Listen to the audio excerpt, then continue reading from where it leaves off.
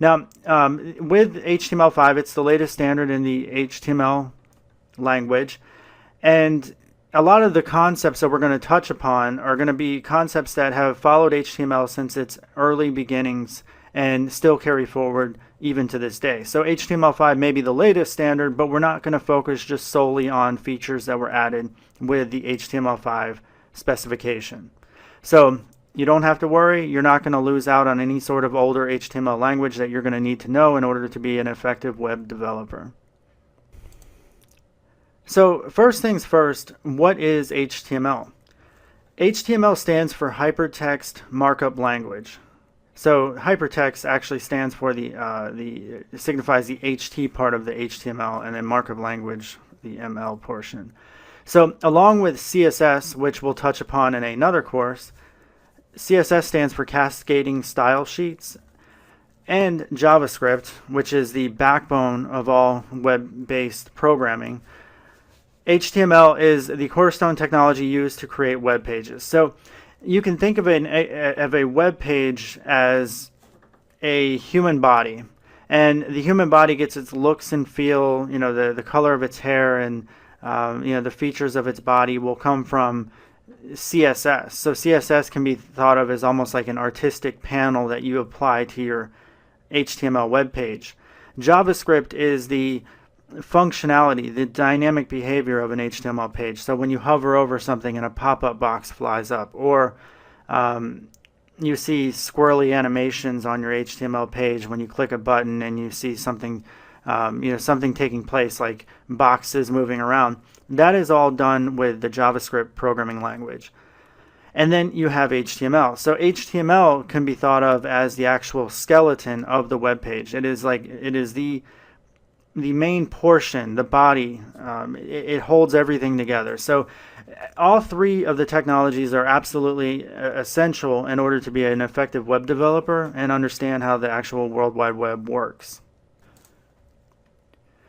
What the initial features of HTML were, it was actually created by a guy named Tim Berners-Lee, who was a physicist at CERN in Switzerland, and he ended up, he was looking for a way to be able to share documents with other physicists at the CERN laboratory. So if you date all the way back to the 1980s, Tim Berners-Lee is actually the guy who is considered the father of the World Wide Web.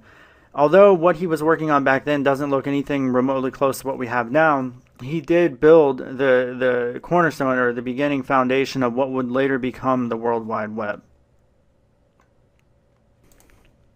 So as we talked about before, HTML is considered the skeletal structure of an HTML web page, or any sort of web page for that matter. So it consists of tags. So each bone in your body that allows your body to function, to hold upright, like your ribs obviously protect the inner organs, your arms have certain bones in order to be able to flail about, and HTML can be thought of as the same thing. So if you think of it as like a bone structure, each bone is considered a tag, and everything in HTML is a tag. So there's different types of tags. In fact, we're going to see all kinds of different types of tags, and each tag does a specific thing that we'll look at later on. So everything in HTML are tags. Tags can also be known as elements. Sometimes you'll hear them referred to as DOM elements, and DOM stands for Document Object Model, which is basically just the structure of your HTML page. So they'll say when you manipulate the DOM, you've changed the structure of the HTML on your page. As we'll see in later tutorials, like in our JavaScript course, you can see that JavaScript can allow you to actually mutate and change the way the HTML is structured, which allows your page to then change in its presentation. But HTML by itself doesn't do that. You write HTML in a particular page using a code editor or something like that, and then the browser just renders the HTML based on the way it's structured. So browsers expect tags to be in a certain order and follow a hierarchy. So as we're going to look at the different types of elements in HTML, but you're going to see that there are certain rules that have to be applied. So HTML is very forgiving. You can write very sloppy HTML, but there are certain procedures that should be followed. So what are these procedures and who sets them? Well, HTML standards are set by the community. for the most part. Now, when HTML was first becoming popular, web browsers like Netscape and Internet Explorer, which was owned by Microsoft, and different companies owned different browsers, but the standards were kind of rogue. It was the Wild West of the web, where nobody was really following any certain criteria, and the companies that created the browsers essentially made the rules. And then you had certain developers that worked for different companies that would end up enforcing their own way of doing things, and ultimately you had a lot of confusion and just dysfunction within the community. So the companies, like I said, which own the browsers, they don't always follow the same rules, and in many cases the browser companies just set what the rules end up becoming. So it's really just a trial and error that gets us to where we are. But all that said, we now have an organization called the W3C, which oversees the HTML standard, and not just HTML5, but the HTML standard, overall. So the reason why is, like we talked about before, all the different companies were going rogue and setting their own standards, and we needed just a peaceful resolution to all of this. We needed an oversight committee that would end up being able to say, okay, HTML5 is a new specification, and this is how we're going to do things, this, and this. So if you want to do this, this is the rules you should follow. And if you don't follow those rules, then your browser is considered to be non-compliant. So you don't have to follow the rules, but if you don't, then you have an entire development community that is writing code in a way that may only work on your browser, or may not work at all on your browser because you're not following the rules. So for the most part, we just have a few major browsers out there. We have Firefox, Mozilla, or Mozilla Firefox, however you want to say that. We have Google's Chrome browser, we have Internet Explorer, and then Microsoft's new browser, which they call the Edge browser. And then we also have the Apple iOS Safari web browser. Now, believe it or not, a lot of these web browsers actually share similar engines as far as how they actually work and interpret HTML. But we'll talk about that at some later time.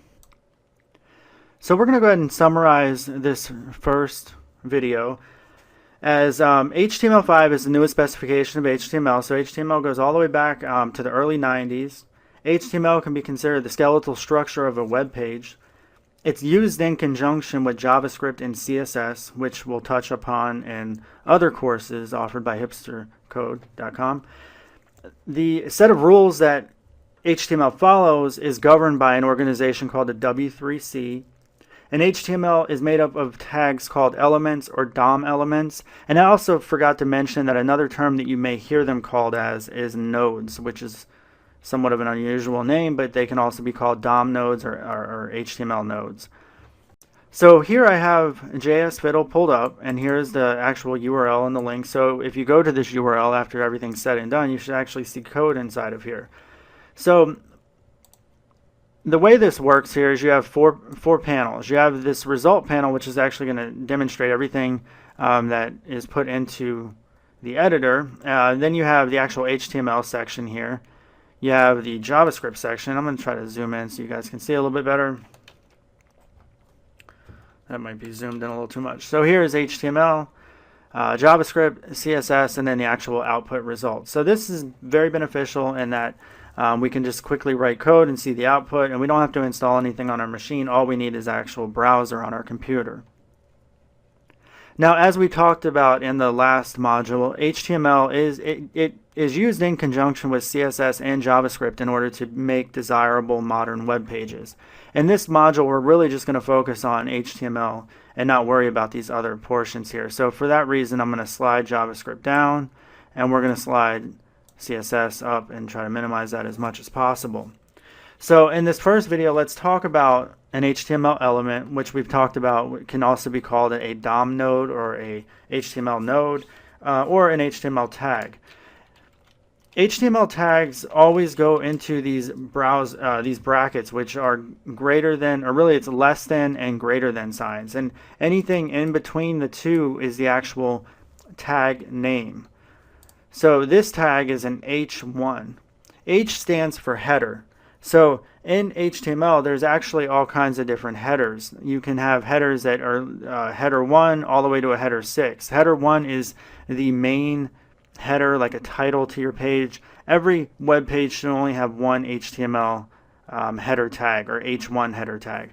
You can have multiple H2 tags, multiple H3 tags, H4, H5, H6, but you should only have one H1. That helps search engines like Google, when they're parsing your page, it uses tags in order to determine the relevancy of what the page it is that it's looking at, because it tries to figure out what your page is about, so that way it can return good search results to users based on your page's content. So it uses these tags, which are important. So we'll say our custom header. So if you'll notice in JS Fiddle, when we put H1 here, it actually gave us a separate H1 tag, which did it automatically. So this is actually called a text editor. So it's actually it knows what we're trying to do, and it helped us out by automatically typing this. But tags in HTML always have a closing tag. So for the most part, every tag you're gonna encounter is going to have a separate tag, which is its closing tag. And the only difference between the two is this / right here. So it's the same exact tag, but just the / and it signifies the end of that tag. So that way when the browser is parsing this, it knows, okay, everything in between these two is an H1. So let's go ahead and say run. And you can see this custom header is actually very big and it's bold. Now what if we did something like this, and well, actually let's go ahead and do an H2. And we'll call this second header. And if we click run again, you can see second header is smaller. So the browser knows there is a difference between H1 and H2 and H3. Even though they're all header tags, they have different significance. This is smaller. So as you can see, there's a particular rule set that is looked at by the browser when it's determining how to display a header tag. Alright, so for right now, we're just going to focus on the different types of elements that we have within HTML. So we've looked at the header. The next one we're going to look at is an actual link. And this is going to be, actually, it's called an anchor, which is really weird, but it stands for a link. So we all know about web pages that have links. You click here and it opens up a new page. So we'll say open a new page. And if I went in here and I actually put the HTTP address to hipstercode.com, and I say target equal blank, you can see that we have the start of the anchor tag and then the end. And when we run this here, you can see that the only thing that gets displayed as a link is anything between the brackets. So if I were to click on this link, it's going to open up Hipster Code into a separate window. Now the reason why it opened up in a separate window instead of opening up in this window that we currently had open is because we use something called an attribute. HTML tags allow attributes. Attributes can be, this is an attribute and this is an attribute. And what they are, they're just little arguments that we pass in. And an argument is really just it's a key and a value. So if you can think of it as a dictionary. When you look in a dictionary and you look up smart, you're going to see a picture of yourself, right? Or it's going to be, okay, look up smart, and then you're going to have a definition of what smart is. So that was kind of a joke, but you have a dictionary and there's a lookup key, and then you have the actual value. So this can be thought of as essentially the same thing, where you have this key, this href, and then the value is the web address to this new page that you want to open when somebody clicks on this element. The href, I know that stands for, well, it seems very, very weird if you're just getting started with HTML, but you'll get used to it. It's essentially the reference of, the reference to the page that you want to request. This target equal blank is another attribute, and just having any sort of blank, or this could be any value whatsoever, it tells the browser when you click on this, open it into a new window and not into the same window that you currently have open. So that's a very important thing. We have an element and then we have attributes. So let's look at a few other common tags that we're going to see. This is a paragraph tag. You're going to see these all the time. So when we run this, you can see that it's a nice little paragraph tag. So if we add two paragraphs together, you're going to see some separation.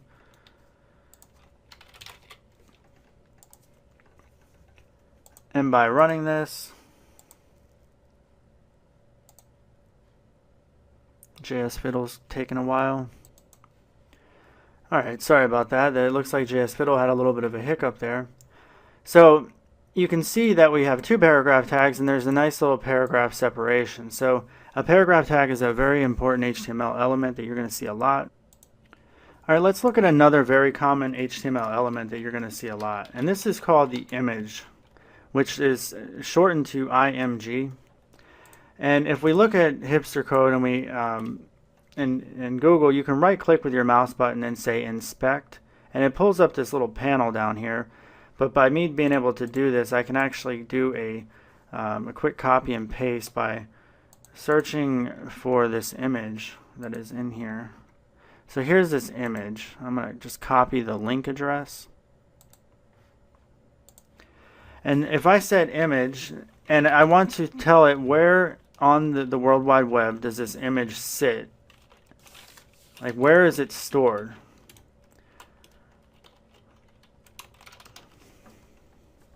And we're going to use, once again, an attribute, which is called the source, and then we just point to the web address where this image can be found. So if we click run, you can see it's very, very big. So it's actually grabbing the entire humongous image on the server and it displays it right into the browser.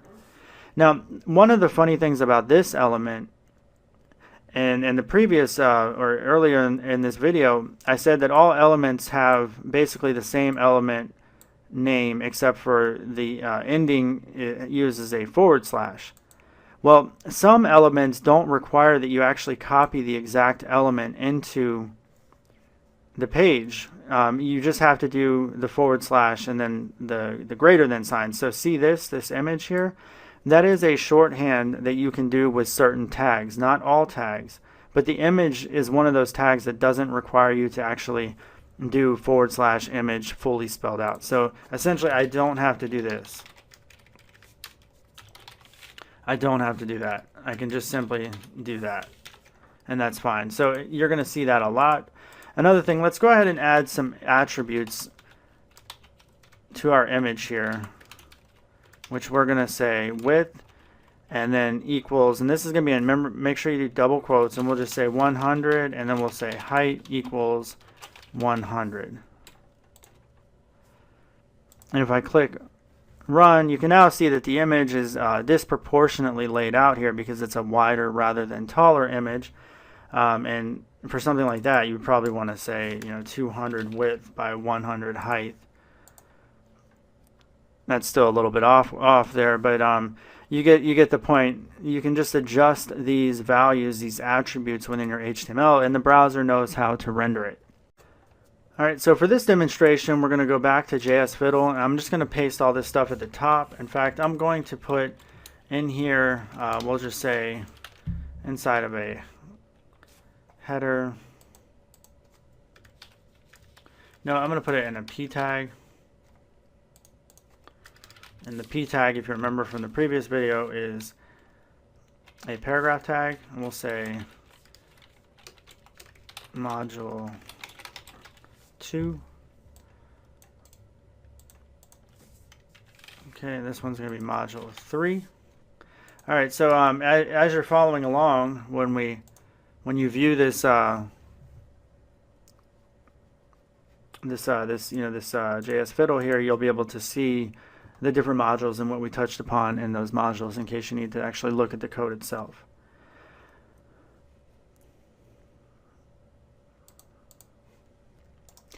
Alright, so we've talked about attributes in the past, and the attributes are considered this href is an attribute, the target's an attribute, width and height on the image element is an attribute. one of the most important attributes that you can have in your HTML page is the ID. And the ID, and then the second most important would be the class name. So, and when you get into more complicated development with JavaScript and CSS, the ID and the class name becomes super important because you need to be able to identify where an element tag is. If you had a bunch of H5 element tags and you needed to identify just one of those H5s, how would you find the right one? Well, in order to find the right one, you might ask yourself, well, why do I need to find the right one? Well, what if you needed to actually change the color of the fourth ID or the fourth element, or of 5 on your page? Like, how do you find the fourth or the fifth, or an individual tag element that could be in a web page with literally hundreds or thousands of other elements? Like, how do you find it? Well, it's a common task that you need to find it, and you're going to find it using either an ID or a class name. So let's, without further ado, get into an attribute ID first. So here's one. We'll just do this in a bunch of H3 tags. So we'll say ID element 1.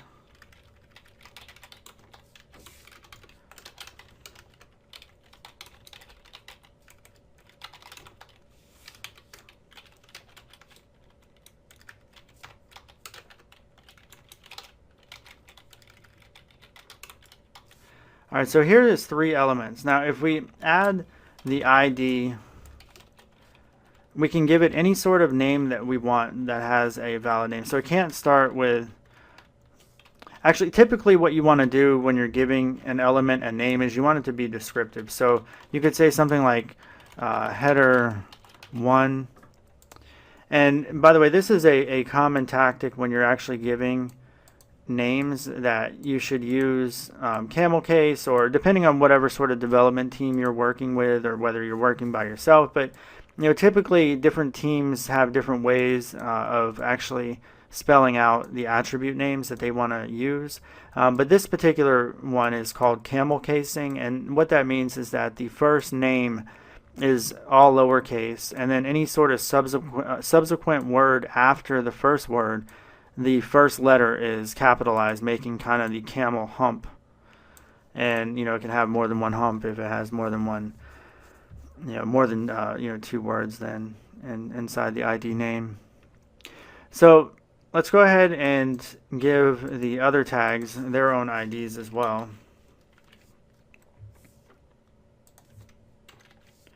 Now, here's a problem with this particular approach. Number one, this is considered invalid HTML because a HTML web page should only ever have one unique ID. Like, there should never be 2 elements that share the same ID name. That is considered invalid HTML, and it makes things very, very confusing. So anytime you're going to have an ID, the value needs to be unique. So this would be now unique if we went like this. So that way they each have their own name and there's no sharing of names. So an ID should always have its own unique name to associate it with. So if we look at the HTML here, like if I right click using the browser, you can see that they have ID H1. Now, when you get involved in CSS, and I'll give you a quick little CSS demonstration, but when we want to apply a color to a particular element, we associate the ID using the pound sign. So we could say pound header 1. And then this is a CSS example, but what we're going to do is we're going to change the element 1 to red using CSS. And this isn't a CSS tutorial, but this is the main reason why I was trying to tell you that in order to be able to differentiate the right element out of a pack of literally hundreds or thousands of elements, you use the ID, because the ID is unique. There's only going to be one ID with that name, and that's how you're going to be able to locate the element. Now you might be thinking, okay, I don't want to apply a style to every single element. Like what if I don't need to identify a specific element, but I just need a specific group? And for that reason, you would use a class. So elements can have both IDs and classes. So let's add a class attribute to this element, which we're going to call this test class. And we're going to copy this exact same class to all three of these elements. And this is perfectly legal HTML because classes don't have to be unique. In fact, classes are made in order to be able to take a blanket and cover them over multiple elements. So say I didn't want to just change header 1.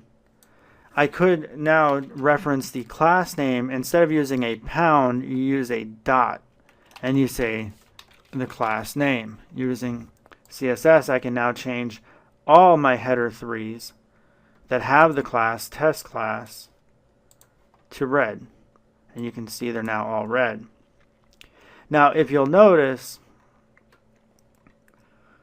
let's go ahead and add an H3 right here that doesn't have the class or the ID. So it doesn't have class or ID. I keep saving it for some reason. Okay, and then we run this and you can see because this CSS only targeted this class name, only those elements with that class name got changed to red, and this other H3 did not. So that is the importance of class elements. Class elements can be applied to multiples, and they can share the same name, and actually that's their purpose. And then you have IDs, which are guaranteed to be unique, and they never share a name. So it allows you to identify a specific element inside your web page. CSS stands for Cascading Style Sheets. It's used in conjunction with HTML to apply detailed styling like colors, fonts, borders, even things like opacity, like changing the transparency where you can see through images. All of that stuff is not natively supported through just standard HTML tags. And we've seen, if you've watched the beginning HTML5 video series, also available on hipstercode.com, you've seen that HTML displays certain elements differently. Like an H1 has a larger font size than an H5 or an H6. Well, certain things can be displayed natively by the browser just based on the HTML element.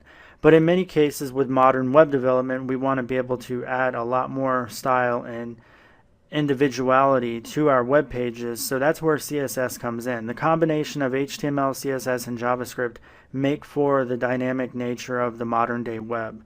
When the web was first created, it was really just a document sharing service, and the documents were very, very basic. It was mostly just text.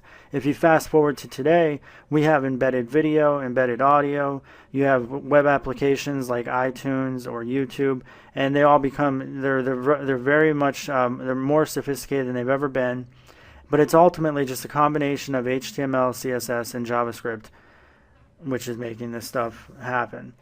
So CSS is a very efficient markup which the browser knows how to render. So CSS isn't just executed through a text. You have to write CSS in an HTML page, or you have to link to a CSS page in order for the browser to be able to read it. But we're going to look at how you do those simple steps and later on in this module video. So CSS is rendered using the browser. So when a browser sees CSS, it knows how to take action based on the content of your CSS. It's commonly associated, once again, with HTML and JavaScript. So you're going to hear a lot of, being a web developer, it's automatically assumed that you know HTML, CSS, and at least a little bit of JavaScript. So there are three main ways to use CSS. The first one is, if you've watched the beginning HTML5 video series, we saw that there is an attribute that you can add to an element, like a p tag or a header tag, that is a style attribute. And inside the style attribute, you can actually give CSS to that one specific element to make it maybe change its color or adjust its font size. There's also the ability to use the HTML style element that you can put anywhere inside of your web page, and then those CSS rules will be applied to all the to any sort of style that you added. It will only work for that one particular page, and that's called an internal style.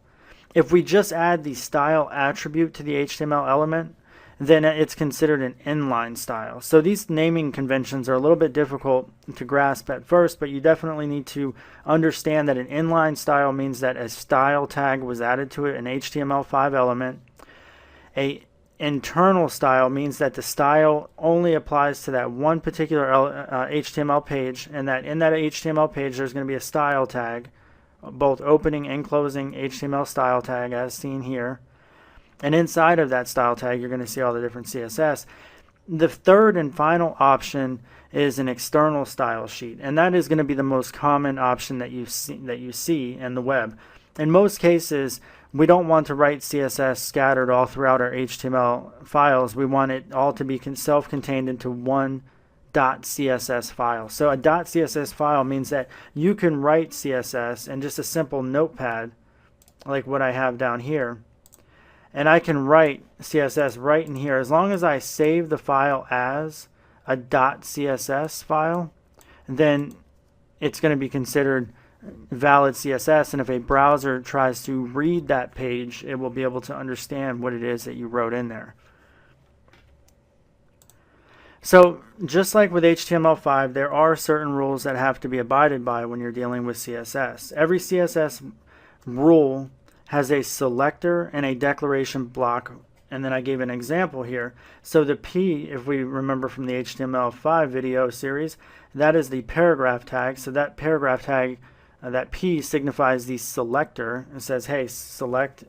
In this particular case, it's going to select all P tags.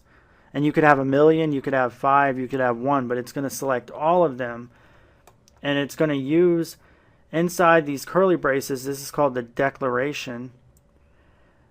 The declaration consists of one or more property value pairs. So this is just like a dictionary. You can think of font size as the key when you look into a dictionary and you look up the name happy, and then you have the definition of what happy means. So this is the same thing. The first key is font size, and it says, hey, be 18 pixels. So in this particular case, this selector only applies one style, which is font size, and it applies it to all P tags. So we're going to learn more about that later on, but ultimately you need to understand that CSS always has a selector, and then it has a declaration, which actually says what the styles are that are being applied. So we'll get into that once again much more in the coming videos. So the latest standard of CSS is 3.0. It's been 3.0 for roughly the past 6 years or so. There's going to be a new specification of CSS eventually. It'll most likely be called 4.0. CSS changes every so often, just like any other programming language or programming technology, where new additions are made, adjustments are made, and then a new standard comes out. So right now we still go by CSS 3.0 as being the latest and greatest, but eventually just be on the lookout for newer versions with newer features. But ultimately we don't expect the language to change too much. So we're going to summarize this module by saying that CSS 3.0 is the newest specification of the CSS language. CSS is used to apply styles to a web page. It's used in conjunction with HTML and JavaScript. CSS uses selectors along with a declaration body containing property values in pairs to assign actual styles. And then there are three main ways of using CSS, which is inline, internal, and external. And those are three very important concepts that we'll look at. And in this module, we're going to be using the jsfiddle.net website, which allows us to write our CSS right into a browser and not have to worry about downloading or installing any sort of software, which can always get in the way of these tutorial videos. So if we can avoid doing that, that's going to be helpful. So if you want to just follow along with any sort of example like this, we can go ahead and do that. You just need to pull up a browser, go to JSFiddle, and follow right along, just so you know how JSFiddle works. On the top right here, we have our CSS. That's where we can write all our CSS, and that's using the external style method. Then you also have the HTML, so we'll actually write our HTML elements down in this box, and then down here I have JavaScript is minimized as much as possible since we're not going to be touching on JavaScript for the most part in this course. So let's go ahead and look at a few elements. For starters, let's look at the paragraph element. So this is a paragraph. And then in CSS, if we want to blanket apply a style to all paragraph tags, we just simply have to say this. So once again, this is your selector. It's selecting the p tag. And then you have the declaration body, which is going to be property value. So property will change the font size. And keep in mind that anytime you have property, there's going to be a colon and then followed by the actual value. So this can be 18 pixels. And anytime you list a value, you want to end it with a semicolon. So you're going to want to get used to that, because if there's more than one style that you're applying, they have to be separated by semicolons or they're not going to work.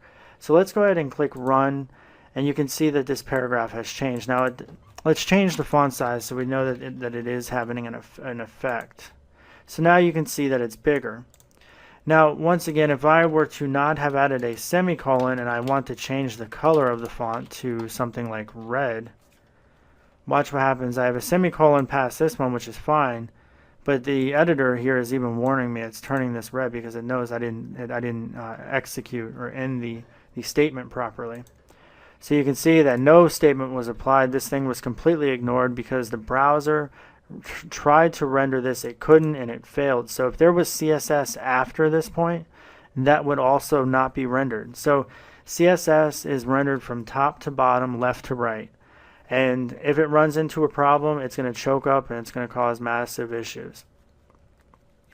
So if we add a semicolon and we end this statement properly, and we run this, actually it didn't turn it red. I thought it was actually turning it red, but it doesn't know that. That's just the way JS Fiddle works. So you can now see though that the style is not ignored and everything is happy again. So once again, with this p tag, this is actually going to apply to every single p tag on the page. Right now we only have one, but say we added 4, or we had 3 and now we have 4. You can see that it applied the style to every single one. A lot of times people don't want to do that. They only want a style to be applied to one element. So if you've watched the beginning HTML5 video series that I talked about there's 2 ways to identify elements, 2 of the most common ways anyway.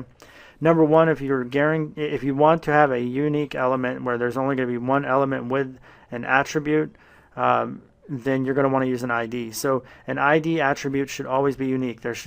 Even if the element is different. So even if you have an anchor element and a paragraph element, they should never share the same ID. The ID should always be unique. So if I had an ID on here, I could say ID equals 1. And now what if I said, you know what, instead of P, I only want this one element to be styled red. Well, I can do that now. So this style, this selector only applies to this one element because that's all that matched.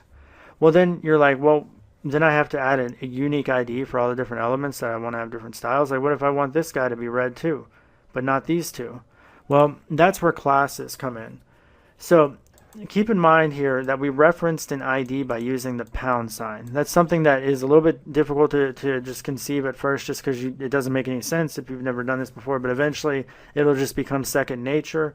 But IDs are referenced through the pound sign. Classes will be referenced through the dot, so a period. So if we change this over to a class does not have to be unique. In fact, it's made so that it can be applied to multiple elements. Now, one thing I do want to let you know is that even though it is considered bad form, HTML will not complain if you have 2 elements with the same ID. And if I even change this to 1, you can see they both got applied. However, there are certain standards that, for instance, Google as a search engine searches millions of web pages, and it looks for web pages that are properly formed, that are very professional, and it gives them more credence, it gives them more search traffic because it is valid HTML, it's valid CSS. There are rules that are executed on your page, and if you go to like the W3C, they have testing tools where you can insert a web page and it parses the web page and it finds all the errors.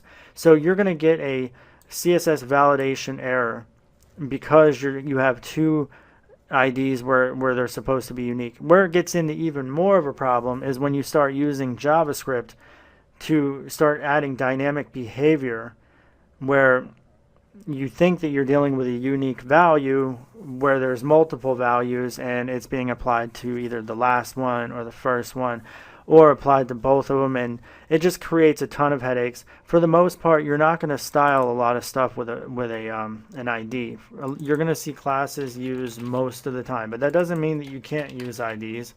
There's always a time and place for everything. Sometimes you just want to apply that first, that one style, and an ID might seem fitting. However, so those are the differences between classes and IDs. All right, so here we are back in the JS Fiddle webpage, and you can go ahead and visit this. You'll be able to see all the different content that we've talked about in each one of these modules. And in this fourth module, we're going to be looking at styles and comments. So in the previous video, I showed you in the CSS panel, which is somewhat unrelated because we're not doing CSS, but CSS and HTML are very, very similar in that they're so tightly binded together. They're basically best friends. You absolutely have to know both of them in order to be a web developer. The way that we referenced this CSS style was it's considered an external style sheet. So JS Fiddle automatically creates a CSS file and then just points to it. But in many cases, you don't want to point to a external CSS file in order to apply style to your HTML element. And you can actually apply a CSS style to an HTML element without using a CSS page at all. And you use that using the style attribute. So let's go ahead and do a h4 tag here. And this is a custom HTML style. So what we do is we use the style attribute. And then in here, in the double quotes, we actually do the same thing that we did here where we listed the key value. And I can say color blue. And if I run this, you can now see that we have this blue color. And we didn't need to reference a CSS or external CSS page at all. If I wanted to do multiple styles, I could do that by separating them with a semicolon. And here I can say like font size, which sets the actual, height and width, or the actual, size of the text there. And if I do that, you can see that's now bigger. You can even make it really big. But we'll keep it at a more reasonable size here. So that is the style tag. So you're going to occasionally see styles that are directly attached to the HTML element. This is typically considered frowned upon.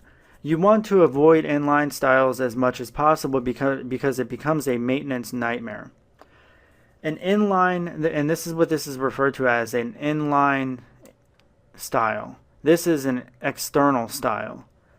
Most of the time you want all your styles to be in an external style. That way they're all in a one identifiable location.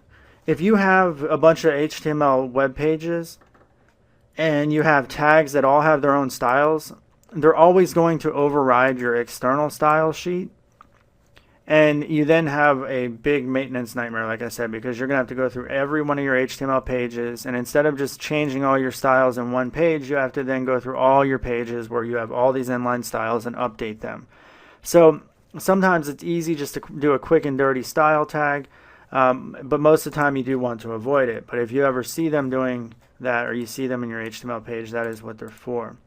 The next thing we want to touch upon in this module is comments. Comments are an interesting feature in HTML5 because they allow the browser to ignore certain pieces of the HTML page and not try to render it as HTML.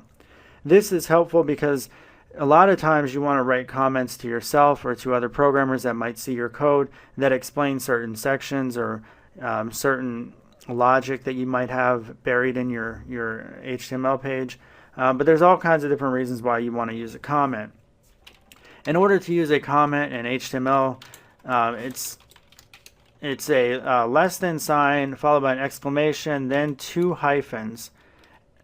And then you have 2 hyphens and then a greater than sign. So everything in between these 2 tags, everything between these 2 tags is ignored by the browser.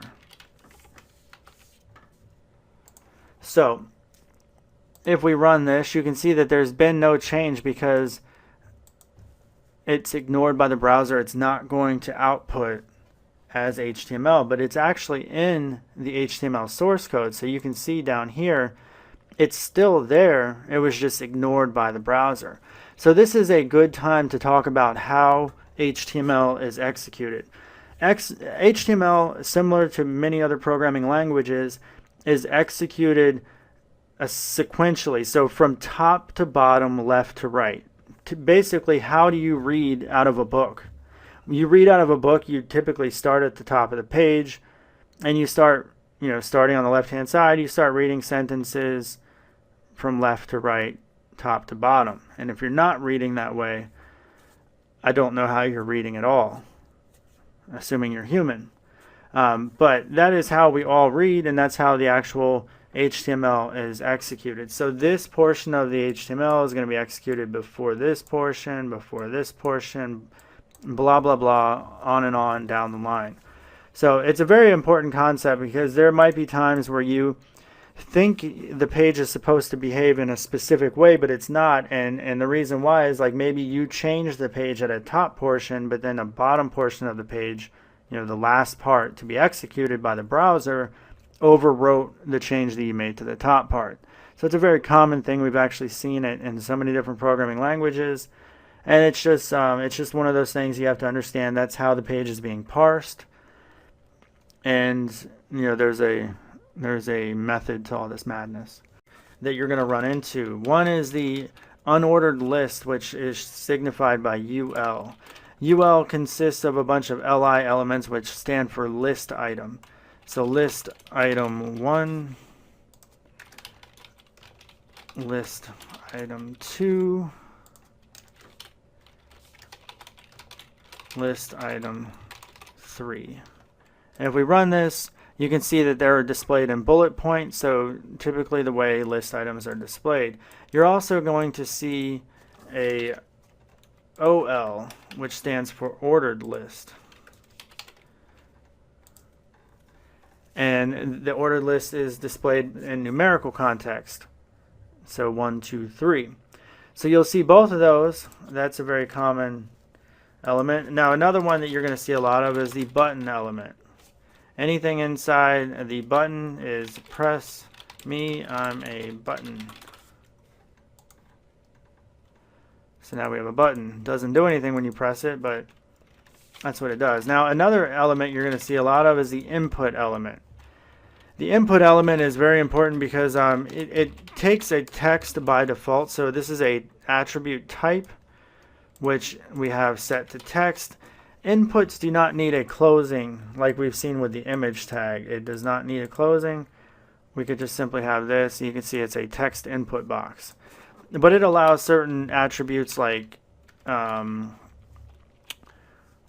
think. So the, like the placeholder, sorry, I forgot the name of the word for that. Placeholder, this is temp. And you can see when we do that, it's grayed out. So when you start typing, it gets rid of that. But you can also have a max length on this. So we can say max length equals 2. And if we run this,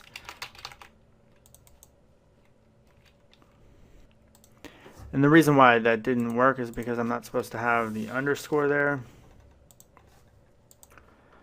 So by having the max length, it won't allow me to add more than 2 characters. So there's all kinds of different cool things with the input type, but that's ultimately every form that asks you to input some sort of element is using the input form. And this is, you didn't have to say text, by the way. The type is automatically defaults to text. So there's going to be no change here. However, What if we want to change the type to something like password? So if you've ever seen password, you know that when you type in a password, it gets starred out. That way, nobody else that might be looking over your shoulder can see what it is that you're typing. There's other different types that we're going to look at as far as the attributes, but that's really all we need to know for right now. Another one that's very important is the submit button. So you're going to see a lot of input, and when you say type, they can say submit. And by default, submit is going to post the page, which means it's going to try to do something with the page when you click it. So let's go ahead and look at this. So submit, even though it's an input, by saying type submit, it actually makes it into a button. When you have a server set up and you have a form collects data from a user on your site, and then it needs to actually send that data to your server so that you can do something with it. You can either process it, you can save it to a database, you can do all kinds of things once it gets to your server. But the question is, how do you actually get data from an HTML form to your server? And you do that through the form action. And the action is just like we've seen with the image. It's an actual href. So basically it's a URL location to some place on your website that will be expecting that form to post data to the website. Now, if I tried to post to this URL endpoint, it's not actually going to do anything because the server's not set up in order to take any sort of input, especially from a site across the entire web. Typically, when you're doing a form, you're having a web page on your website. So if it's hipstercode.com, say hipstercode.com/form is the name of the page, and it's posting to some other page on hipstercode.com. So you don't always post to other web pages. In fact, that's actually very uncommon. So where you actually post the data to is actually going to be in the action attribute. The next one is the method. There's two ways to post data to a server. One way, and typically the way that you use, is get. And a form will post by get as the default. So you don't have to say method equal get if you don't want to. But get is typically used anytime you need to communicate with a server that is going to retrieve information, and then the server will pass back information based on the form input. Now, anytime, the general rule is that you're going to use gets anytime you need to obtain data, and you're going to use post, which is the other method that we're going to use, and it is meant to be in all caps, by the way. Post is anytime you're sending data to the server that is going to be persisted, which means that anytime you're going to take data and save it to a database or store it somewhere, that's considered a valid use of post. So when you're passing elements, always use a post if you want to save those elements somewhere.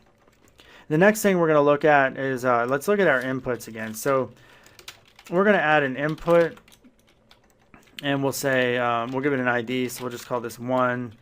And we don't need to say type or anything, and we'll just say, we're going to actually use another tag that we've never used before, which is a label. So in forms, you're going to see a lot of labels, and the label has an attribute which could be called for, and all you need to do is actually pass it in the ID of the input element that it's for. So we'll say question 1, and let's go ahead and copy some of these just a couple times, and we'll change these to unique values. So 2. All right, and because you probably want some space after this first question, we're going to look at the BR tag, which stands for break. And this is another tag that doesn't need a closing. It can have this modified, this minimal closing. But by doing that, you can see that it caused a break between these two lines. In fact, you can have 2 on top of each other if you wanted some separation between those elements. So now you have separation. Let's change the label here. This should be question 2. All right, so now if you look at the label, this is important. We're going to actually now look at another element that we've never seen before, which is also an input, but by using a different attribute for type, we're going to say radio. Now check this out. Radio now, we'll say male. And then we'll say female. And we'll add a BR there. And now if we run, actually, you know what? We need another BR here. I'll do 2 BRs. All right, so here is male and female, but what it allows us to be both male and female. Not saying there's anything wrong with that, but typically web forms, they want you need to select one or another. So how do you do that? Well, you use another attribute called name, and you give it the same name. So we'll say male or female is the name, and I'm going to copy this name attribute to this element, and if we run it now, if you select male or female, because they share the same name, it's going to select one or the other. So that is the importance of the name attribute on an input type of radio button. Another input type that we haven't looked at is the input. Let's add a couple BRs here again, and this one's going to be input type equals checkbox, and we'll say, do you like this course? And now, do you like this course? And I can give it a little check, which hopefully you guys are checking that as well. All right, and then finally, in order for this action to be posted to, once they've filled in all this information, we need to actually add the input type submit that we looked at in the last video. So input type submit, and then we can give this a value. So that's another new attribute, and value gives this click this joint. So this will actually give the text inside the button, you know, when we post this form. So let me go ahead and update this real quick. And if I say click this joint, you can see it now tried to do something. It actually tried to post all those values to hipstercode.com, which it won't allow it to do, because even if it could, it would fail. But that is actually how you post a form to a server. You wrap everything inside the form element. Forms consist of labels, input type text, input type radios, checkboxes, passwords, all kinds of different stuff. But none of this stuff is nothing that you've never seen before if you have any experience with the web. The iframe is a very important tag because it allows you to place embeds. If we've ever seen the the HTML file or HTML videos from YouTube, you've seen that we're able to take all kinds of different content from whatever sort of channel that we're looking at, and there's always an option of being able to share a video. So let me show you here on YouTube. Here I'm at this this channel of mine, and if I go over to the share button down here, I can see there's an embed option, and in this embed option there is an iframe. The iframe is one of the few tags that allows you to take a small portion of your web page and actually be somebody else's web page. So it's code that doesn't even exist on your website or even your server. It could exist across the world. But the way it works is because it uses the source, it points to where this video can be found, and the iframe and everything else in there is actually all self-contained within this one box. So this is actually viewed right from This is actually viewed right from YouTube. So it's a very, very powerful tag. It's a very awesome tag. It allows you to do a lot of cool stuff with your website, being able to just embed. So there's really not much that we haven't seen there, like with the width and the height attributes. The source attribute is very similar to the image source that we've seen in the past. And then this allow full screen will allow you to actually click the full screen. That's Google's It's actually a Google attribute, I believe. Some of these other attributes you're not going to see very often outside of a iframe, but like the frame border and stuff like that, you can actually set that to a different value if you wanted to, and you can see you now get this thicker border around there. You could set it even really large if you wanted to be, ridiculous about it. But anyway, those are some of the different custom attributes that are involved in the iframe. The next tag that we want to look at is a very important tag and something you're going to see a lot of.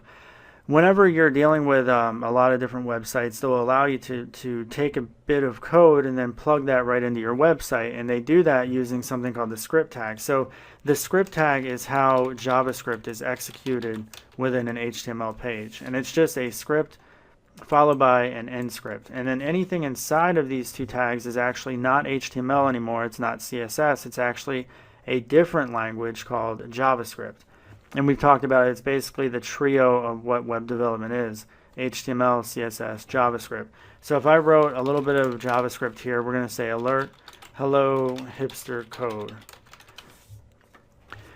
When the browser runs this, it's actually going to use the JavaScript rendering engine to parse that JavaScript and then run it. So you can see alert actually does this pop-up window using JavaScript. And it displayed the message that we wanted to display at the bottom. So anything within these script tags is all going to be JavaScript, and we'll touch upon that in a later module, the different course unrelated to this one. But those are two very common and important tags that you're going to see a lot of within HTML web pages. We're going to be looking at something that is a very, very important concept in web development using CSS. And if you go for any job as a web developer, they're going to ask you about the box model. So the box model is a very, very important concept. And I can show you that if we add a div tag, which is just basically just a block, right? And we'll give this an ID, so it's a unique value. We'll say box model. Okay. All right, and if I run this, I want to get rid of this CSS over here. And let me right-click to inspect element using Google Chrome. And I'm right-clicking on this div ID so that way it'll be selected when I have it. Now, on the right-hand side of this panel, let me see if I can zoom in on this a little bit. So on the right hand side of this panel, you're going to see that all these different colors are being applied. This is all being applied through JS Fiddle, and a lot of it's not going to make any sense. But if we scroll all the way down to the bottom, you should actually get to the box model. So the box model will be displayed on every div container, every element that you have. So here's the actual box. And the reason why it says auto is because that is the default layout for a div container. A div container can be unlimited width, it can be unlimited height. But if there's no elements inside of it to push it higher or wider, then it's just going to be auto, and it's going to be relatively small to minuscule. The padding is also something that is defaulted, and in this case it's defaulted to 0. And then there's no border, and then you have the margin. So let me try to explain some of the concepts of this. We're going to put a div inside of a div, and we're going to call this one inner box. And instead of box model, I'm going to call this outer box. And once again, this is a very, very important concept that we're going to learn here. So if you can understand this, then you'll be just fine with web development as you get all this under your belt. So if I go ahead and let's give the outer box a width and a height. So we're going to say outer box, and we're using the ID ability, ID selector for, I need to spell it right, outer box. And then we're going to say width. We'll give it 200 pixel width, and then a height of 200 pixels. And then I want to give another style down here for the inner box. And this is going to be a height of 50 pixels and a width of 50 pixels. So basically a perfect box. Now we want to change the background color so that we can see. So this inner box is going to be a background color of red. And then this outer box, background color of, I'll make it pounds CCC. So we use the hex value of styling.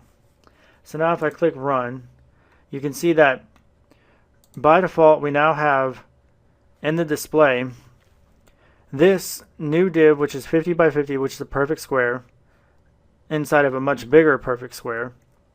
And inside this this square here, it defaults to the top left portion. So everything in CSS, it basically, you're looking at it from a coordinate of from top down. So basically this exact pointy position, if you were into like graphics and things like that, would be 0.00. And that's essentially how everything is rendered. So it's always just one value for down, one value, left and right. So just like a latitude longitude works. So in the outer box here, the box model, this inner box has number one, no border. So let's add a border to this inner box. We're going to say border, and we'll just call it, we'll say border. In fact, I don't want to get into something that I was about to get into. We're going to say border width is 2 pixels, and then border color is black.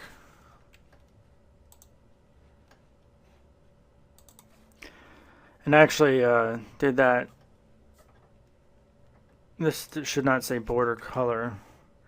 Border takes 2 arguments. So this is actually something that we've never seen before as well. But border, the first argument that you give is actually what type of border you want. So we're just going to say a solid border, and then the second argument is the actual color of the border. So if we do that, you can see that it's now this, this black border. It's solid. But if I would have said dotted, then you can see the borders like this, dotted weirdness or whatever. So that actually gives 2 arguments, and it knows that each argument is separated by a space. So that's the first time we've run into this scenario. Hopefully that doesn't throw you guys off too much, but I just want to make sure that we can clearly see that the box has a border, because we want to look at the difference between margins and padding.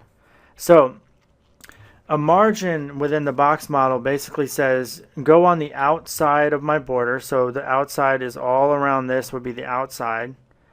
And if I said margin top 20 pixels, what it's saying is just on the top here, push me down from my parent container 20 pixels. So you can see that it pushed the entire box down. So what's interesting is that because this outer box also, the contents within the outer box can also be affected by things like the margin. Some of that has to do with styles that could be applied through JS Fiddle's website or what have you. But one of the reasons for this type of behavior is because the outer parent does not have any sort of relative positioning. So let's add a position, a key value pair here called position, and we're going to call it relative. So this is the outer box, which is considered the parent of the inner box. So now by saying that this outer box has a position of relative, and if we change this position to absolute, then this is going to ignore any other sort of styles that are outside of JS Fiddle that could be interfering with this box. In addition, you can see that this desired effect, this is mainly what I was trying to show you guys, is that the margin exists on the outside of this div. So it said, hey, on the outside of my border here, push me down 20 pixels from my parent. Now, if I wanted to say also on the left-hand side, I could say margin left 20 pixels. And you can see that it moves it now 20 pixels from the left-hand side in relation to its parent. Now, because its parent is relatively positioned, the absolute positioning is always going to be in relation to its parent relative position. So when we say 20 pixels, it means the 20 pixels obviously from its parent's left border. If we give it a margin, it's not going to mess with its parent or anything like that. So in many cases, you see most web developers struggle with the simple fact that positioning things absolutely inside relative position boxes works just fine if you understand how to properly work within the constraints of the relationships to the two. All right, so that is considered the margin, the outside portion of this box model. Now, say we didn't want to actually apply the margin to the top or anything like that, and I just want to set it right back into its original spot. I could actually have the parent dictate where things are situated within it by using its padding. So instead of margin from the inner element, I can use the outer element and just set its padding, and we'll even say padding top 20 pixels. So by doing that, it has essentially the same effect, but instead, I'm going to do this as well, but instead it's being dictated by the parent element. So the parent element, and let's go ahead and right click on this.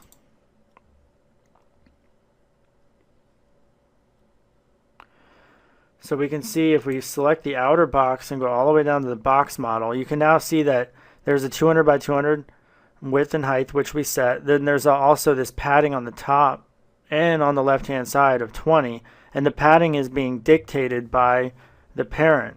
The parent has no border. It also has no margin. But if we select the inner element, you can see it's 50 by 50. There's no padding set on that element. And then there's the border, which you can see that there's a border cleanly all the way around it. And then there's also no margin set.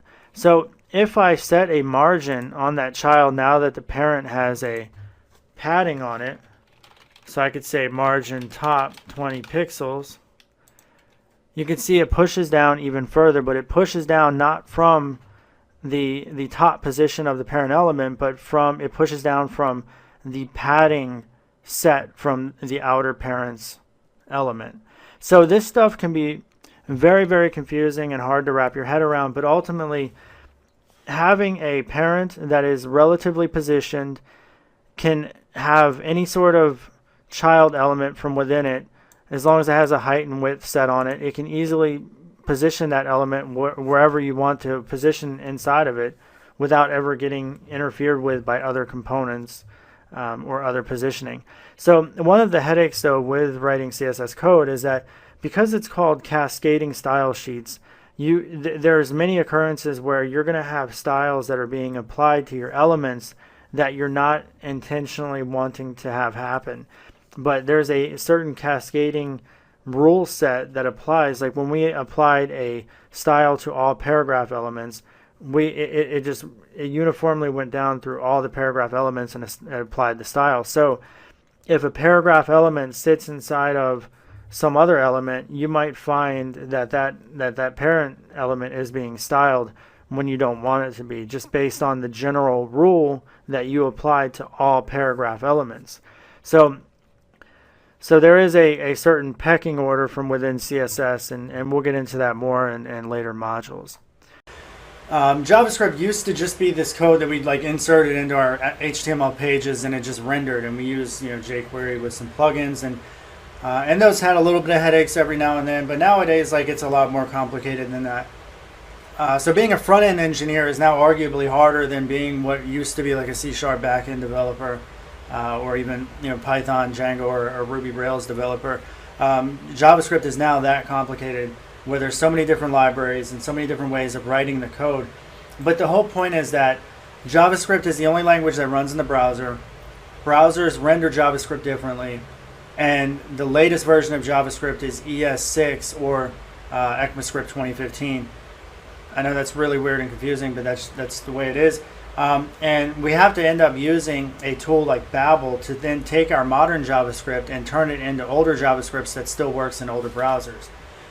And the reason why is because if your stuff didn't work in older browsers, I think your customers would get upset. So we can write in some of the latest ES6 standards, but it means that we need to have Babel. So in order to have Babel, it means that we need to have Node.js installed on our machine, because Node.js comes with a package manager that we're going to use to install Babel by default. So make sure you have Node.js installed, and you can do that here.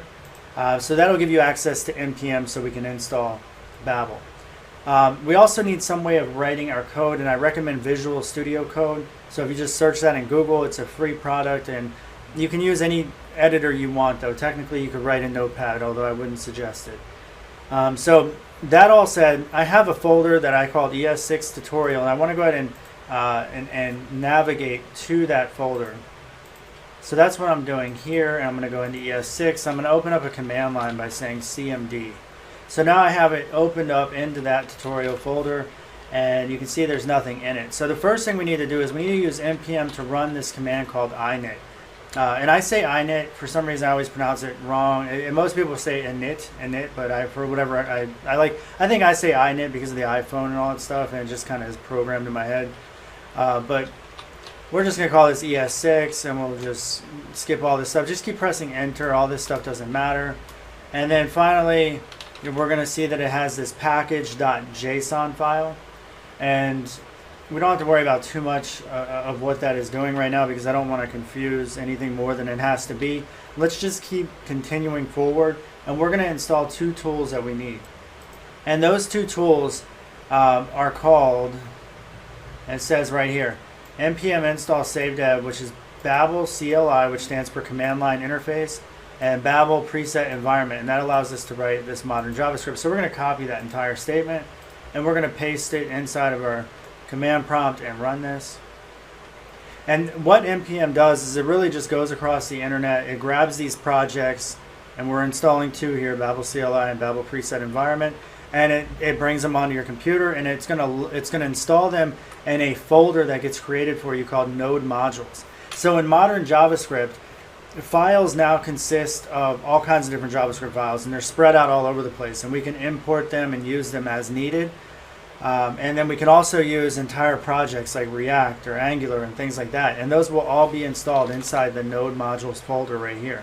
So because we installed two dependencies, we now have a node modules folder, and the node modules folder contains all the information Babel needed. So you can see Babel's a pretty big friggin' project. It needed all this stuff for those two projects that we just installed. Another thing too is because we said save dev, it adds them to our package.json file to tell us exactly which two versions of these, basically which version of Babel CLI and which version of Babel preset environment.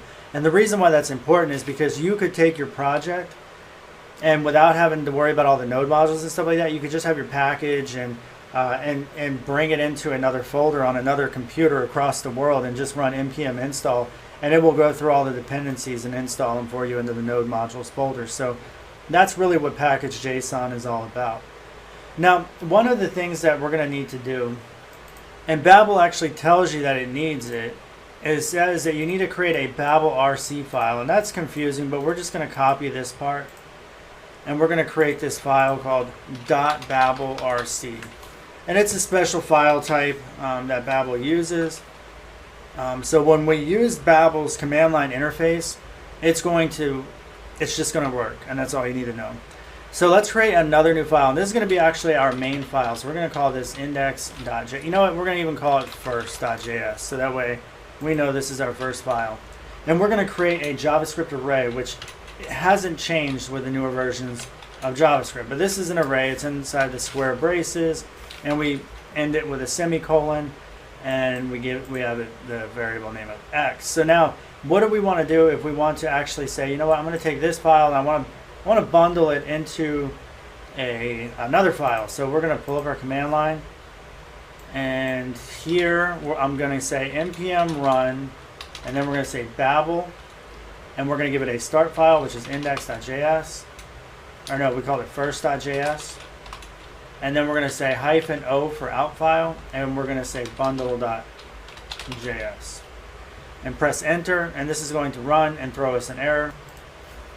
Now this says that it couldn't figure out what Babel meant, so what we're going to do is add that to our package.json file, and under scripts here we're going to put an enter, and we're just going to say Babel, and then Babel, make sure there's a comma after that. So we just said Babel and Babel, and let's try this again.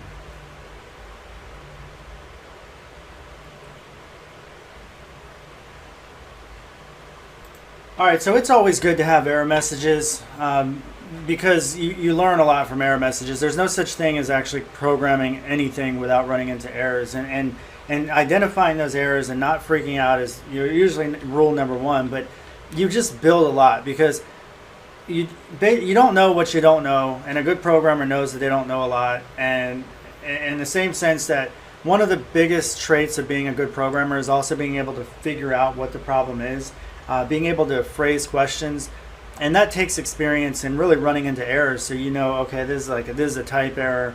This is some sort of undefined error. There's all kinds of different errors that you could have. In this particular case, this thing says, hey, it tells you what the problem is. It says bundle.js doesn't exist, so it doesn't know what you're trying to do.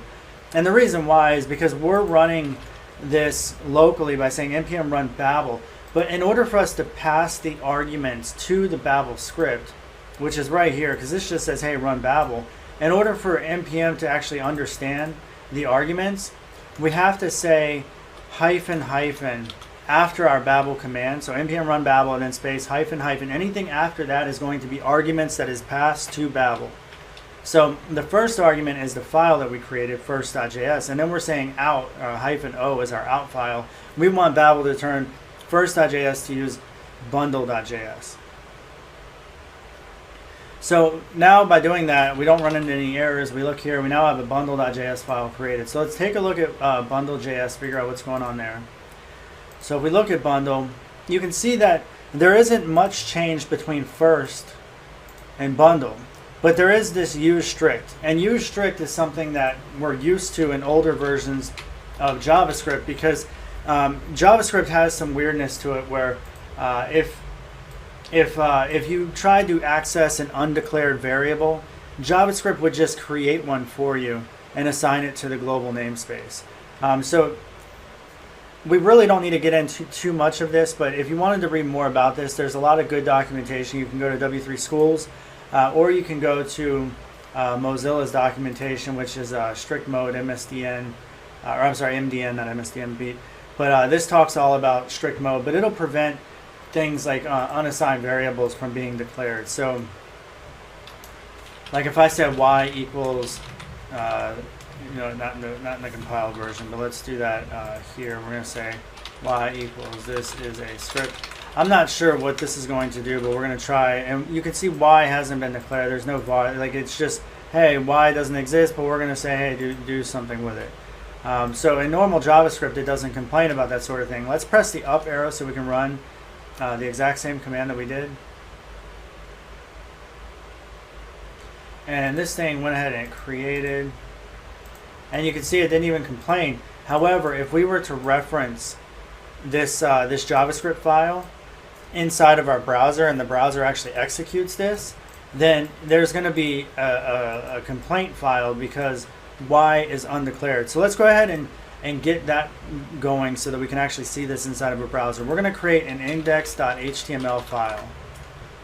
And inside the index.html, we're going to create some basic HTML here. We're going to have HTML. Inside here, we're going to have our head, body. So that's all the standard HTML stuff you need. If you go and highlight all this and press control, not forward slash, control, no, not F, control alt F, alt F. Man, I don't friggin' know. So it's actually Shift Alt F. That's so weird. Shift Alt F, and you can see it actually formats it a little better. Probably want this to be indented like that.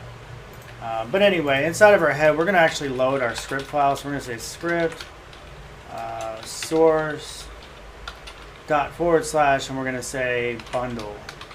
So we want to use the actual bundled file that's being created for us, and we actually need to close this off officially like that. Alright, so now if we go ahead and we open up our folder and we double click on our index file that we created, this should open it up in a browser. And if we look at it in the browser, inspect the element, you can see that we now get an error, uncaught reference error, y is not defined. It's like, damn, you tried to reference an undeclared variable. Typically you don't want to do that, but under normal JavaScript it doesn't complain unless you use that use strict. And that's actually a new feature of ES5.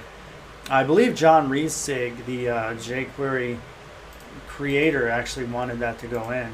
But here, if I remove the use strict, there's no complaints now. Check this out. If we go to the window.global object, so if I said window.y, this is a script. Check that shit out. So even though JavaScript was like, hey, you didn't declare this variable before, it went ahead and it assigned y to the global namespace, which is the window object, without any sort of complaints whatsoever. So that means that we're polluting the global namespace, probably because we had some sort of an error. So anyway, that's what Babel's doing. It's actually saying, hey, use this older, more correct version of JavaScript, so that way, if there's some problems, people will be notified of it. However, during the compilation process of creating the bundle file, it's not going to complain about that there. That's not its job to say, hey, you need to write proper JavaScript. It's just saying, hey, you can write new JavaScript and we'll turn it to old JavaScript. But you can still write some sloppy shit, though. So you want to be careful about that. So for this first video of this series, this is where I'm going to end up. I'm going to leave this first video off because this was all about just getting everything set up. So now that we have a basic setup and we're going to be able to see our output, we're going to start actually getting into the more of the ES6 syntax. We're going to be looking at the let variable and explain its importance, really. And I think in order to be able to do that, we need to do this by example. So what I have is, this is the bundle.js. So I know that we've been using Babel in the first video to actually compile into a bundle.js, but in this particular case, I just want to write things the old way to kind of explain the situation real quick. So if I were to give, let's just create our function. We'll create, and this is just a function, regular JavaScript function. I needed to say, obviously, equals function. All right, so here we go. And inside here, I'm going to just give it let's do a var. Hey guys, what's up? So welcome to this new ES6. Anyway, I really wish that video wouldn't play as soon as it starts rendering. That sucks. Anyway, so what we're going to do is we're going to have a variable x inside of our function that's defined, and we're just going to say this is in the outer scope. And then we're going to do a while true, or in fact, we can just even say if true. And true is going to be true, so that means this will run. We can then say variable x equals, this is a new value. And here I want to say console.log x, and then outside of the if loop, we're going to say console.log x. So in JavaScript, when the language was first created, because it was created in 20 days, the creator, Brandon Ike, said that there was no time to add lexical scoping. So what is lexical scoping? Lexical scoping is when you declare a variable inside of this lexical block, basically this curly brace, anything inside of this this curly brace right here. So you can see start, and anything inside here is lexically scoped. So var x is lexically scoped to this area. Now down here we create a new var x, and we're saying that this should be lexically scoped. X should really, the one that's declared here should really only exist inside of these braces right here. But by default, JavaScript doesn't work that way. And I'm going to show you. If we go into, and I'm going to actually execute our function too, so that way when the page loads, it will actually run this code. So let's go ahead and open up our browser here.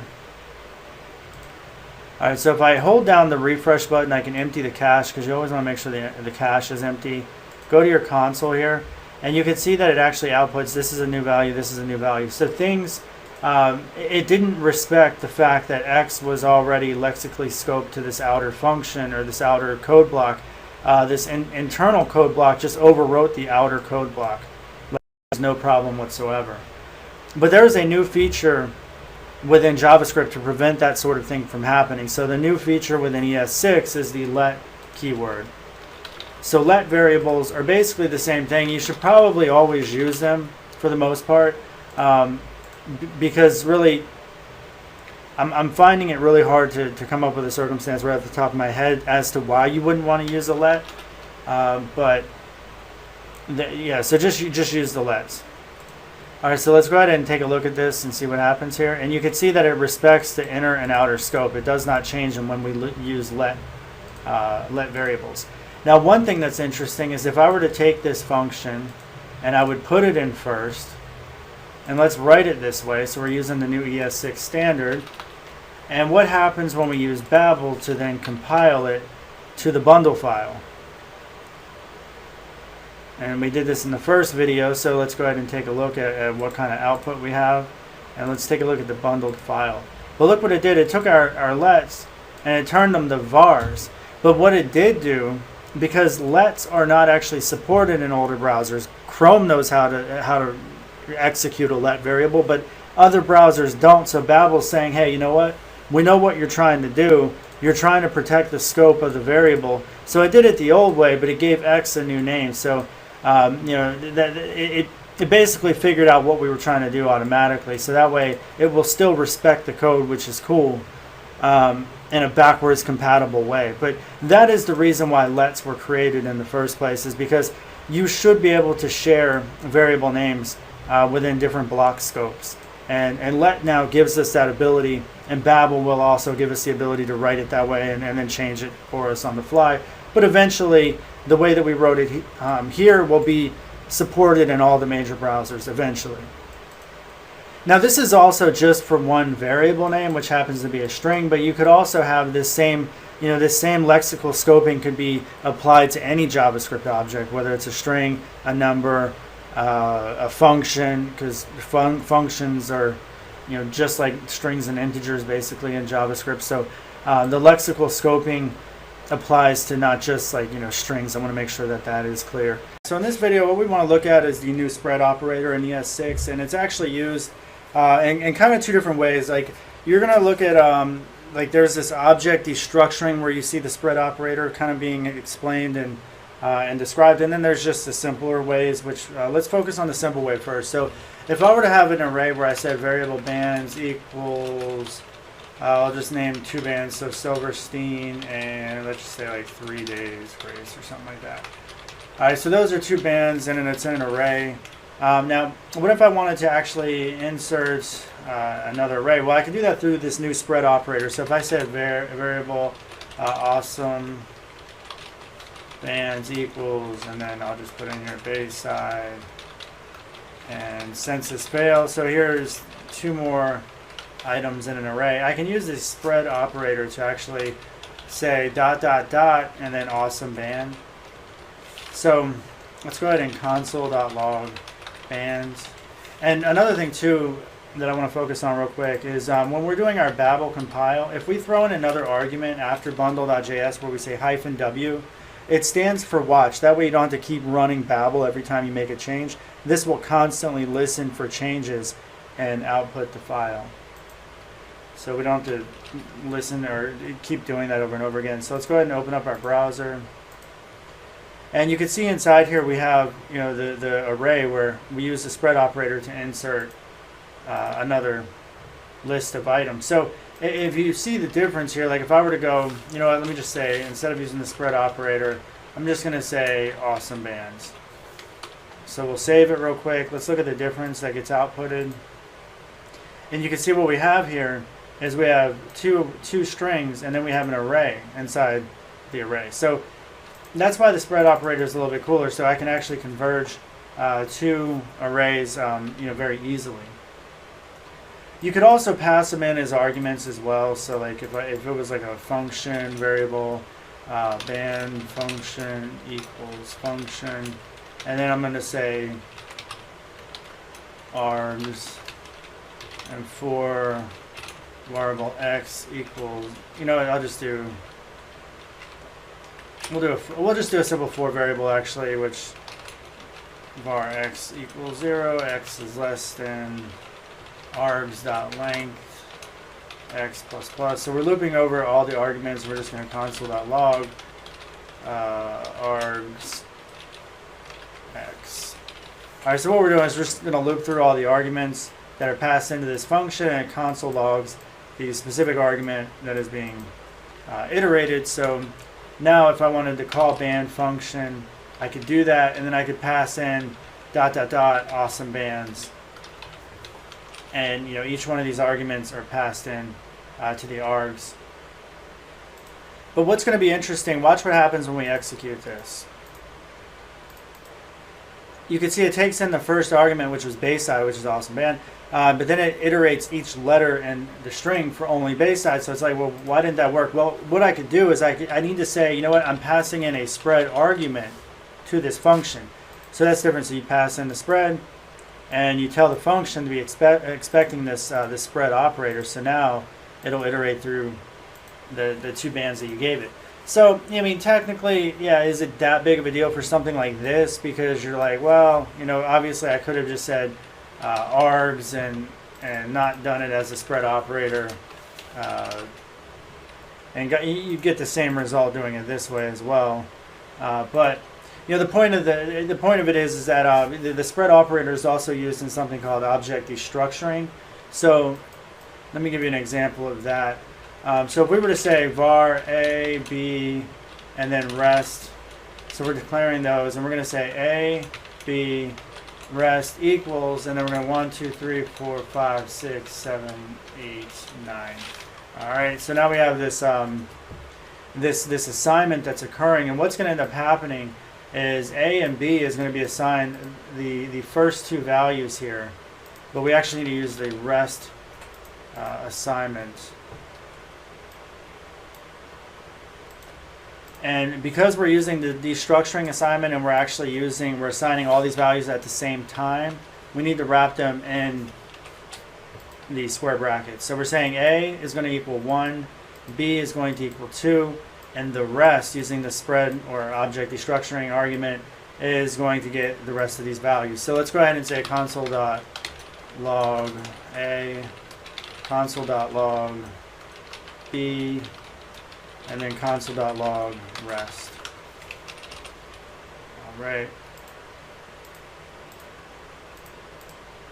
All right, and there you see 1, 2, and then the rest of the operators. So that's called object destructuring. We're taking an object and we're making it different. And also, just to make sure that you're aware, you don't have to use the rest for that to work that way. You could even do it like this: variable AB, and this would work the same way. A and B would be assigned those two values. So you can do it that way just fine. That's no problem. You can see you get 1, 2. So just so you guys are clear, the spread operator, when I was giving this demonstration, is more along the lines of object destructuring, whereas object destructuring is kind of this new feature where you can do things by changing the way objects are outputted during assignment. So in this particular case, we just want to focus on the spread operator though, and I think that we covered it. So this is going to be about object, this new shorthand. It's an object notation. So basically in JavaScript, there's objects that you create, and this is my object. So this is the standard object where you have key values. So it's like a dictionary in a lot of different languages where you could say x equals cat, y is dog. So that way if you went and you said console.log my object.x, and that's going to return cat. So you gave it the key, and it actually returns the value. So if we go over here, you can see cat gets outputted. I'm going to zoom in a little bit on that. It's probably too much. There's cat. All right, so we have the data that's already there to create this object, but there's this newer shorthand way of being able to do it in JavaScript using ES6. And that is where we could actually have a bunch of different variables. Like, let's create like a band object. So a band has a name. So we'll say var name equals base. That's my favorite band. I always use them as an example. And then we can say var origin equals Queens, New York. And then genre, we'll just do 3 for right now. So genre, and we'll just say rock or alternative or whatever. But now what I can do is I can actually create an object that I can say var band equals, and then I give it the object name, but then I can just pass in strictly the 3 values that I've already declared. So name, origin, genre. All right, and then I'll go ahead and console log the band. All right, so I just created a JavaScript object much easier without having to identify the keys and then the values. I just simply had to say the values, and it's going to use the actual variable name as its key. So let's go ahead and take a look at this.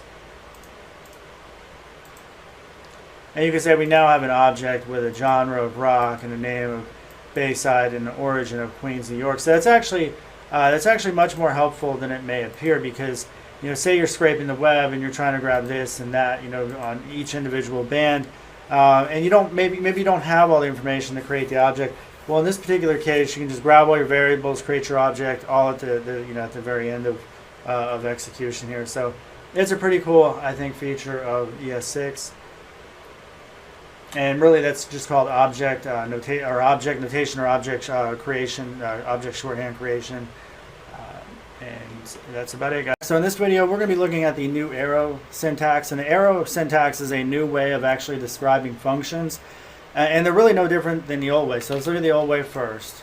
And we're going to say variable old way equals function. And then we'll just say alert hello world.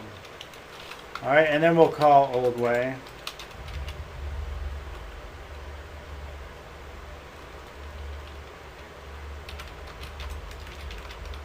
All right, there we go. We called old way. Sorry, my phone was vibrating now. All right, now we're actually going to create the new way with the arrow functions, and we're going to say var arrow function equals, and this is where we actually do this open and close parentheses, and then we use this little lambda equal sign and then a greater than sign, and then we do our curly braces, and anything inside the curly braces is actually the return, what is being executed, the function body. And we could say hello from an arrow function. Alright, so let's go ahead and execute this one as well. And you're going to see that based on the old way and the new way that there isn't really much of a difference, if any difference at all. Hello world from an arrow function, or hello from an arrow function. Alright, so both of those just outputted just like they would. But so what are the benefits of the arrow function? Well, it's a little bit more concise because you don't have to spell out function, but you do have to use these weird symbols and things like that. You could even omit the open and close parenthesis and pass in an argument. So if I said, let's just call this arg. So I could have an arg here, and I could say, I'll just output the arg. And now when I call this function, this is a mother effing arg. All right, and it's going to be, that's how we actually pass in a variable. So this is a mother effing arg. Now, one thing to note about the arguments that we pass into arrow functions is that you can't pass in 2 this way. You can't have arg2. This is not going to compile. It's going to cause problems. But you can wrap it in parentheses and be able to do that. You can say arg plus arg2. This is arg1. We'll put a space there. This is arg2.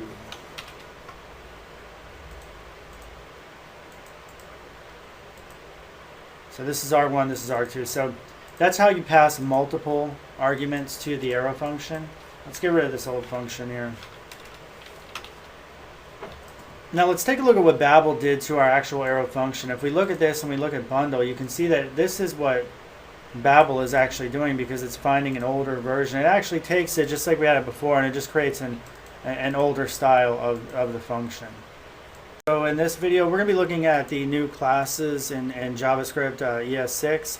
And classes are something really new. A lot of people bitch and whine because JavaScript's not a class-based language. It's actually more of a object prototypical, or there's like more of an object prototype pattern as opposed to true classes that output objects. Everything in JavaScript is an object and it has a prototype leading all the way up to the global window object. So within this new ES6 standard, though, we're now introducing classes that have more traditional constructors to generate objects and to reference functions. So the syntax is quite a bit different than probably what you're used to with the old JavaScript.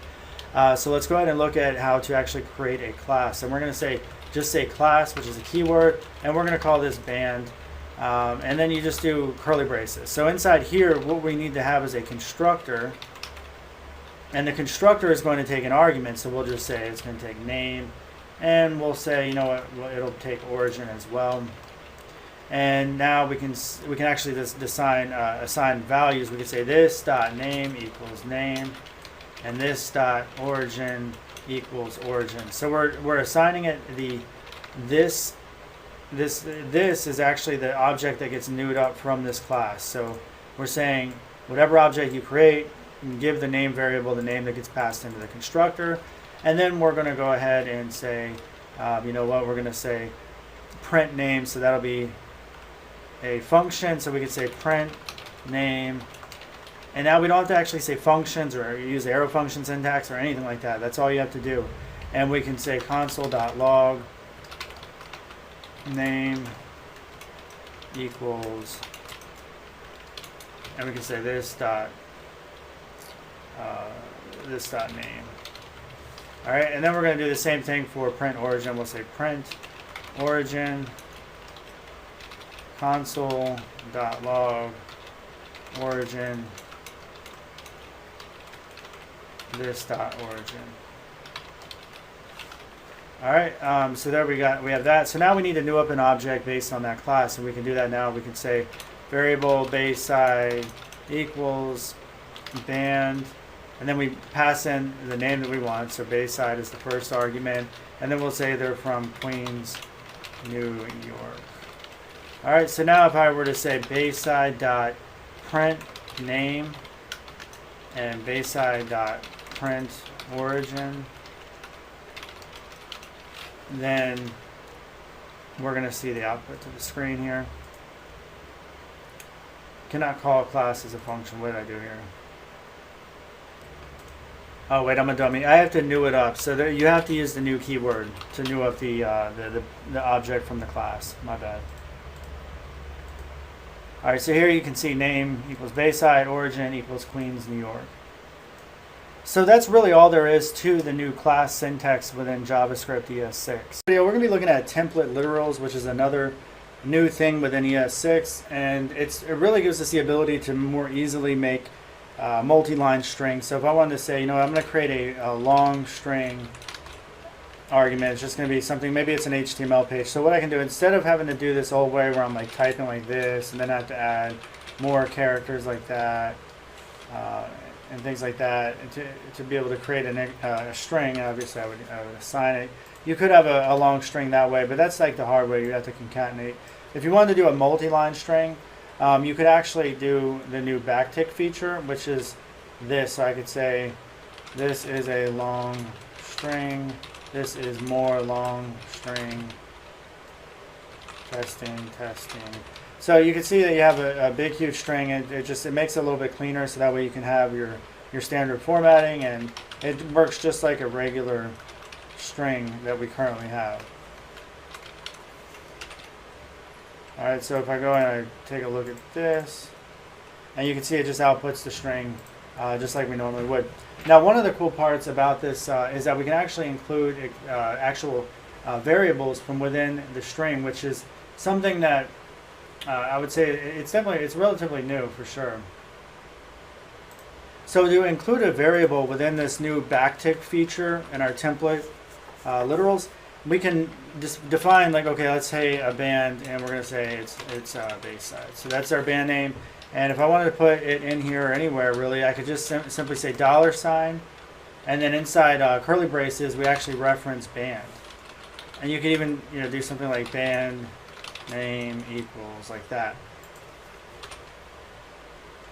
Now, if we run this, you can see it actually included it right into our string. So they call it, you know, template, because you could actually build, you know, effectively, you don't even need template engines anymore, because JavaScript is almost including the template engine type syntax that we need, just built into this new template literal ES6 standard.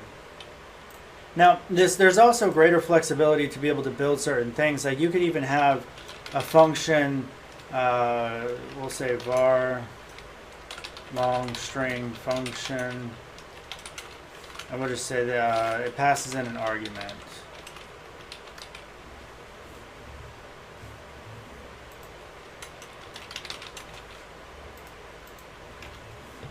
In fact, we won't even do it this way. We're going to do it as the arrow syntax.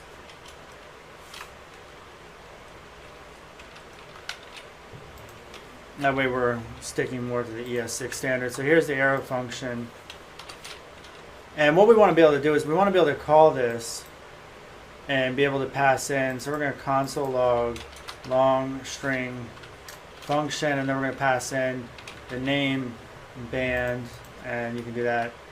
And we could also say, you know what, they've been around for, let's just say, what, 10 years maybe, something like that. So we'll have the first argument band name, and then around since. Those are our two variables.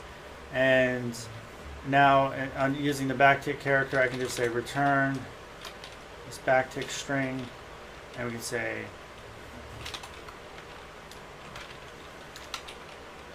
band name is a rock band that has been around since. And here we're going to do something a little bit different. We'll just say around since, and then we'll just say, you know what, we're going to add 5 to it. So we're doing an actual mathematical calculation from within here. So let's just say, you know what, they've been around 15 years, so I'm just going to put 10. This is obviously not really the way you would want to create a function because it makes it very confusing. But my whole point is that you can do more than just referencing variable names. You can actually do computations and evaluate JavaScript expressions from within inside these these curly braces.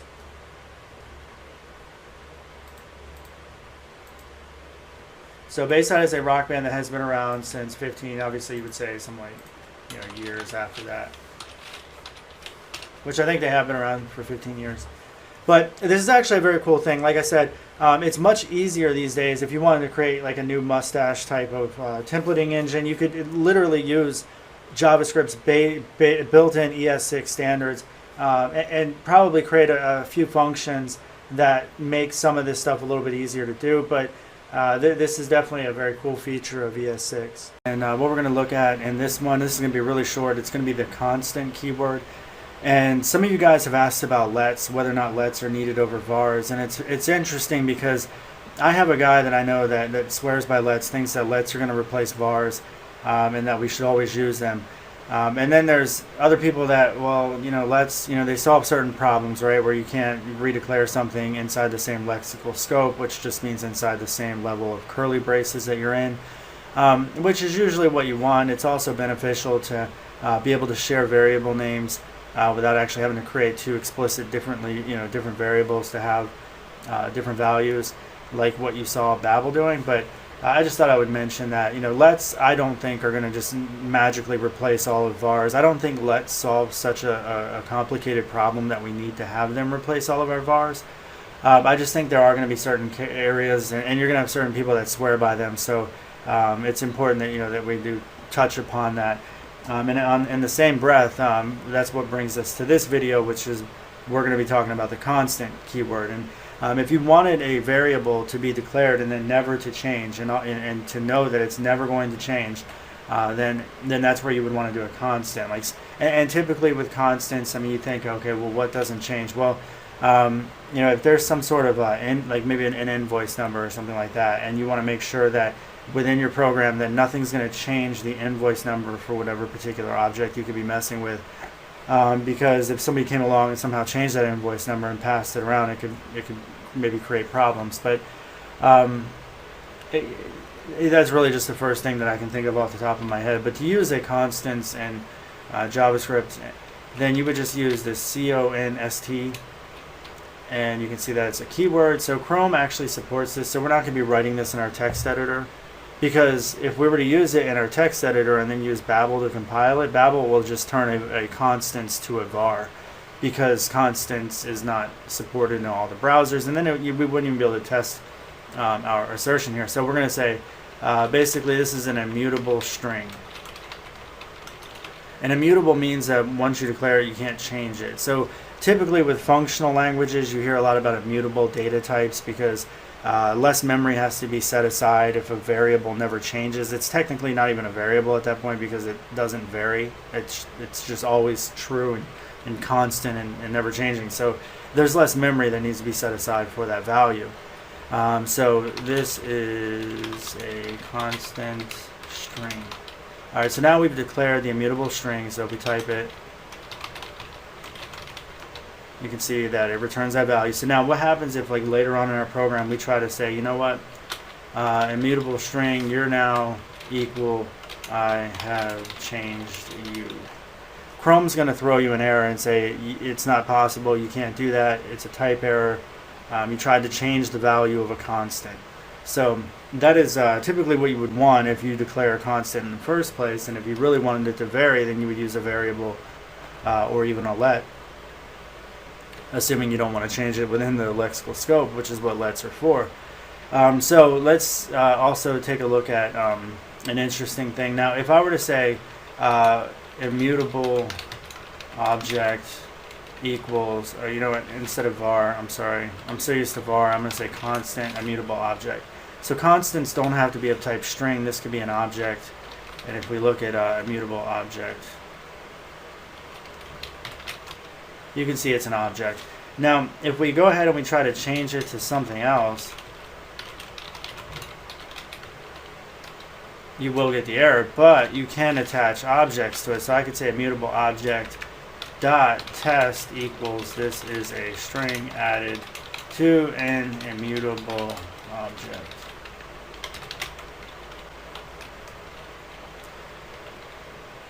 So you can see that that actually worked just fine. So if we actually type immutable object and it returns what it is, you can see that it has test attached to it. So if I said immutable object dot test, it returns the string. So that, I think, sometimes throws people off, that just because you have an immutable or constant object in JavaScript that somehow you're not going to be able to mutate it. You can mutate it just fine through its properties, but you just can't change it and assign it some other value, or even another object for that matter. ES6 tutorial, and we're going to be looking at subclassing and JavaScript. So the ES6 brought us classes. We can also extend the classes by using subclasses, and to do that, we're going to create a class called member, which extends the band, and it actually does it the exact same way that I described it. So I'll say class member extends band, and then we put it inside curly braces. So now here I could actually like do something like overwrite print name. So I could say, you know what, this is going to implement its own version of print name. So I could say console.log, this is an override. Alright, so now if I were to go ahead and just say down here, base side, we're going to new up a member instead of a band. Alright, and then we can say print name. And then just for S's and giggles, we're also going to print the parent function that is not being overridden, which is print origin. You'll see that that also works the same. So let's go over here. And you can see this is an override, and then origin, Queens, New York. So we were able to carry on with the functionality that we need. Now, one of the interesting things to note is that you can see that member, since it extends band, it still needs to pass in the arguments that are needed for this, for these values to exist. So like if I were going to say, you know what, let's create a constructor on this sub one. So we'll say constructor, and we'll say origin. This isn't going to work here. Let me show you why. Okay, so we could say, you know what, this dot origin equals origin. And we'll go ahead and, you know what, that's a shit thing to do. Let's do genre. Because genre we haven't done. We're going to say this dot genre equals genre. So now let's go ahead and do a print genre function that only exists on the subclass. And we'll say console.log this dot genre. Alright, so watch what happens. If we go ahead and we say, you know what, let's pass in this third argument, and we're going to say alternative is the genre. So we would expect the first two arguments here to be assigned to these two, and then we would expect the third to be assigned right here. So let's see what happens. And we're going to go ahead and print the genre too. So we're going to say bayside.print genre. Alright, let's go ahead and try this. And you can see we get nothing. So we obviously had a compilation error. And you can see one of the issues right here. It says this. It doesn't know what this is in the subclass. And the reason why is because anytime you're going to try to reference a property from within a subclass, you need to call super. before you can do that. So you need to say super, and this is weird, but yeah, you call super, that way you can reference the this properties from the parent class. So let's take a look at this. And now we get, this is an override, origin's undefined, and then we get Bayside. So why is origin undefined? Damn, why is it undefined? Oh, because the subclass didn't get it. So the subclass needs to actually take in all the same values. So I would have to do name, origin, genre. And then we'd have to go through this painstaking process of being like, you know what, let's keep this in order. But we would say this dot name equals name, this dot origin equals origin. All right, so we have to explicitly, state these out and take these in. And now that we're taking them in, this should all just work fine. You can see we now get all three. Now the interesting thing that you're probably thinking of is you're probably like, well, damn, that sucks. That, like, why do I need to call super then? Well, technically, at this point, I think you still do, just to reference this. Yeah, you do still. Okay, so you always have to call super anytime you're going to do this from a subclass. But in addition to that, if I didn't have to have values assigned through the values being passed into the constructor, like you could have this dot, let's just say car equals Honda Fit. All right, so now if I were to say, this dot car, in fact, I don't even have to do that. I could, we'll say this dot car equals. In fact, we'll just console log. Console.log of this dot car. Let's do that.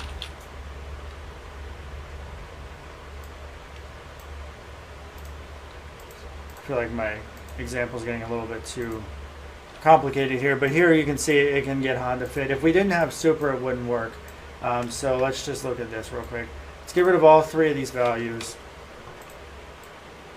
Let's pretend it doesn't need any values at all. It'll actually ignore the values passed in. So this time we're not assigning anything, so we shouldn't have, but it's the same situation. Like, even if we're trying to reference something that's assigned to the parent, like this is statically assigned to the parent class, it's still not going to work without super. Super has to be there.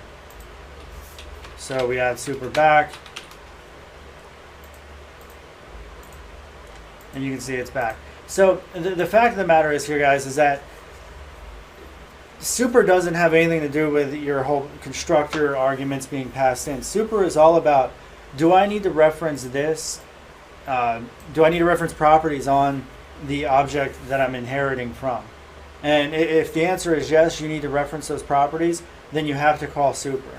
So that's all about subclassing and super in ES6. In this new one, we're going to be looking at a new way to write our for statements in JavaScript. So in writing a for statement, a lot of people use jQuery, so you could use the each function and all this stuff, because JavaScript didn't have like a very good for loop.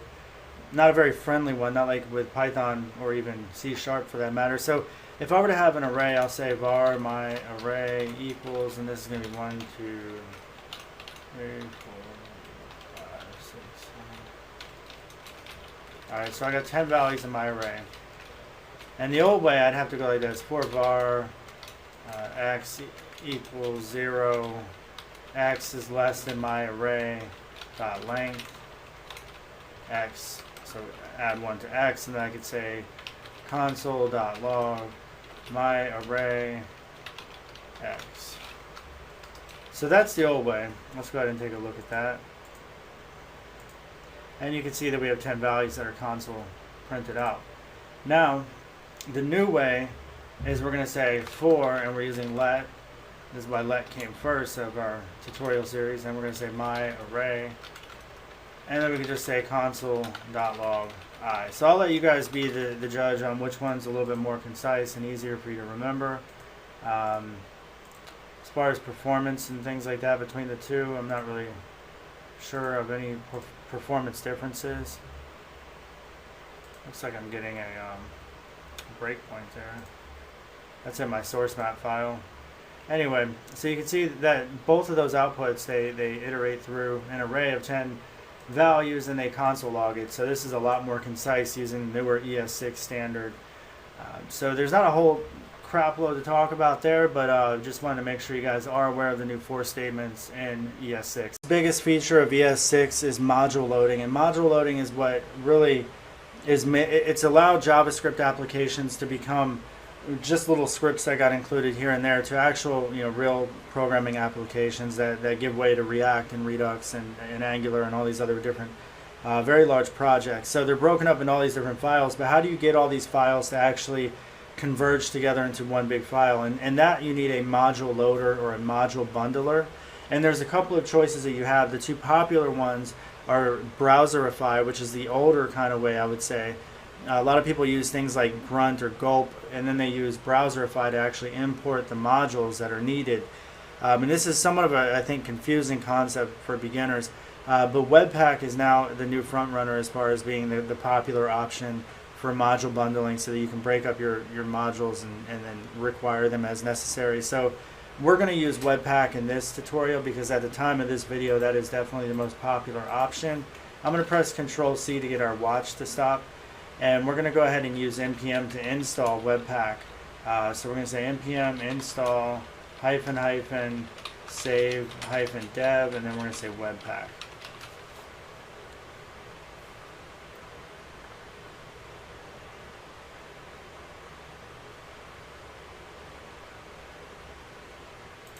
Alright, so now that Webpack is installed, what we need to do is create a webpack.configuration file.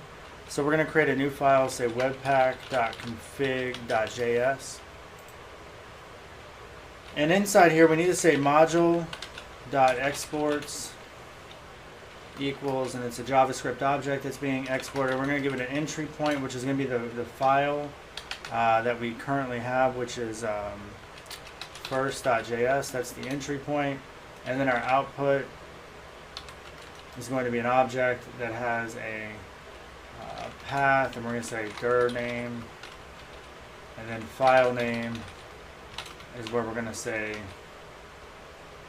bundle.js.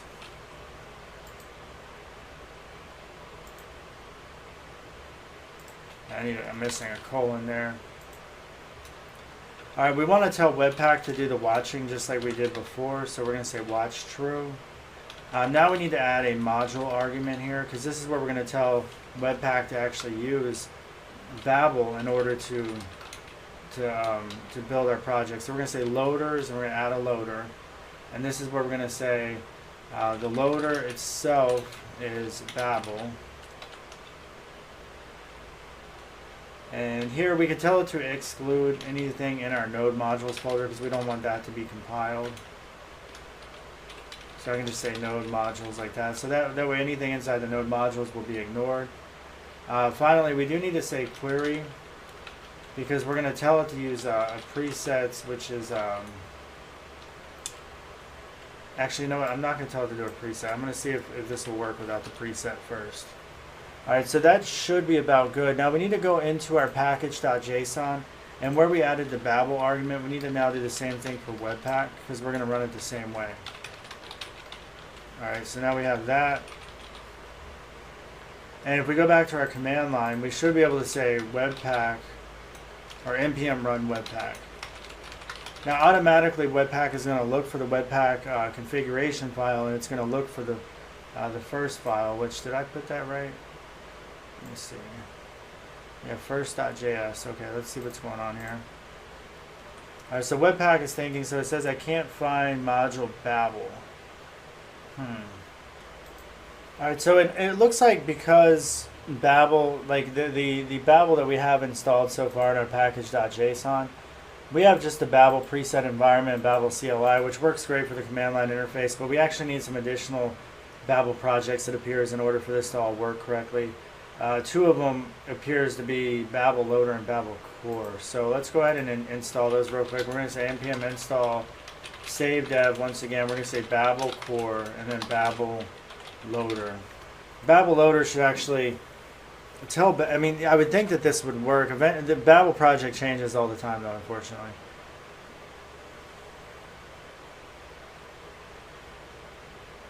Alright, so now that we have that, let's try this again.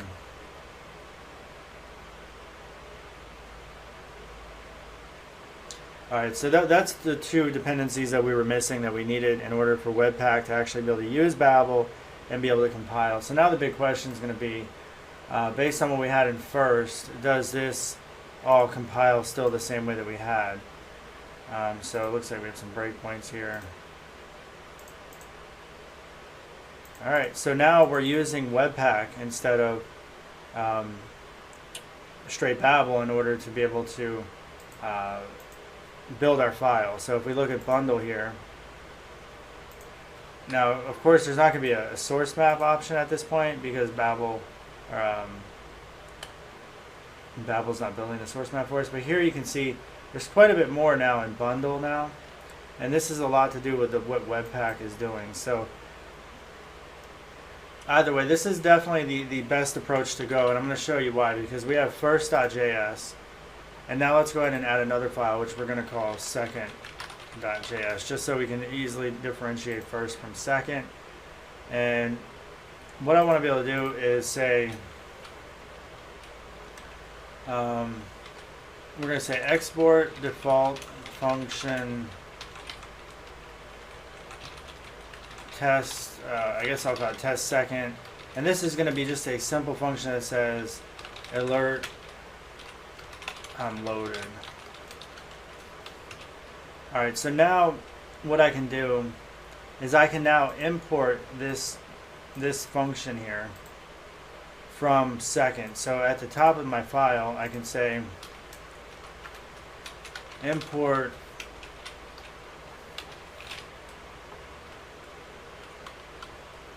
test second from I need to give it a file path, so first.js. Alright, so I think that file path, this might throw an error, but what we're then going to do is we're going to test second by actually firing the function from the first. And let's make sure Webpack is watching. It looks like it says can't find file directory first, so I might have that wrong. So I'm going to get rid of that dot.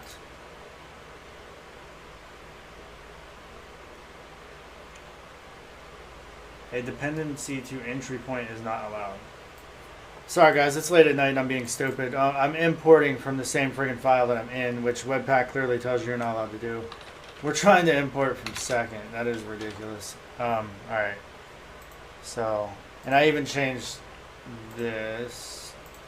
So we can go back to having this be like this. I'll explain the differences between these two module importings in just a second.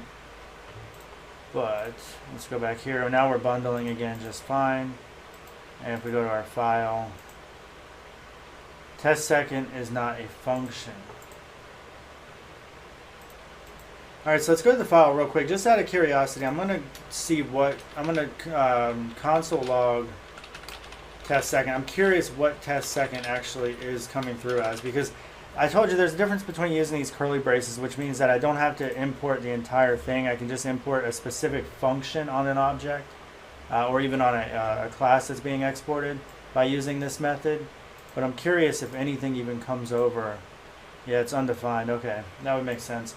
Alright, so the real difference here is that you want to just avoid these curly braces for a standard function that is just exporting default function, because it's just exporting this.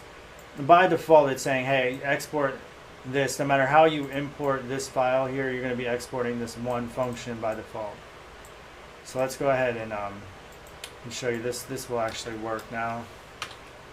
So import test second from second.js. We're now importing JavaScript file as needed and executing it. And you can see I'm loaded, so it is actually loading just fine and executing.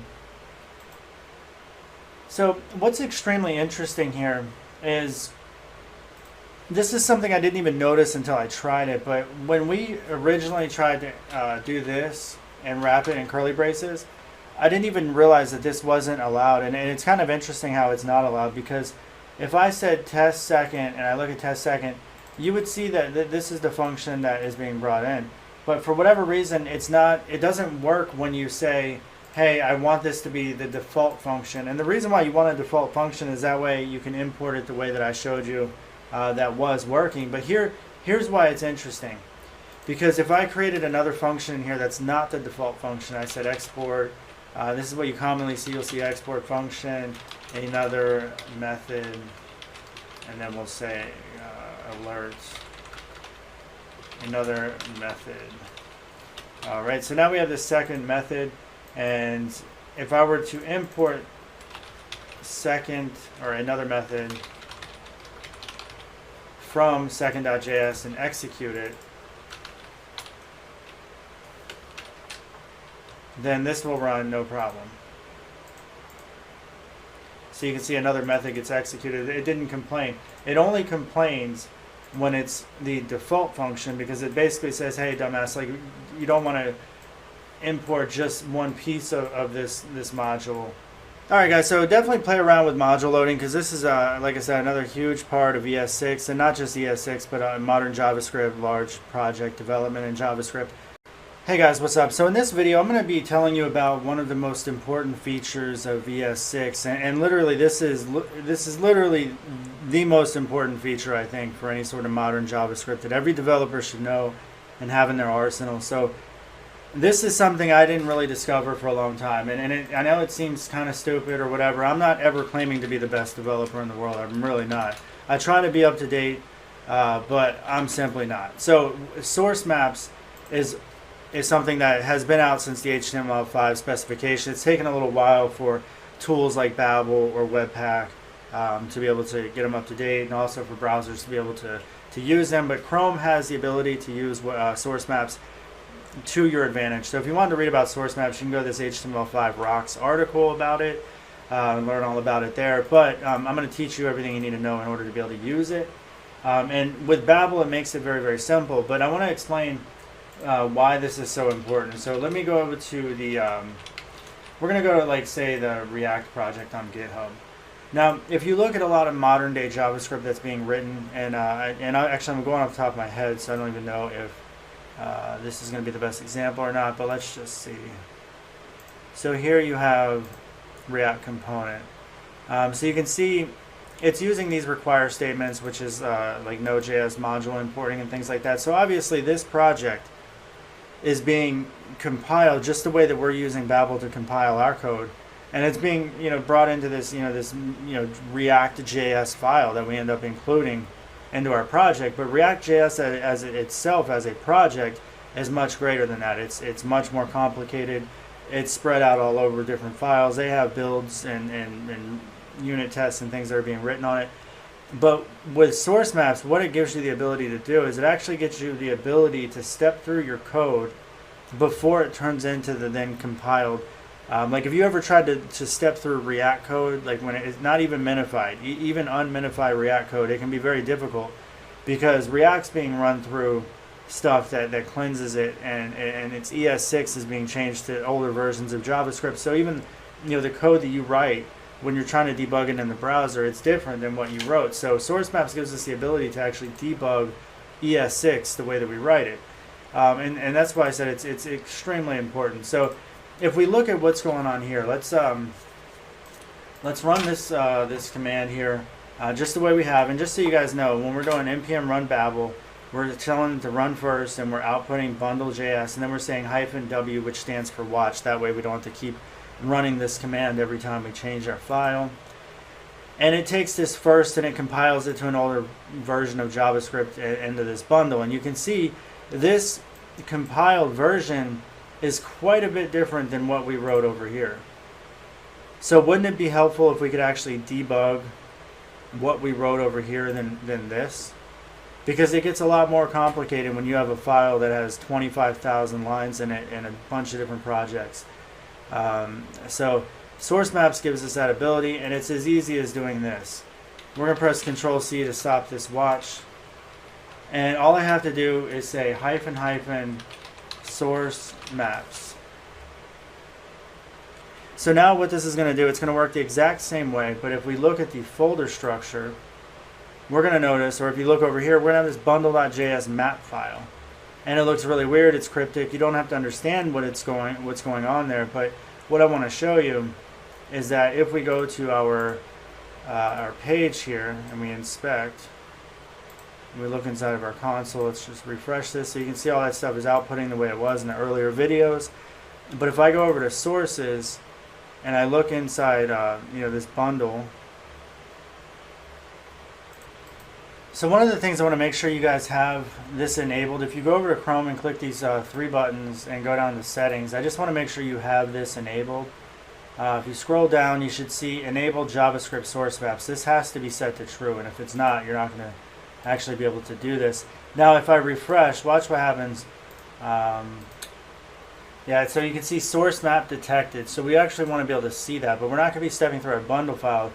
The goal is to be able to step through this class file in first, even though first isn't even associated. You can see if we highlight over, it says from source map. So first isn't even, remember, we didn't even include first into our HTML page, but the source maps are finding first, and it's basically being able to map the code from bundle to first. So if I refresh, then I hit this breakpoint in first, and once again that's I might have to be careful because hitting F11 on my computer ends up shutting off my recorder. But let me go ahead and just step into the next call, and you can see.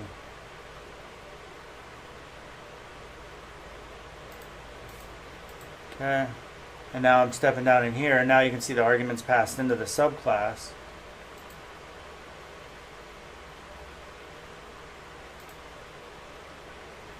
Super hasn't been called, so I'm going to try to step out of that.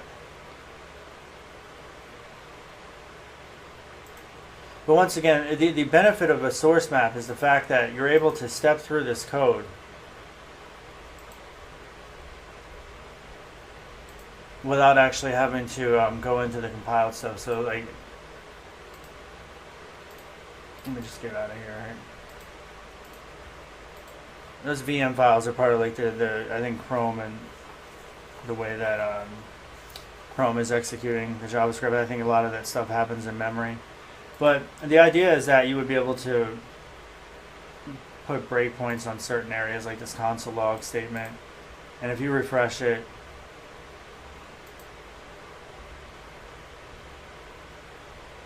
I guess that one got overridden though. Hold on a second.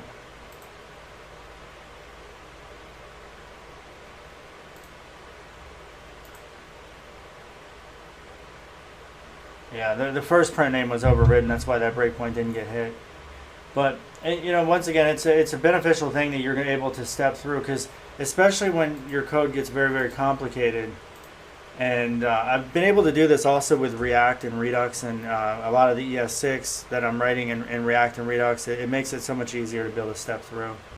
Node.js uses JavaScript, and the way it uses JavaScript, and if you guys are familiar with JavaScript cannot be executed outside the browser. So if I say alert hello world, I'm executing this from inside the browser. Now it's going to run because it's something that JavaScript can do. The alert is a built-in function that's part of the JavaScript language that alerts that pop-up. Now this JavaScript that is being executed, when I click enter, it's actually using Chrome's built-in JavaScript engine, which is the V8 JavaScript engine. So this Chrome engine can read the the JavaScript and know what to do.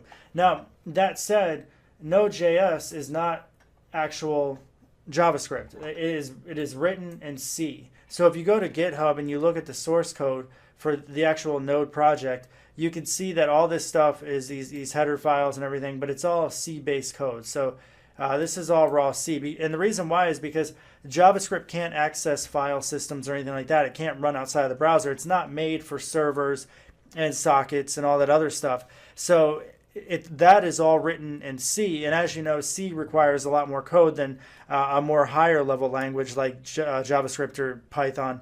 So the amount of code that is being written for you with this Node project allows you to essentially create web servers using the Node technology. With about 20 lines of code, you could have a working web server, where if you wrote that in C, you would have much more code on your hands, but Node does that. Now Node says, hey, you can actually extend and use this framework anywhere you want using the JavaScript language, and when it does that, it actually says, okay, in order for us to interpret what you're actually trying to do with the Node project, we use the V8 Chrome engine to then transpile or compile whatever JavaScript that you typed which then tells Node.js what to do. Node.js is considered an event-based system. So event-driven programming is essentially this. They give the example in the Wikipedia here where it's a UI. So you hover over something, an event gets fired, and the event gets sent out to some other, some handler, an event handler, and the actual thread that is running the UI doesn't know how to handle the event. It just knows how to send the event. So that being said, the Node.js project is built so that with this event-based system, that it can handle as many requests that you throw at it. It doesn't mean that it handles it any faster than any other technology out there, although the V8 engine is very fast, and as well as Node because it's written in C. It doesn't mean that Node.js just somehow magically can handle CRUD applications, which stands for create, read, update, and delete, which is your typical database website for any sort of content type thing, whether it's Wikipedia or Spotify, anything that has to read from a database and update and all that stuff, whether you're using an API that's RESTful or SOAP based, it doesn't matter. The point is that for all these things that need to be done, like actually querying the database, grabbing data, reading from it, and so that all still takes time with Node.js. It doesn't do it any faster for the most part. However, it doesn't block. So while that request is being made, if you were going to use something like Python for a web server, it's going to spin up threads to be able to handle all the different processes that all the requests that are being thrown at it. Whereas the Node system is more of like a queue. That's the way I interpret it anyway, where the request gets stacked up in a queue and it's being served first in, first out. So FIFO. And that's essentially it. So it's an event-based system. It allows you to write server-side languages, and that and it gives you much more power and flexibility than the JavaScript language normally would. But it's not JavaScript. So it reminds me of a news article that was going around the other day where some ransomware software was being sent around.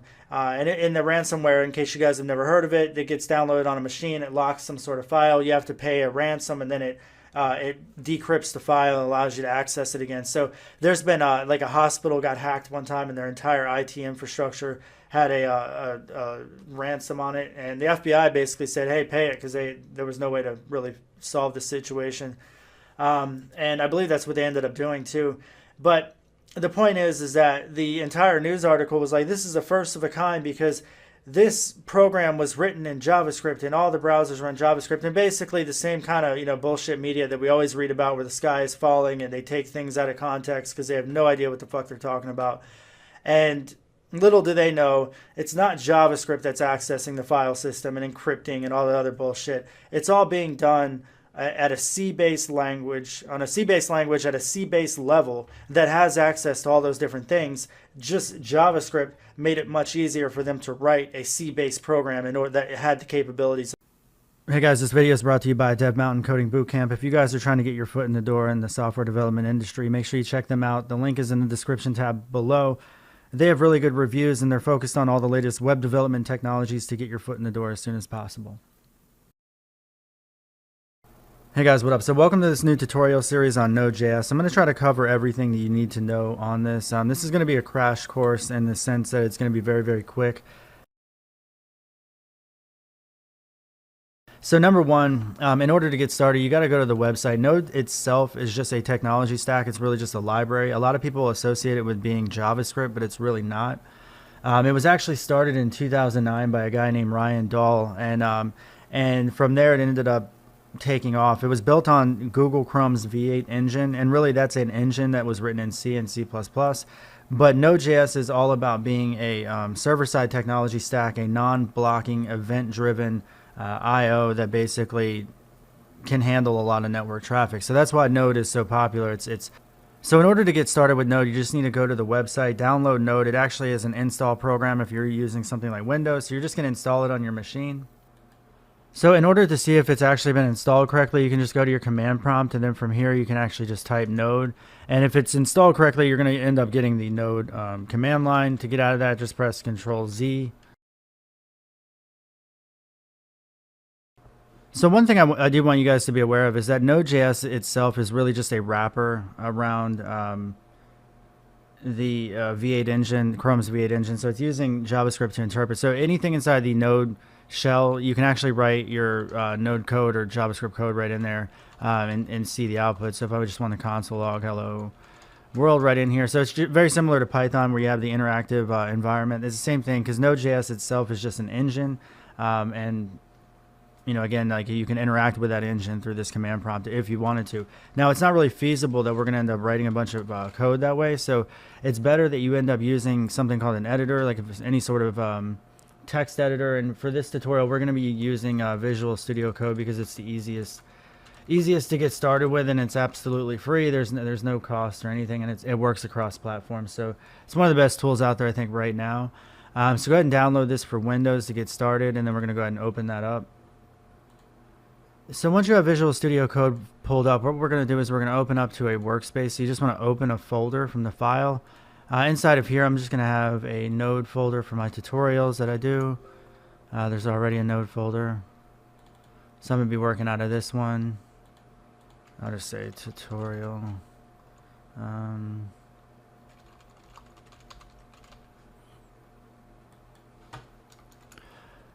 All right, so that's what I'm going to end up using for my workstation. You can actually have yours wherever you want. It doesn't matter. So you just tell Visual Studio to open to that location.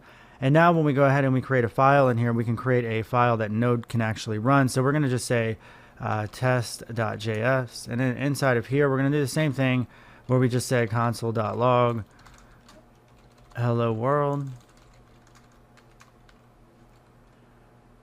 And I'm not going to update all this crap right now. All right, so now that we have this this file, so how do we run it? Well, you could go to the command prompt basically by saying open in the command prompt if you wanted to. So this uses PowerShell, and it actually opens up right to where the application is. So if I wanted to run the program, I would just say node test, and it's going to run the project, and it's going to say hello world. Now the editor itself is actually much more convenient though. So what we're going to do is click on this little bug icon for debug. And then when we go to the configurations, we're going to do the drop down and say add configuration. And then from here, you're going to see that it has Node in here by default. So you're going to want to select in here the Node, and we're just going to say, you know what, Node.js launch program. That'll work. All right, so now we have this launch program icon. So now if you go to the file that you actually want to launch and you click on the debug, then you can go ahead and run it, and you should actually see the output in a command prompt. 1 second. Oh, sorry, we didn't actually. Let's open up the launch config. You can see it's looking for a project called app.js. That's a more standard name here, so let's go ahead and change that here. We're going to rename this to app.js. And then once again, go ahead and run it. And then we get our hello world down here. So it's much easier to actually edit our files and everything. Just go over here, click the play, and it'll run the project.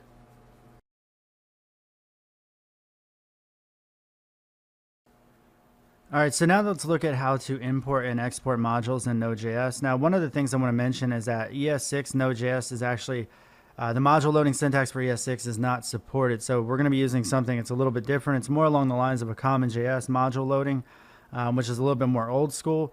But unfortunately, Node.js itself is not going to be supporting the new ES6 module loading syntax anytime soon. So let's go look at how we actually then make modules. Let's go ahead and create a file, and we're going to call this my first module.js. And inside of here, we're just going to go ahead and create a function. So we'll say var x equals, and this is going to use the new fat arrow syntax in JavaScript. And it's going to go ahead and take in a value. Let's just say it takes in a value. And inside of here, we're just going to go ahead and just console log the value that gets passed in. Now, in order to be able to export this function, we need to go ahead and do something. We need to say module. And then module has something on it called the exports, and exports is really just an object, and all we have to do is just say, you know what, we want it to return X. And because it's using the new ES6 short syntax here, it's actually behind the scenes, it really just means that. So really you could give it a different name if you wanted it to say this name or something like that. You could actually have it so then you could call X as a function using this name, but shorthand, let's just go ahead and just return it X. And you know what, let's go ahead and give this a better name, because X is obviously a terrible name. So we're just going to say console console log is going to be the name of the method. And we're going to return that instead of X, because you always want to be descriptive with your method names or variable names. And let's go ahead and import that into our app.js file in order to be able to call it. So we're just going to say var my module equals, and then we're going to say require. And this is actually how it requires it. And you give it the path to where the name of our module is. So my first module, and it shouldn't matter on case, at least on Windows, but other people it might. And now for us to be able to use module, you can see that the IntelliSense is like, okay, you want to use module. And if I do dot, IntelliSense is also pulling up and it's saying, oh, you can use this function called console log if you want. And you can see console log has this value. You can pass in any type. This is actually more of a TypeScript syntax that we're looking at right now. But going into here, we can see console log, and we're just going to pass in Chris, and then call this this program, and you can see that we're outputting Chris. Now, because nobody is an expert on all of the supported syntax for ES6 and Node.js, the best place to go is probably this website right here, which is called node.green, and we're hoping that everything turns green here, but clearly there is not. But all the newest stuff is actually being supported. So this is all ECMAScript 2016, or I'm sorry, 2015, which goes by the name of ES6, which is very, very confusing. But you can see there's still quite a bit that's not actually implemented yet. So it's probably going to be some time before this is all green. But if you ever have a situation where there's a syntax error and you're like, why doesn't that work? It's probably because you're using an ES6 syntax that's not quite supported on Node.js right now.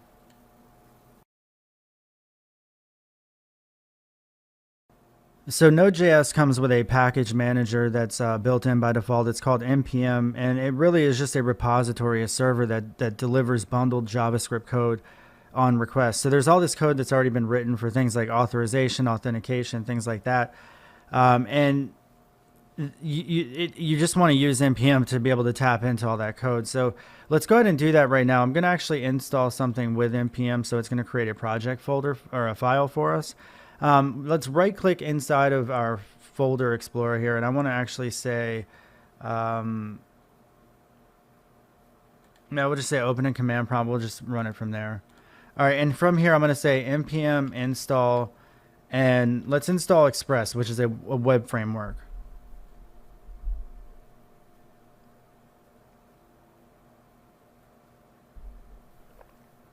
All right, and you can see now it's actually installed. So we have a few things in here. We have this package.lock file now, and this is all this information is pertaining to what type of project our Node.js project now consists of. So this went ahead and created a bunch of stuff, and you can see all the dependencies for our project are actually located inside of here now.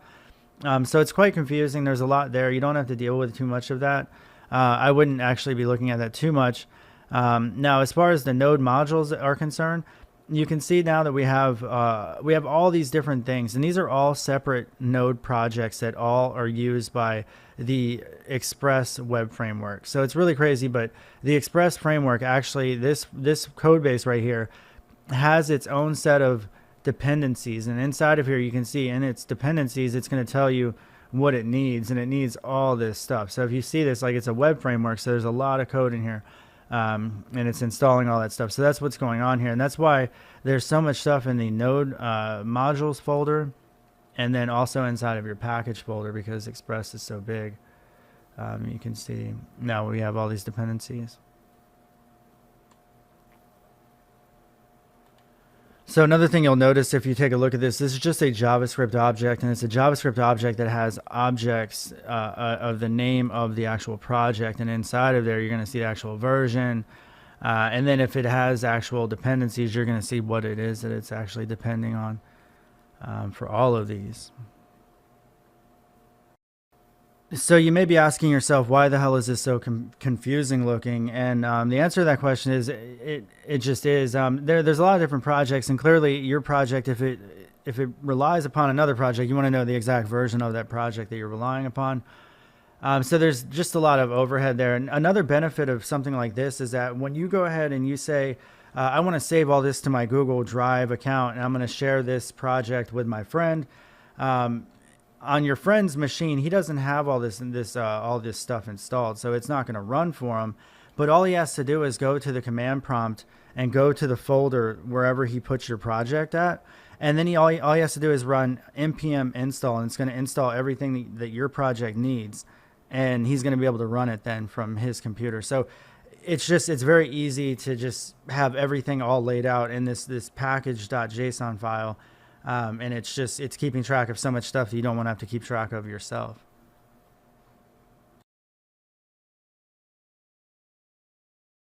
So in order to build a website quickly with Node.js, it's probably best to just use the Express application or the Express framework. It just has so much code that's already written for you. As you can see from how much stuff it imported, that doesn't necessarily mean it's a good project, but it is just because everybody's using it. So let's go ahead and write some code in here to actually be able to use Express. And we're going to use the new constant keyword, which is it's a much more memory efficient way of storing variables that are never going to change for the JavaScript engine. So if there's something like that, you want to go ahead and use that.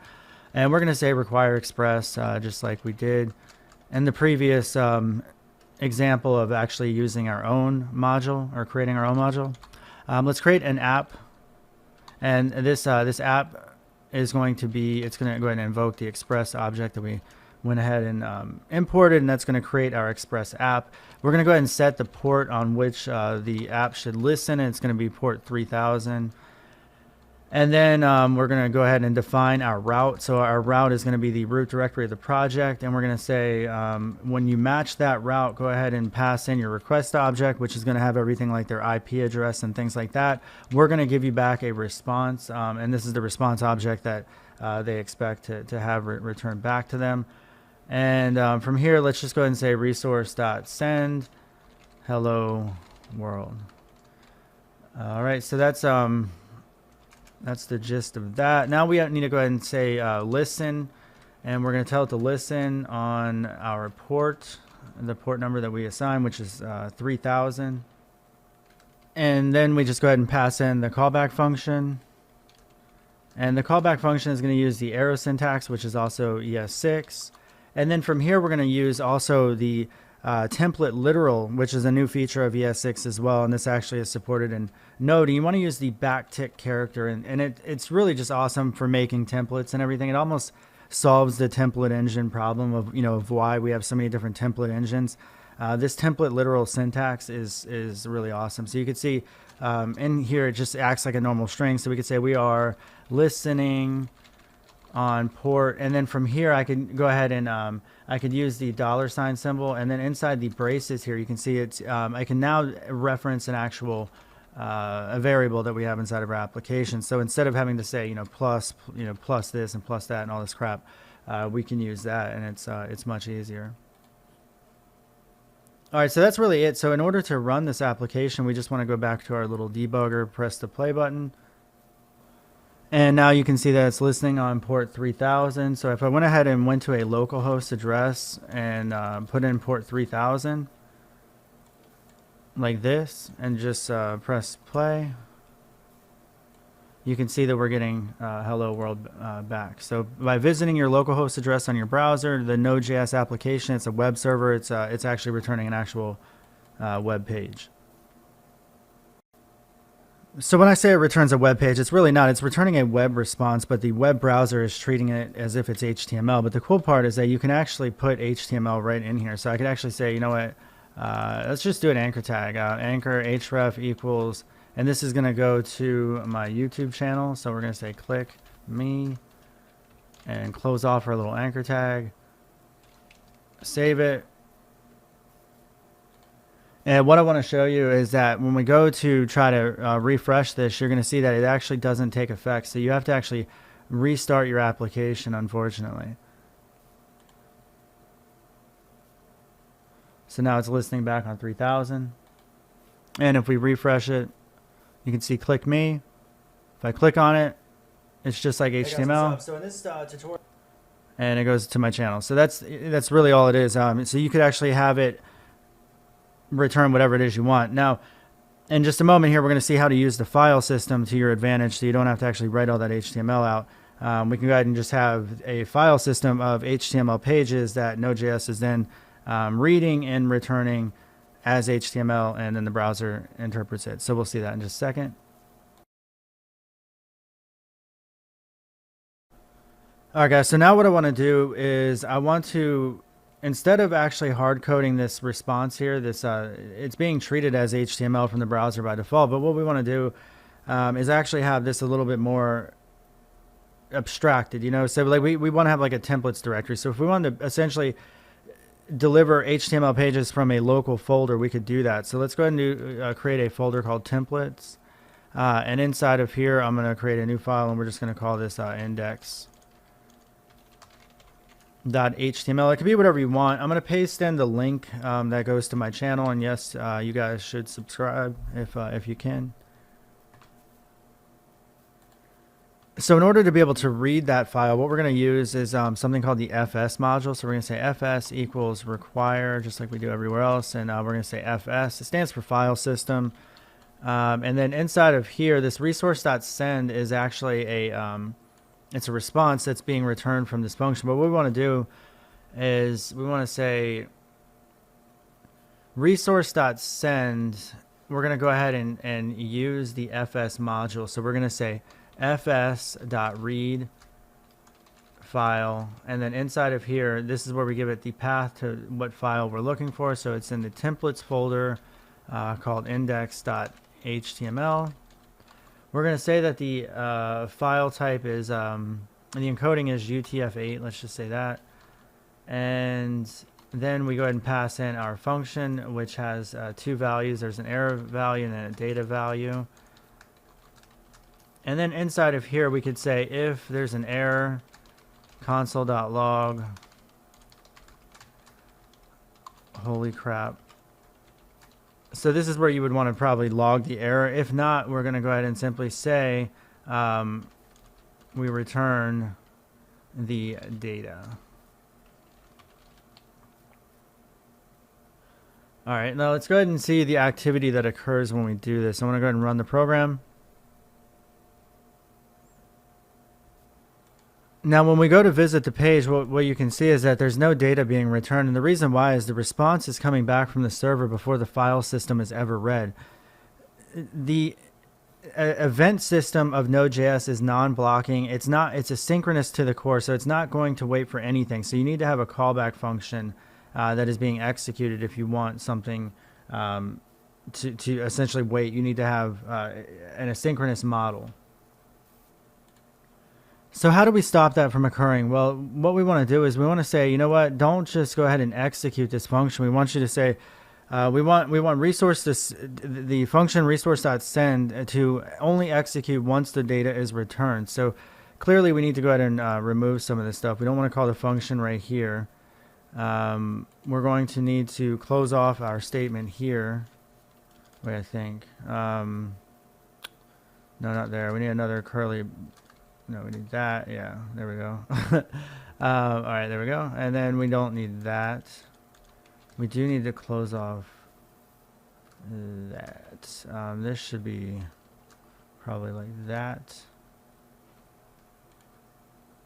And there. All right, so I know that's confusing there. Hopefully you guys can follow along. All right, so now instead of just saying return data, what we want to do is we want to use the resource.send data. So what is occurring behind the scenes here? Node.js it received a request the first time, and it said, okay, let me fire off this resource response. And the resource response was actually a function, and it actually was a process that was occurring where it actually needed to go in, read the file system, get all the data, and then spit it back out. And it wasn't waiting for any of that to occur. It was just immediately returning a response, which was just a blank page. That's why we didn't see anything. Now, by changing it around to say, you know what, app.get, when you get the request, go ahead and fire off this fs.read file function. And then once you're done and you've read that, you're going to fire off this callback function. And then inside this callback function, it says if there's an error, go ahead and freak out. But if not, then it is going to try to execute anyway, even with an error, unless the execution ceased. Assuming, well, no, I'm sorry, the execution would cease right here. So this is where you would end up obviously logging out to any sort of server or anything. So this would not be called. But anyway, so resource.send, it's going to send the data, and then that's it. So now it waits for that execution to occur. So let's go ahead and start the server. Pull up our browser that was returning blank before, and you can see that we now get the same result. But this time, it's actually getting the result from an actual template file. So you could actually have a bunch of index files. This could actually be a bunch of like some real HTML. Some like if it's not like truly dynamic data, I mean, you could have a pretty sophisticated website that's just served up from static files. That's there's a lot of talk and discussion these days about static file content websites. Basically your typical restaurant industry or something like that. If it's like a small mom and pop type of place where they're not doing orders online, if they're just trying to show their menu or something, or information, like if it's a flower shop, you know what I mean? Like there's a lot of businesses out there that do not need database connections and things like that because they don't need it, and they're not interested in it. So you could be like a consultant making a bunch of static sites, maybe, I'm not sure, who knows, but that's wherever you guys go with your Node.js development. It's up to you. So thank you guys for watching this course. I'll be expanding on it, and then also if you guys look at my work, there's a bunch of courses on Udemy, including this full course will be on Udemy as well. But make sure you guys check me out there, and I appreciate all the support. You guys have a good day. Bye. Last where we left off, we used the Express framework, got it running with the Hello World example, and now what I want to just jump into, which is one of the harder parts, is actually getting it hooked up to a database. Node and Express works with a lot of different databases out there. I typically like to stick with the relational database. I've used Mongo. Mongo's okay, but it's just very unfamiliar for me, so I just want to use MySQL. So if any of you guys want to go along the same route, you can do the same thing. Just follow along. So what we need to do is we need to use npm to install MySQL. And first things first, you also have to make sure that you have MySQL installed on your machine if you're going to be using that. And to be able to log in on Windows, you would go to where it's installed and then go into your bin directory. This color is friggin' terrible. One second. My God. Yeah, that looks a little better. Sorry if this is hard to read. I can't make it any bigger. But if you go to where it's installed under the bin, this thing's going to ask you for your password. So I'm going to put that in. And then, oh God dang. That is not cool.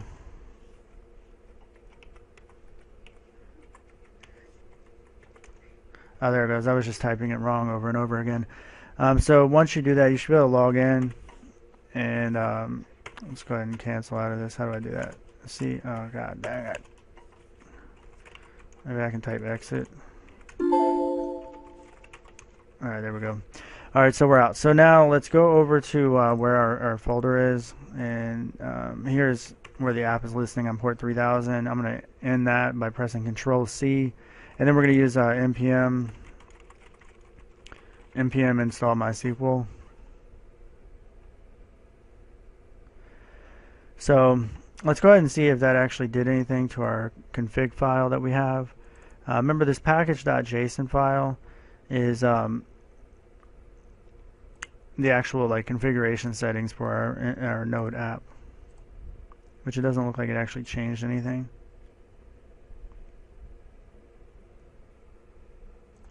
So let's go ahead and grab, I'm going to just do a copy and paste here over to my app file, and we're going to find out if we have a connection problem here in just a moment. But let me just paste it underneath all this other stuff. I'm going to say variable MySQL, and I'm requiring MySQL, and then I think I'm root, I don't remember, and then I'm just going to put this password. Since this is a local password, I don't really care.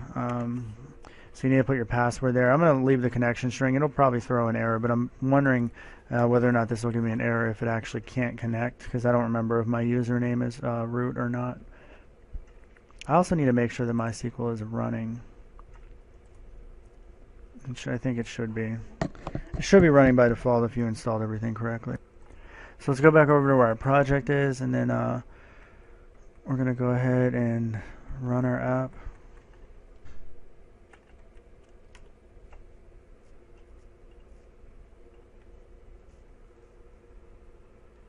So you can see that the successful output there is the solution is 2. So that means everything was working right. So I had MySQL installed. I had the server running on my machine. I was using the default root user. I put in the password to the locally running database instance, and it actually connected to the database just fine, and then wrote out that basically test query. Alright, so let me go back over to my command line here where I have MySQL. I'm going to log back in here. And I'm going to create a database called post. So I should be able to then use post. And you can see the database was successfully created. So if I go back over to Node here under this password, I can actually specify here a database. And we're going to use the post database that we just created. And I want to kill Node for a moment and then restart it. And it looks like we're able to connect to it just fine. So I've actually never created a database table in MySQL shell without actually an ORM, object relational mapper that does it for me, and like things like Django and stuff like that. So this will be my first attempt, but we're going to go ahead and create. So I want to make sure I'm using the database. So I should say show tables. And there's no tables there, so we're going to go ahead and create table. And we're going to call it video, I guess. You know what? Maybe, yeah, let's call it video, because this is what it's going to be about, YouTube videos. And then we're going to give it a name, so I'll say title is the name of the column. It's a varchar, probably 50 characters. You know, maybe I'll do 100 just in case. And then we're going to say URL. This is going to be the same thing, URL space variable characters 100,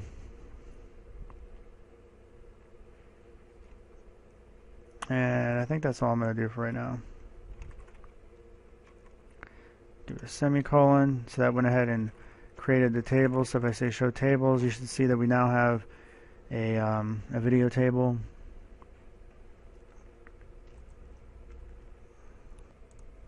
Now let's go back over to our app. So I'm actually going to get rid of this connection query.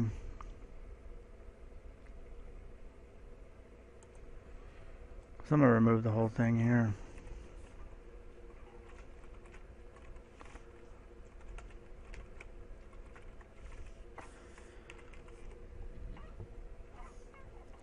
So we're going to insert into video, which is the name of this thing's looking for a variable title. So we'll just create a variable title real quick, which is testing.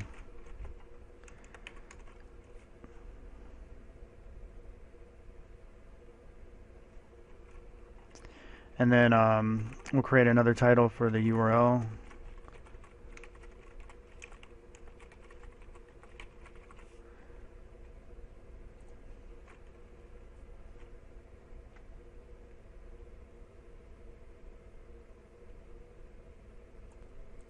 I don't know that I made those fields mandatory in MySQL, so we'll just see if we can just enter in a record with just the title.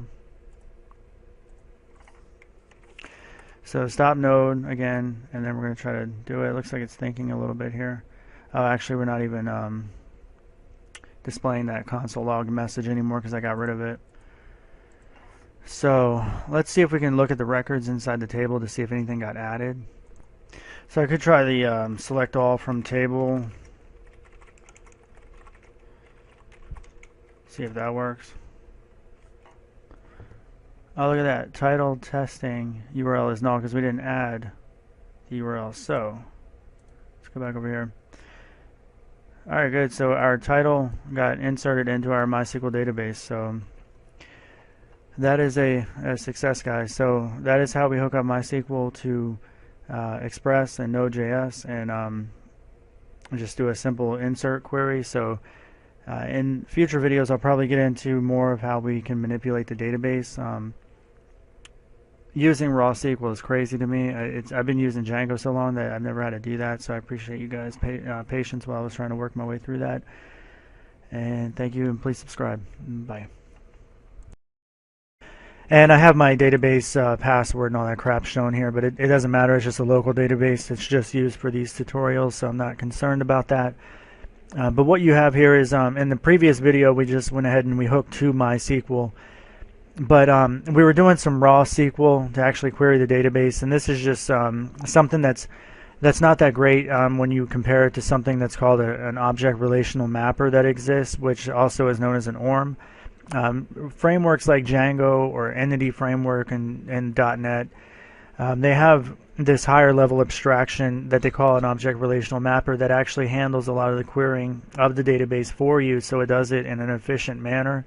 Django has their own built-in one, and there is a project in Node, or just a JavaScript version, which is called Sequelize. And Sequelize is it's still a young project, but it has a lot of support right now, and it seems to be the best bet to have an object relational mapper in your Node website as of the recording of this video. So a couple of the requirements, though, is that if you haven't followed along in the previous two videos, you do have to have npm install MySQL, because that is needed for Node to be able to communicate with MySQL, and it's also needed for Sequelize. Now I've already actually installed Sequelize, but I'm going to do it again. And all we have to do is just say npm install Sequelize.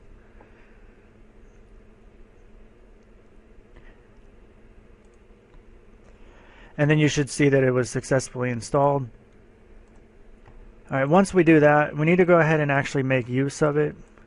So just like we've done in previous spots, we're going to go ahead above our app here, we're going to add this little using statement, variable Sequelize, requires Sequelize. And then now we need to go ahead and set up our connection string. Here's my MySQL database. If I show tables, there's no tables. The name of my database is called Post because the project is called Post. So I'm going to go ahead and create the connection string down here, and I'll go ahead and say this is the connection string. Not really a connection string, but connection object. And you can see that the name of the database is Post. The name of the user is root, and then the password is testing123.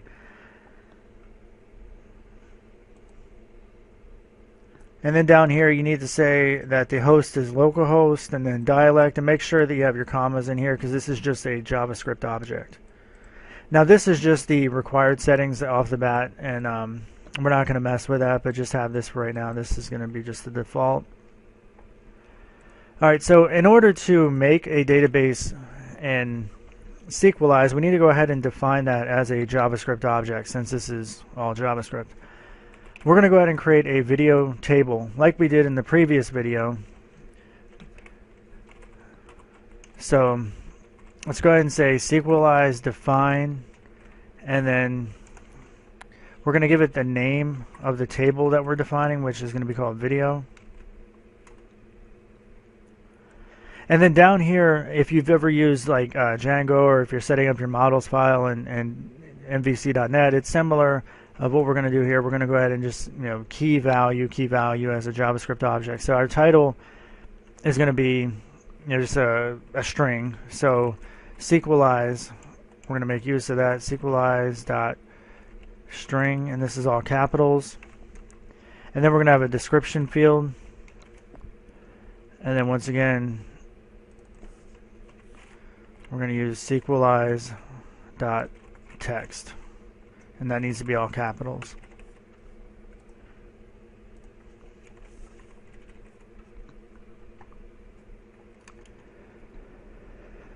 So let's go ahead and create this database. And the way we do that is we actually have to call Sequelize sync. So I'm going to copy this down here, and we're going to say lowercase, and it's a function call, so we have to use the open and close parenthesis. And this will create a database table if one does not exist already. So if one doesn't exist, this will go ahead and create it. If it does exist, it'll be ignored. So let's go ahead and test this out here. This is where I'm going to start my server. So I say node app.js and I'll start it. And it's just listening, and we don't have to actually look at the website right now. But what we're going to do is we're going to go over to the MySQL shell, and now we're going to look at our tables. And you can see that we now have a videos table. In fact, I wanted to call it video, but I guess videos is fine. We have now a table called videos. So if I went ahead and I queried everything, I could say select all from videos, and you can see that there's nothing in there. So it's just an empty table.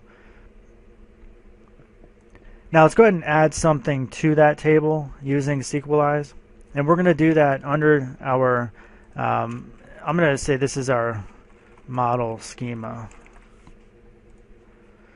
Okay, and then this section, add to table. I'll just give it a videos table. So here we're going to go ahead and create another JavaScript object. We're going to call it video. And we're going to, actually, you know what, that's not what we're going to do. We're going to use the video model that we've already created. So we have this object that we've already created, so we're going to make use of it by saying video.create. And then in here, we're going to actually give it the values that we need to go ahead and set. So we have a title value, and this could be whatever you want your title to be. So we'll say node tutorial, and then a comma, and then it's going to be the description. This is a great video.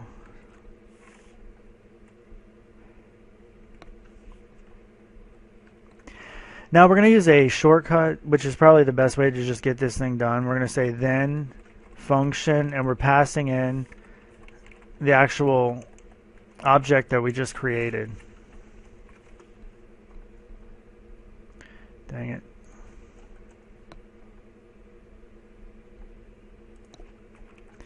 Go ahead and close that off. So hopefully you guys can see this here.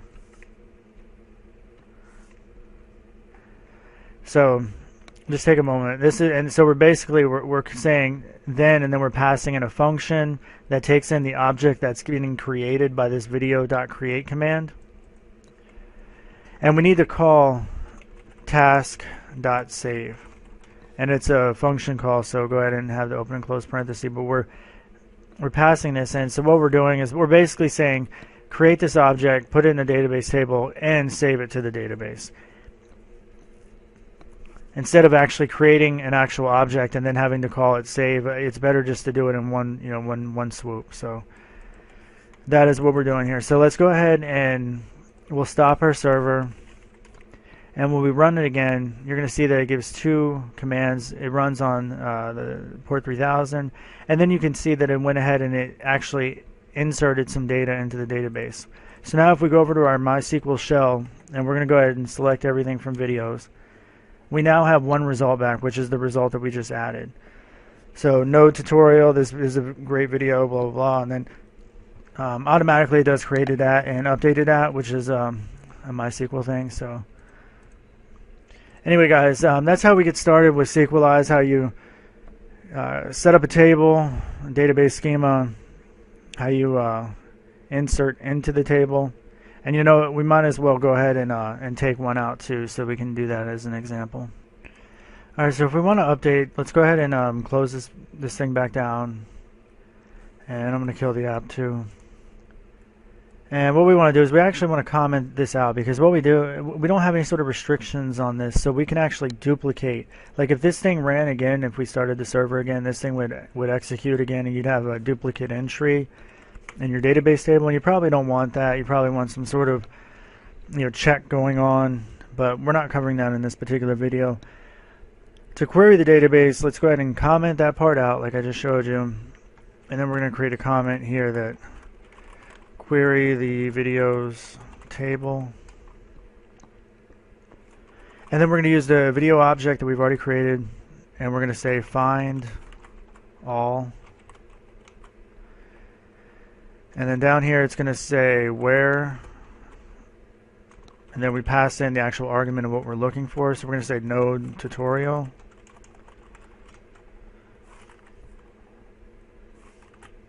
And then after this, we need to go ahead and chain another function onto this. So we're saying function, and we're passing in, and we'll just call this found object. I have an extra parenthesis there.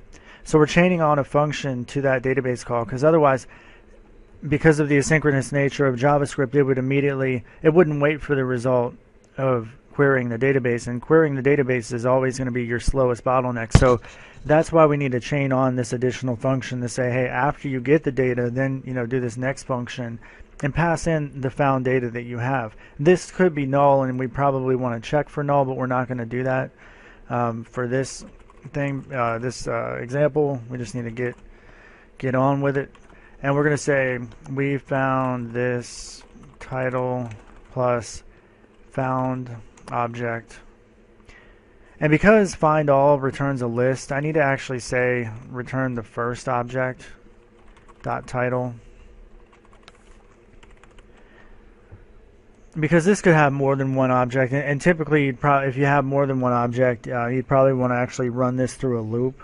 So this is a piss poor example, I apologize, but you would normally run this through some sort of for loop to iterate over every object. But in this case, we know there's only one object that can be found in the database, so we're just going to assume it's there.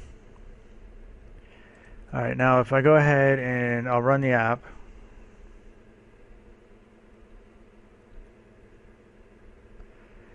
and we're telling it to print out to the screen, so you can see it did find it. So we said we found this title and then node tutorial.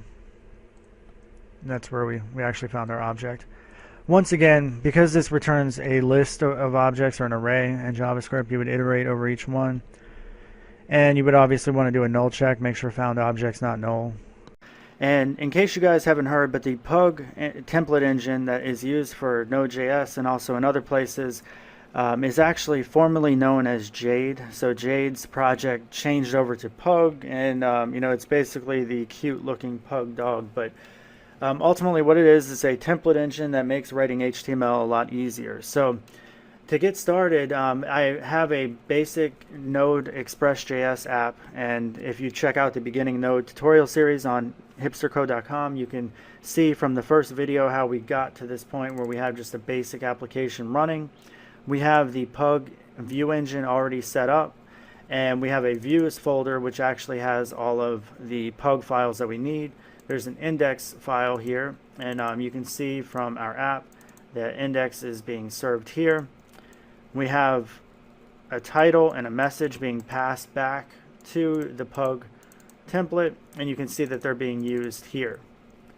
So the first things first when getting started with Pug is that if you want to specify a doc type, you just have to simply say doc type. If we go and we look at the code that is running, and I say inspect, you can see that the doc type HTML was added at the top. Now you probably wondered, okay, is doc type necessary with HTML5? It's actually an optional thing with HTML5, so it doesn't hurt to have it there. But you definitely need it for earlier versions, earlier browsers if you're trying to go backwards with support.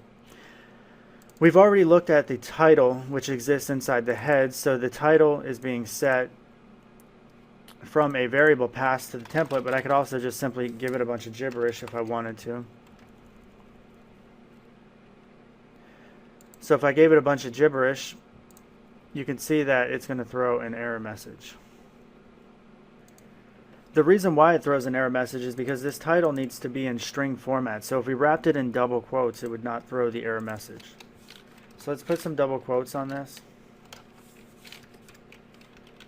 So if we surround that with double quotes and we refresh, it works just fine. Now you can see it changes the title up here. If we view inside the head, you can see the title is given right there. So that's how we change the title tag. We already see the h1 tag is just simply saying h1 equals and then the message. Since we're using Node.js, the message is being passed here, so this is why it displays this is a temp message. If we want to do a paragraph tag, this is a paragraph tag.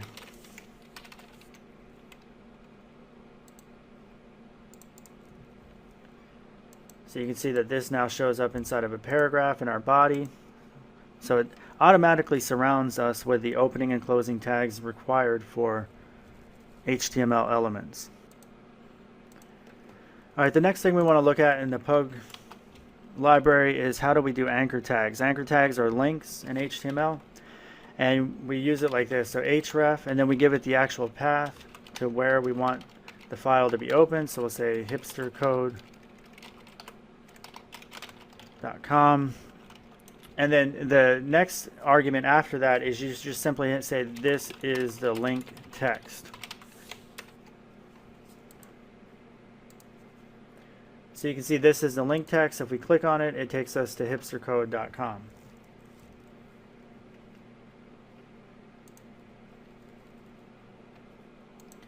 Now, one thing you'll notice is that if we look at the HTML, the way this is structured, the A is not wrapped inside of a P. Well, it's like, well, what if I wanted to put my anchor inside of a paragraph tag? You could easily do that by just simply indenting inside the P. And now when we look at this, there's one P and there's an anchor embedded inside the P tag. So in order to embed items inside of other items, you just simply indent. That's all you have to do. Now here's another example. Let's use the list item. So UL is unordered list, so LI, and we'll just say first element, LI second element, LI third element. Now this does the unordered list with the list item elements. So when we look at this, you can see they're in bullet points, which is standard LI element, and you can even embed this inside of a P tag, which I'm not even sure, to be honest with you, if that's valid HTML or not.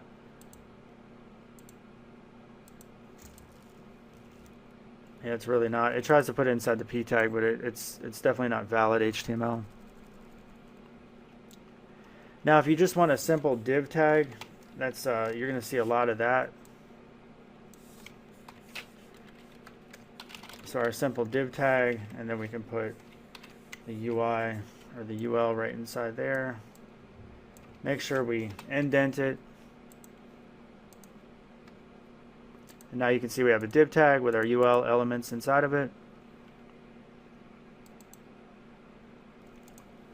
All right, so now let's look at form elements inside of the Pug template engine. So all we have to do is just say input name equals our name.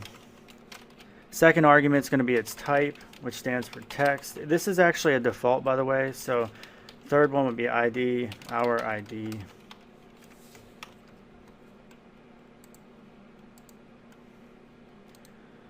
And you can see that we have an input. So how do we put a placeholder in there? We could just say, just like we did everywhere else, placeholder equals our placeholder.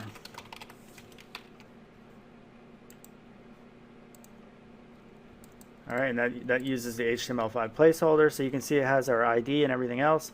Now, how do we put a label for that? Because obviously input elements constantly have labels. So we'll say label, and the argument here is going to say for, and we give it the name of the label that we're looking for, so it's going to be our ID. So label for our ID, and yeah, that's really it. Now we need to give it the text. So this is the label text is the next argument for labels. And you can see when we look at this that you can see the label is for our ID. So that's how you do labels and inputs. And inputs have different types, so this is just simply the text type, but we could actually change this from text. We could just say password.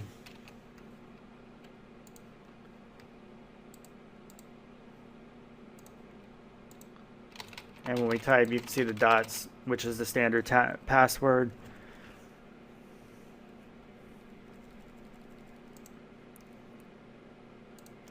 All right, the next example with Pug is we want to look at some of our tables.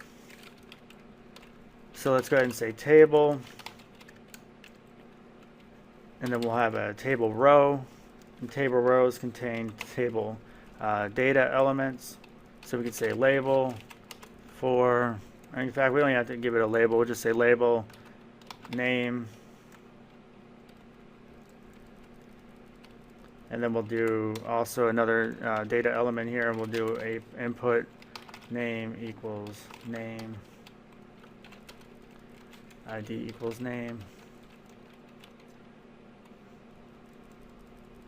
So let's just, we'll stick it to that, but when we look at this now, we now have a table format, and we could have multiple rows if we wanted to, just by simply saying, giving another TR with embedded TDs. This is a label, another name, TD, and then input.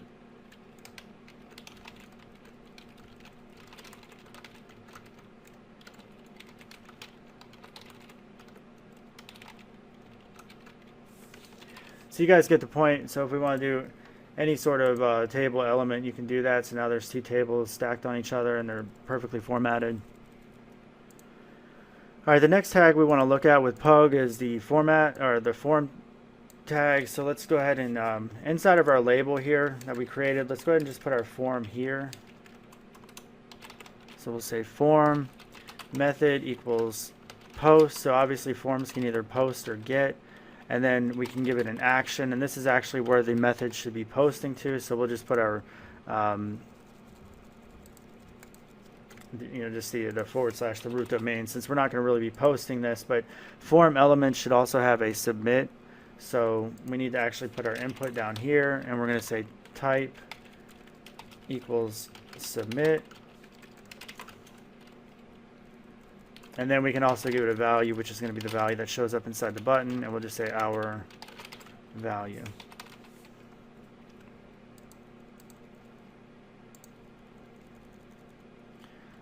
All right, so if we look at this input element, we can now see that we have it wrapped inside of a form, and we also have the input type submit, and that's why the button is here. If we submit it, it will try to submit the actual form to the URL that we specified, and this is all just standard HTML.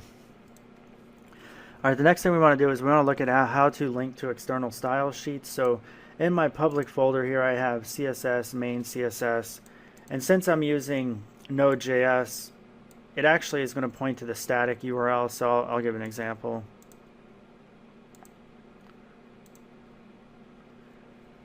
All right, so inside of our head, we want to do our actual link. So we're going to say link relation equals style sheet. Now keep in mind, this can be either single or double quotes. It really just depends on you. href is going to be the actual static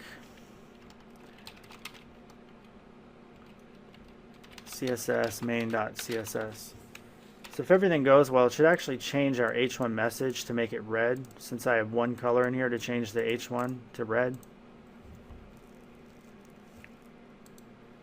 And if we refresh our page, you can see that Jade is now pointing to our static CSS file, and it's now changing our tag to red. All right, now in the same way that we referenced the CSS file, we can also do the same thing with a JavaScript file. Let me add a new directory here called JS for JavaScript, and then inside JS we're going to add a new main.js file. So this is just going to be an alert statement. Hello hipster code and pug, and this will just fire immediately. So if I go to the index.pug, and just like I did with link, I'm going to copy this entire thing, and I'm going to change this to script and remove the relation because that doesn't matter. But I do need to change this also to source. I probably didn't need to copy any of that, but anyway. And now we're just going to reference the, what do we call it? Main.js, right? So now when this loads, it's going to do an alert message. Hello, hipster code and pug. So that's how you reference external JavaScript pages using the Pug template engine. All right, the final thing I want to touch on within our Pug tutorial is a relatively common thing, which extends layouts, and that's a really important thing. So let's go ahead and in our view, we're going to create a new file, and we're going to call this layout.pug. All right, and in the index, we want to go ahead and just copy this entire thing. I'm going to Control X, and I'm going to paste it inside the layout. So we know the layout has all of this stuff. Now, I want to go ahead and just the form part, I want to get rid of the form part, and I want to say block content.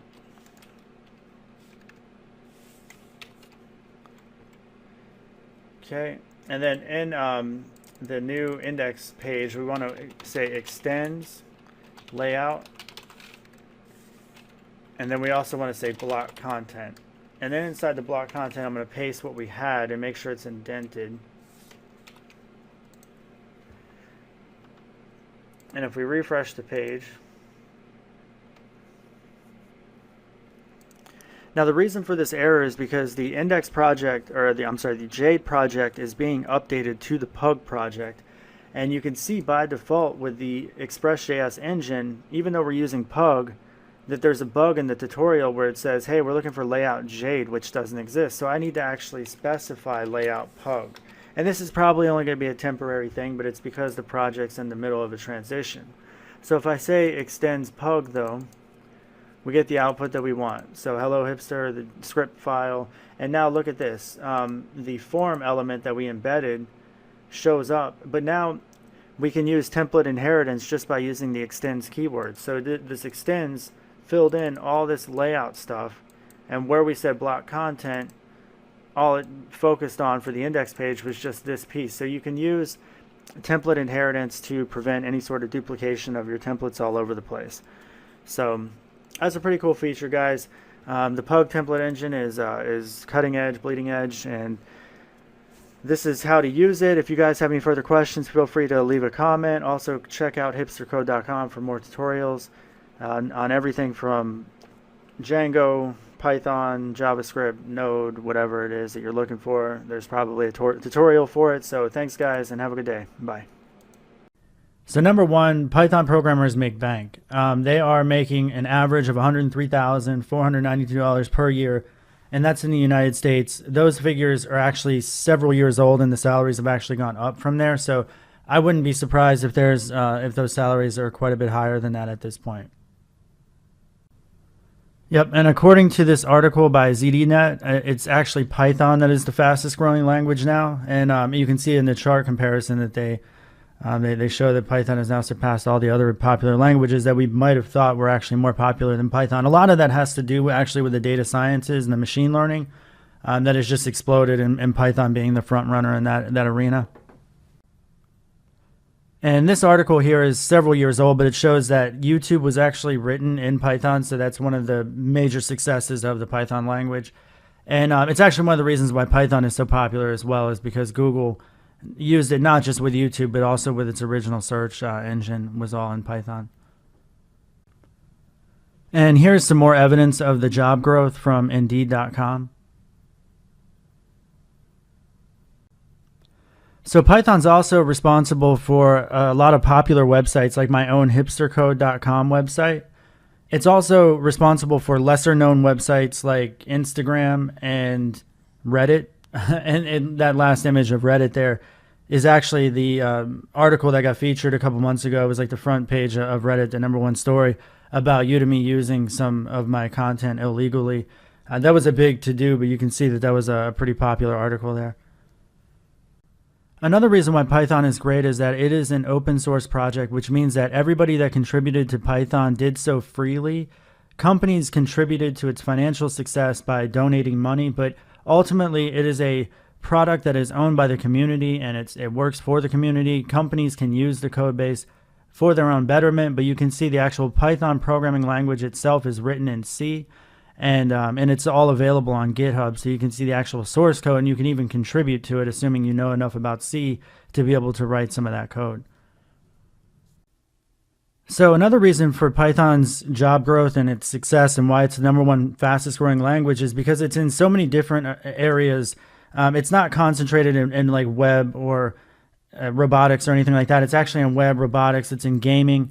You can see here that TensorFlow is actually a machine learning library that is created by Google. It was an open source project as well, and that is actually using Python. And the Google chart shows the trends of Python. It has showed gradual improvement since about 2004 or so. Hey guys, what's up? So in this video, this new tutorial series, we're going to be looking at the latest version of Python. And there's multiple reasons why you want to learn Python. It's actually the most taught language in universities around the United States. It's been growing a lot since 1990 when it was first created. And Google used it as its primary language for its stack back in the late 90s and early 2000s. They still use a lot of Python. YouTube was originally created in it. So there's still a lot of demand for Python. Right now where it's exploding the most is in data sciences and machine learning. It's considered to be an easier language than a lot of other languages out there. And there's a lot of math libraries for very complex calculations that you can easily tap into if you're trying to learn or do machine learning or anything like that. So Python has a lot of those libraries out there for data scientists. And typically a lot of those jobs do require PhDs or at least masters and or bachelor's degrees, because biologists and physicists and things like that, they would prefer to use Python over something more difficult, probably like C#. But Python is also used all across servers, so websites are using Python for their stack, like I mentioned, YouTube. Now, as far as full stack frameworks, Python has frameworks like Django, which Instagram, Pinterest was built on it. And then you have things like Flask, and Flask is now used by a lot of different companies for microservices, for just setting up a small API. Because these days, a lot of server-side technology is on the less and less, and we're trying to do more and more inside the browser. And that means JavaScript. You're writing a lot of JavaScript that runs inside the browser, but ultimately, where is that data coming from that hits the database and returns data and makes sure that the request and everything was legit? And that's all server-side code, and Python's a great server-side language for that type of thing. So you'll see that Python really shines in the web development world as well. So Python is considered to be an object-oriented language, although you can procedurally write it. The difference between that is that in object-oriented languages, there are languages like C# and Java that are fully object-oriented, so you cannot write them in a procedural way. Procedural meaning that programs are read top to bottom, left to right, so just like you'd read a book. And obviously you're going to call functions and other files and things like that, but ultimately that's how that execution is working. Now, with object-oriented languages, it's somewhat similar, but there is no everything from the main function of your application. There has to be some sort of class and object stamped from that class to build your application, where Python, you don't have to deal with that. So for a lot of beginners, that might seem confusing to them, but the bottom line is that Python is a very fast language to write, and because of the fact that you don't have to organize your programs, so you can write quick Python scripts that just do all kinds of stuff. For instance, so as an example, I'm a C# developer. I write C# code day in and day out. I could have spun up a C# project, like a console application, with a few clicks of a mouse button, but there's quite a bit of boilerplate code with any sort of .NET project. And what I was trying to do is I had a list of files in here that all these different file names are actually the ID of the YouTube video on my channel. So I have it all in here, and I'm like, what? I need those IDs for the file name.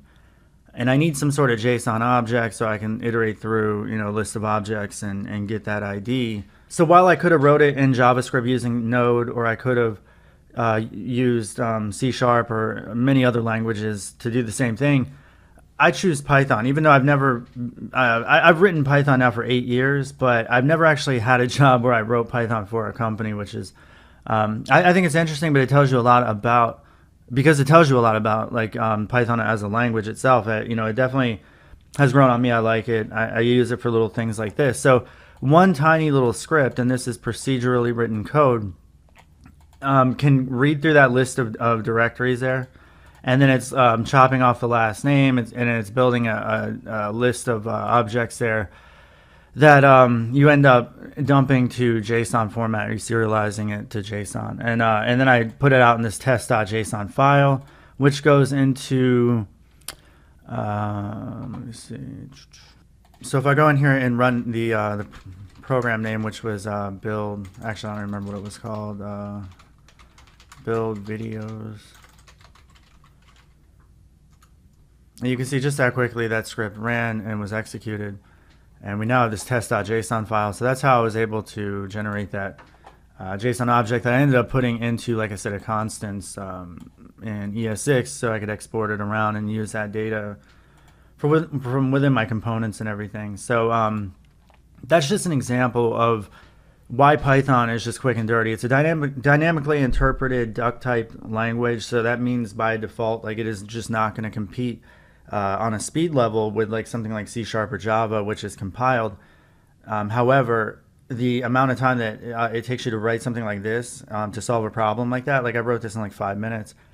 So I was able to solve that problem of building that object based on that folder structure. And that's just one particular thing that you could use Python for. There's so many different things, but the speed of being able to do that in Python just it outweighs any sort of performance hits that you might have using Python.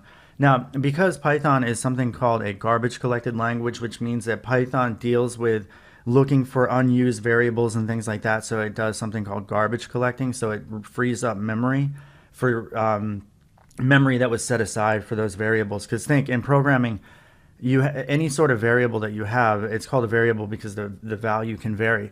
And typically, in most languages, you have types for those variables, right? So there's things called strings and numbers, and we're not going to get into all that because this is not a beginner level programming course. Hopefully you guys know about some of those basics, but the variable can obviously change, and if it can change, then it means that it does take up memory and consumption and things like that for the programming process that is running.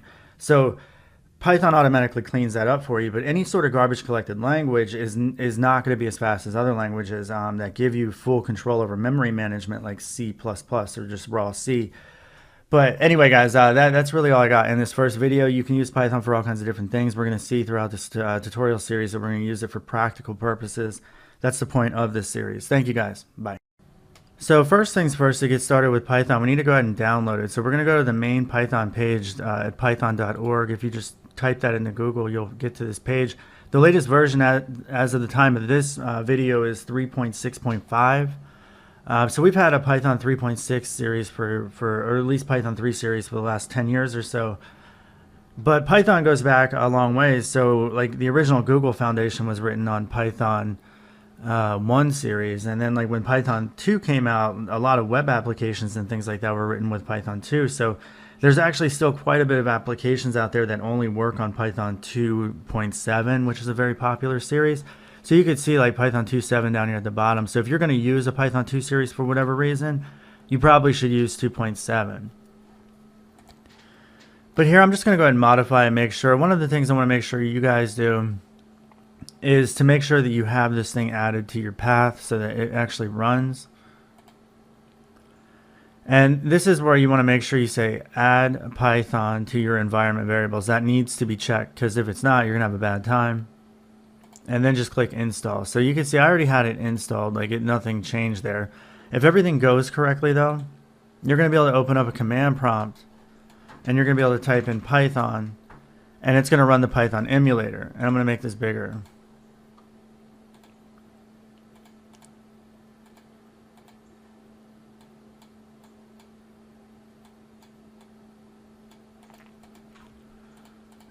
So inside of here, we can actually write our Python code.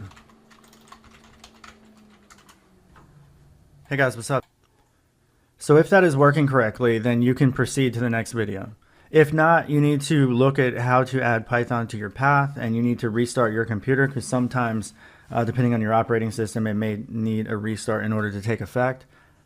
So try that if it's not working first before you try to troubleshoot beyond that. The next thing we need to do to get started with Python is download a text editor so that we can actually write our code into it and get helpful hinting and things like that to make our lives easier. Visual Studio Code is actually created by Microsoft. It's free to use, and it's cross-platform as well. So even if you're following along on a Linux or Mac environment, this still works. So we're going to use this Visual Studio editor. It's really popular these days. So go ahead and just download it, and we're going to run the executable. So now let's go ahead and run through the install. We're going to say yes, and we accept the terms, and we're just going to install it to the default location. And you can create the Visual Studio Code on the Select Start menu. That's always helpful. I'll even create a desktop icon. And yeah, let me see. So yeah, we want to make sure it's added to the path as well. That's important. And then go ahead and install it.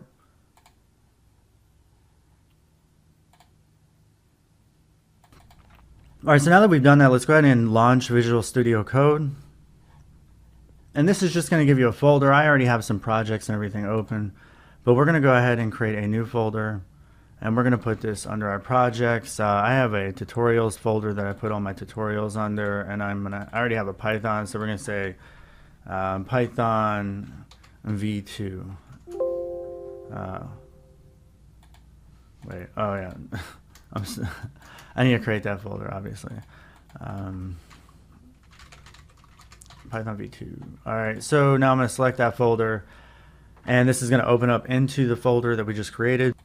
So let's create our first Python program. We're going to say new file, and we're going to call it hello.py.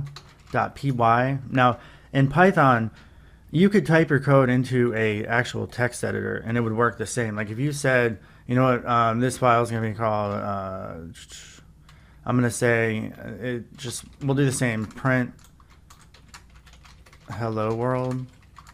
All right, and if I save this file, just using Notepad, and I go to, I'm going to go to my projects again, tutorials, Python v2, I'm just going to save it here. But if I said, you know what, change it to all files, and I say test.py, I can actually create a Python file. You can see I have the syntax highlighting and everything. Now, you might not have this coloring, and it may not even recognize it. So what we need to do is make sure you have the right extension installed. Click on this icon to your left that says extension, and in here we're going to say Python. Now, you're going to want to grab the biggest one that has 12 million downloads and 4.5 stars, and you're going to go ahead and install this thing. You can see I already have an install, but when you install it, it's just going to restart. So make sure you install this plugin. Another thing you might want to do, well, yeah, this is really all we're going to need for this tutorial series. You're going to see some squiggly lines and things like that. Those are not errors. That's called linting, and linting is actually an optional thing. We can disable it if we don't want. And that's probably what we're going to do in this tutorial series, because a lot of linting has to do with more advanced concepts and coding habits and things like that that you would learn along the way. But this is a beginner course, and we don't really want to get misguided or misdirected, you know, down like a side path that is just not necessary right now. So you can see in both cases I was able to create a Python file, one using Visual Studio, and we'll even say this is using Visual Studio. All right, and then then we have this test. So with two different files. Now, if we want to run our program, what I want to do is make sure I have the file that I want running selected. I'm going to click this little debugger icon, and then when I click play for the first time, you're going to have these configurations, and by default it's going to add a new configuration, but we can just select add configuration and click play. This is going to ask you what type of environment you want, and it should detect that you have the Python environment installed. It's going to look for Python on your path. So if Python can be found by Windows on your path, then this should work just fine. You're gonna select Python, and then here you can see that in a moment it's compiling, it's running, and things like that. And then you can see it does a lot of like basically just like warnings and like logging and just information that you might be interested in. You can actually disable that as well, but this is just running right here. And the debug console is probably the best thing to look at if you're just trying to get the output. But if you wanted to get feedback from what's going on behind the scenes, the terminal is the place to go. But look at the debug if you're just looking for any sort of console output and things like that. So you can see this is Visual Studio. If I go back to my file, I select the other one. I can run it just the same by clicking play. And obviously I'm going to select Python again, and then you can see that it says hello world. So it's pretty annoying to have to select your debug option every time you want to run the program, and that's really not what you want. So we want to make sure that we click this option and make sure the add configuration option, and then if you select Python, it's going to create this new directory with this VS Code with a launch.json file. And this is like where you can set it up to actually run Django projects, and it gives you starter code to how to get started with Django. So basically, when you're running from Visual Studio, you can pass in arguments and things like that to your Django application so that it does so it behaves in a certain way. So there's all kinds of different configuration options here. We're going to press Control S to save that config. Go back to our hello.py, and now if we have our debug option, we can go ahead and select one of these. You can just say Python current file. That's probably the easiest thing to do, but you have all these other options too if you're trying to run like a Flask or Django project. So let's go ahead and just press play. And now you can see it constantly is just like, we can just run play over and over again. You don't have to select it over and over and all that stuff. So that's pretty cool. So now with this cool Visual Studio Editor extension that we installed, Python is actually telling you about all these different little tiny things. It's like new line missing and stuff like that. So those are like tiny little things. But if you wanted to satisfy them, it's just telling you, hey, you need a new line right here, and then it's saying that you need a final new line, so like something like that, at least one. If I press Control S, some of these error messages start going away, at least that one. Even if I were to say, just if I click on this little green icon, it also gives you the information as to what the error message is. So there's multiple places you can go. So if we want to change the behavior of this so that we're not getting all these different like nitpicky messages back, I want to go to File, Preferences, Settings, and this is where I have a few settings. This is where the Python linter is enabled and things like that. So you can see I have a special Django plugin because like there's different linting rules that you want to follow for Django versus other things, and that's why that's in there. But you can just add different settings. I even have TypeScript settings and stuff like that. Make sure there's always commas after every new setting that you're adding. And one of the things I want to do, there's actually, so I already have a pylint args for this this Django one. So it's just a list of string values, and we're going to touch on those in just a moment. But I'm going to go ahead and add this other value and remove this duplicate title. So now we have, I'm only concerned with problems that would result in the error of the file not compiling or running. So that is a much better user setting, I think, for just people that are just getting started. So again, like the nitpicky stuff, you don't see the warning messages. But if you end up doing something like some sort of keyword that doesn't exist and press save, then you're going to see that the problem still exists. It's like undefined variable. We have no idea what that is. Like you're trying to call this as like a function, it has no idea what it is. But yeah, so that's what you want, and that's what we're going to do. All right, guys, thanks for watching. We'll be back in the next video. Alright guys, so this video series is by Practical Example, and I had a video series that I did on Python back in 2016 that was quite popular, but I started the series off with like giving some practical examples, and I think that was really the popular part of that series. But then I kind of went astray with just kind of focusing on syntax and showing all the different built-in types in Python, and I was showing like things that like weren't really, you know, practically used all that often, and like it just like kind of just doesn't really captivate the audience anymore. So that like I'm trying to like at least lead by some sort of programming example problem or whatever that we're trying to solve when we discuss the different types and things that you're going to do inside the Python language. So the first thing we want to do is focus on the string. This is actually a string value right here. So if we were to put this inside a variable, and we'll call this my variable. In Python, you're going to see commonly that local variables typically they're all underscore with this, they're separated by the underscore, they're all lowercase. A lot of Python code is written in that way. The linting is going to give you hints as well as far as how to write properly. So if you want to go ahead and disable and put it back to its original setting, you can do that. But by convention, we're going to just name our variables in this way, all lowercase, all words separated with an underscore. And we could say this is a string.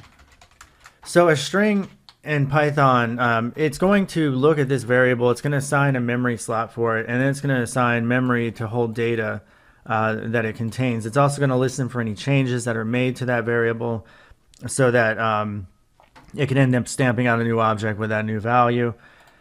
And if we wanted to actually use the variable instead of this hard-coded string right in there, we could do that, and we could say my variable, and we're going to print that to the screen.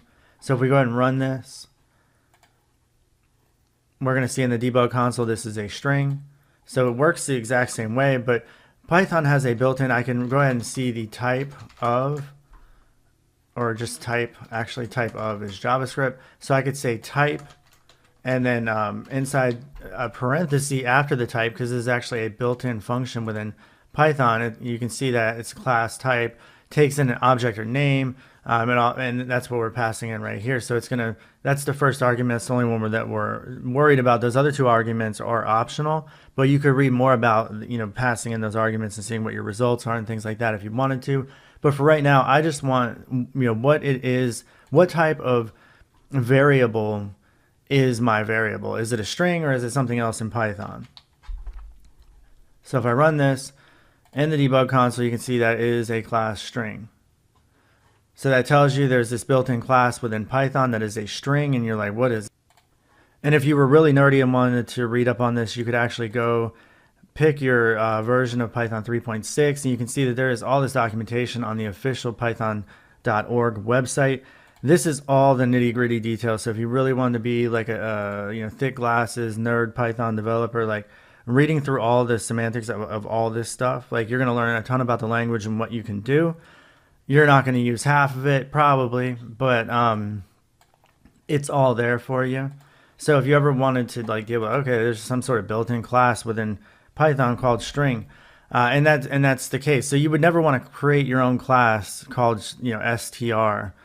Because Python has these built-in classes already. So those are like the most important concepts around some of these features, and like even the lesser known features that you might not deal with, like range operators and things like that, which you do kind of deal with those a lot. But just as an example, say you didn't, then you would still want to be aware of those edge cases, so you're not like overwriting some of the core language of the Python runtime or whatever. So anyway, linting also will help you with that as well, maybe even the compiler.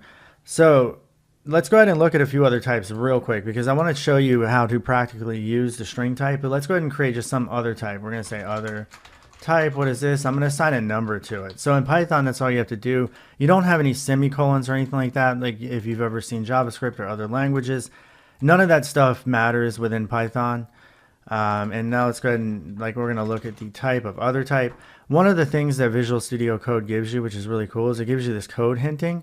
So like anytime it pops up like that, you can use just the tab key, and it's going to pre-fill what it is that it thinks you want to type. And that's like 9 times out of 10, that's usually what you want to type. So having a text editor like this is really cool. Now in the debug console, you can see that's a class of int. So we have this integer type. Let's see, another type equals, like, what if I said 1.4? What is this? You can double click and to select the whole thing, tab again, press play, and you can see that we have this now floating type. All right, so there's all these different types within Python. We're not going to discuss all of them, but the fact that the thing I really want to explain is that like we have, we'll just say 1 int equals 1, 2 int equals 2. And I'm going to get rid of these real quick. And what if I wanted to say 1 int plus 2 int, and then just print that out, press play. You can see that we're still getting a type of int. So we can actually add 2 variables together and we can still get their type of. Let's go ahead and get their value by removing that type statement and the parentheses, and make sure you do that. Another thing too is that if you highlight over the start debugging option, I thought it was going to give you a hint, but you could press F5 if you wanted to, and it's going to start the debugger automatically. So you get the value of 3. Now what happens if you try to do something that's not mathematically possible, and that's try to take, let's just say this is not possible. So we're trying to take a string and we're going to add it to an int. So we have 2 different types within Python, and we go ahead and press play. You can see that we get this error, and it says unsupported operator. You cannot add an int and a string. That's not mathematically possible. It doesn't make sense. This isn't a mathematical value. It doesn't represent anything, and you're trying to combine the two as if they do. So Python's going to freak out on you whenever you try to deal with two different types like that. The interesting thing about JavaScript is we could do the same thing. 1 int equals 1, and then 2 int equals, this is not possible. And then we could say, just go ahead and add 1 int plus 2 int. And you could see it adds two different types. It doesn't complain. That's because JavaScript is a weakly type language. Python is a strongly typed language. A lot of people think Python is like some sort of weakly typed language like Perl or PHP or JavaScript, but it's not. It is strongly typed. It enforces those types and makes sure that if you want to do that, you have to explicitly try to do that. So like in this case, I'm going to say, you know what, 2int, I'm going to force you to be an int. So I could say int, and this is called typecasting. What we're doing is we're taking the type of string and we're casting it to a different type of int. And we're going to try to force Python to behave in that way. But now you're going to see that we're going to get this invalid literal for int with base 10. Basically, Python in its built-in int type is expecting actual numbers that the computer understands. It's getting string values that it doesn't understand as numbers. So this is simply not going to work ever. Python is going to prevent that type of bullshit from ever occurring. Whereas, these weakly type languages like Python, or not Python, but PHP, JavaScript, and Perl and things like that, they will just let you do it. They won't complain about it. That is one of the main reasons why companies do not use a language like that. Most of the time, you're never going to want to do some crazy stuff like that. But in this case, you're forcing Python to try to do it, and it still doesn't understand it. So like those other languages shouldn't understand it either, but it just tries to figure it out, and it auto-magically figures it out for you. And if you've ever heard of the term magic with a framework and things like that, that's what they're talking about, like magic that goes on behind the scenes. Ultimately, there's some sort of decision by a developer who was developing JavaScript or Perl or whatever to say, you know what, we have these type collisions, don't even care, force one or another into it. You know what I mean? Like, so they know that like in JavaScript, you can't obviously force a string into an actual number, so it's going to go the opposite way, and it's going to force a number into a string. So, but it's just weird behavior. So anyway, let's go ahead and talk about a practical thing that we can do with a Python string. We're going to actually write a simple HTML page, and we're going to say the thing's going to have everything that an HTML page needs. There's going to be a title in here. Test page, and we're going to close off the title. So just try to follow along with what I'm typing here. It's all just regular HTML, so hopefully it's familiar to you. And then we'll just say hello world. Let's close off our body tag and close off our HTML tag, and now we can go ahead and close that off. And we're going to go ahead and instead of printing to the screen, I mean, we're not going to do that. We're actually going to create an out file. So we're going to say my out file equals, and we're going to say open, look for a file that is called test and the current directory. And if it doesn't exist, go ahead and open it. We're going to make sure that the test is and we're going to call this index actually. We're going to call it index.html. So it's an index.html file extension. This dot says go back to our root directory or the current directory that this file is sitting in. / and it's going to create this index file. This W says write to it and open it, like create it if it does not exist. Now sometimes you're still going to get these error messages where like the linter is stuck, so you're going to want to just press Control S so that the linter will go away from its error messaging. So what you can see is if we go ahead and we try to run this program, and we go to our directory, you can see that I created the index.html file, but there's nothing in there. But that's pretty cool that Python actually created an actual HTML file. If I go to where my directory is located, I can go ahead and double click on that file, and you can see that it's actually opening up this page into a web browser, so that's pretty cool.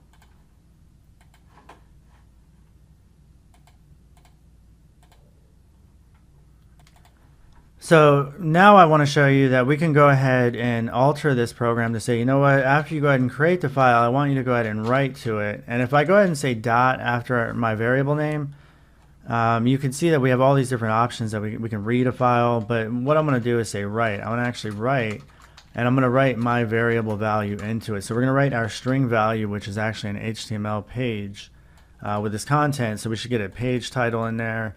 And also a hello world tag and everything like that. So if we go ahead and we run this, then we can do that. Go back to our files, double click the page. You can now see that our index actually has the values, so that's pretty cool. We can also reveal in the Explorer and then double click on it, and you can see that we have an actual HTML web page, which is pretty cool.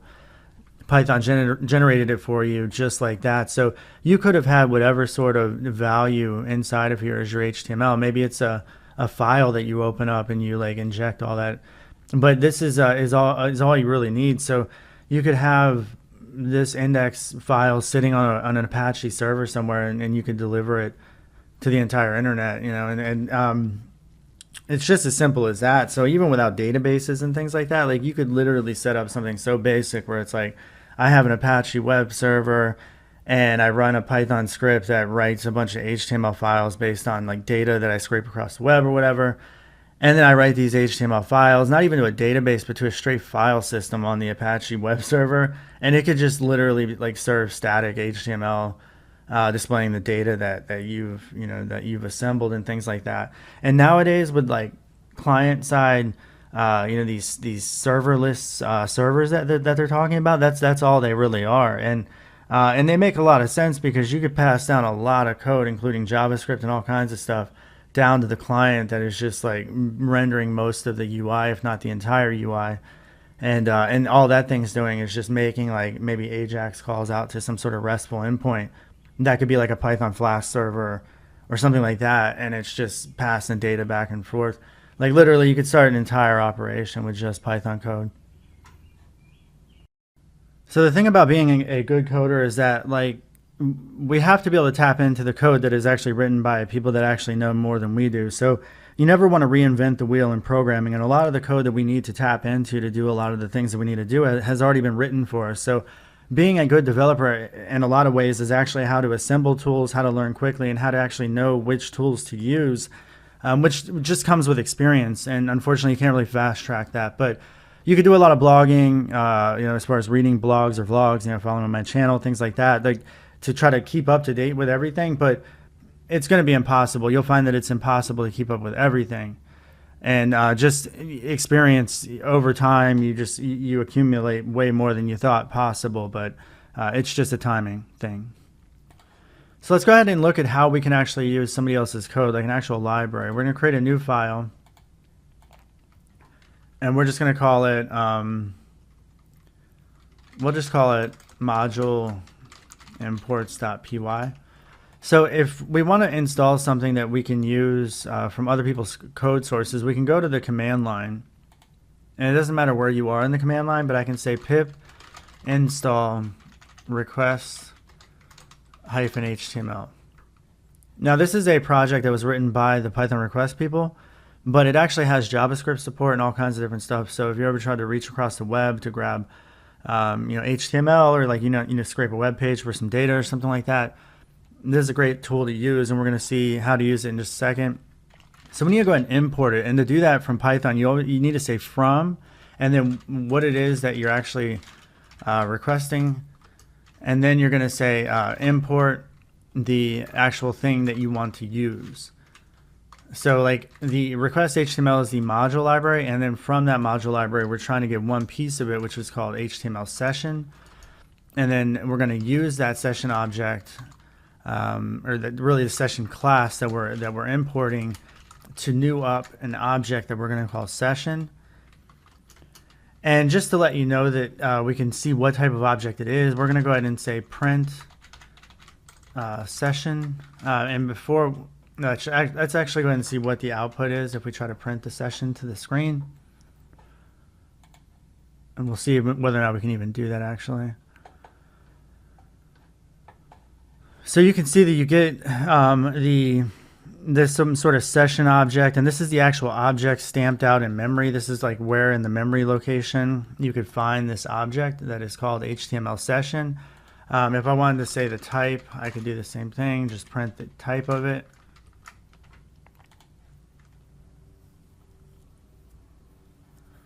And you can see that it is a class. It tells you it's some sort of class called request HTML.html session. So again, you're importing just a class on this HTML module. You're newing up an object from that class. And this is all object-oriented programming in Python.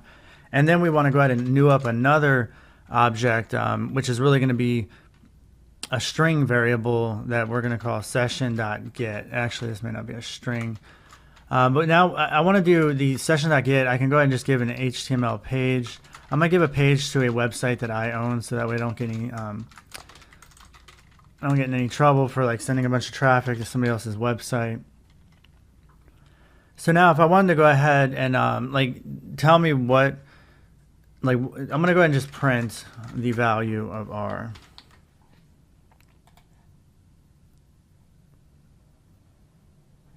So you can get this response 200. So in HTML or HTTP, actually, which is Hypertext Transfer Protocol, the responses that you get back, like 200 is a good response, 404 is page not found. A lot of people are familiar with that, but this is what you're going to get back by default. So you could actually say if R, if you're checking for a response of 200, but let's go ahead and just print something else out.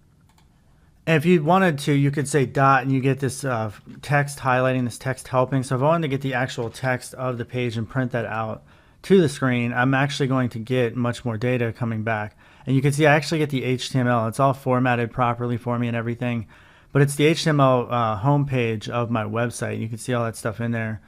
It's a really ugly website at the moment, but it's just, it's always under active development. I don't really do anything with it anymore. But that's the story behind that. But if I wanted to say, you know what, I'm not interested in all that text. I just want all the links on the page, because I'm going to go ahead and I want to see how many links there are. And I'm going to like maybe scrape all the links and start following those links, you know, because like we could do all kinds of crazy stuff. So here's our output. So you can see it doesn't find any links on the page, but that's because we didn't reference it right. The thing we need to do is we need to say, you know what, instead of all that text, which is HTML, I want to say, you know what, get me the HTML and then get me the links. This is going to use a built-in library. I believe this is using Beautiful Soup. I'm not 100% sure, but I think it's using Beautiful Soup. But now when I run this, because I said HTML, it's going to parse through all the HTML looking for any sort of links that it can find. Now, most likely because it's using Beautiful Soup, that's why it's really slow. But now if we look at the debug console, you can see the only thing that we're getting is we're getting anything on the page that are links. So you can see that we have these full spelled out links, and then we have these relative links.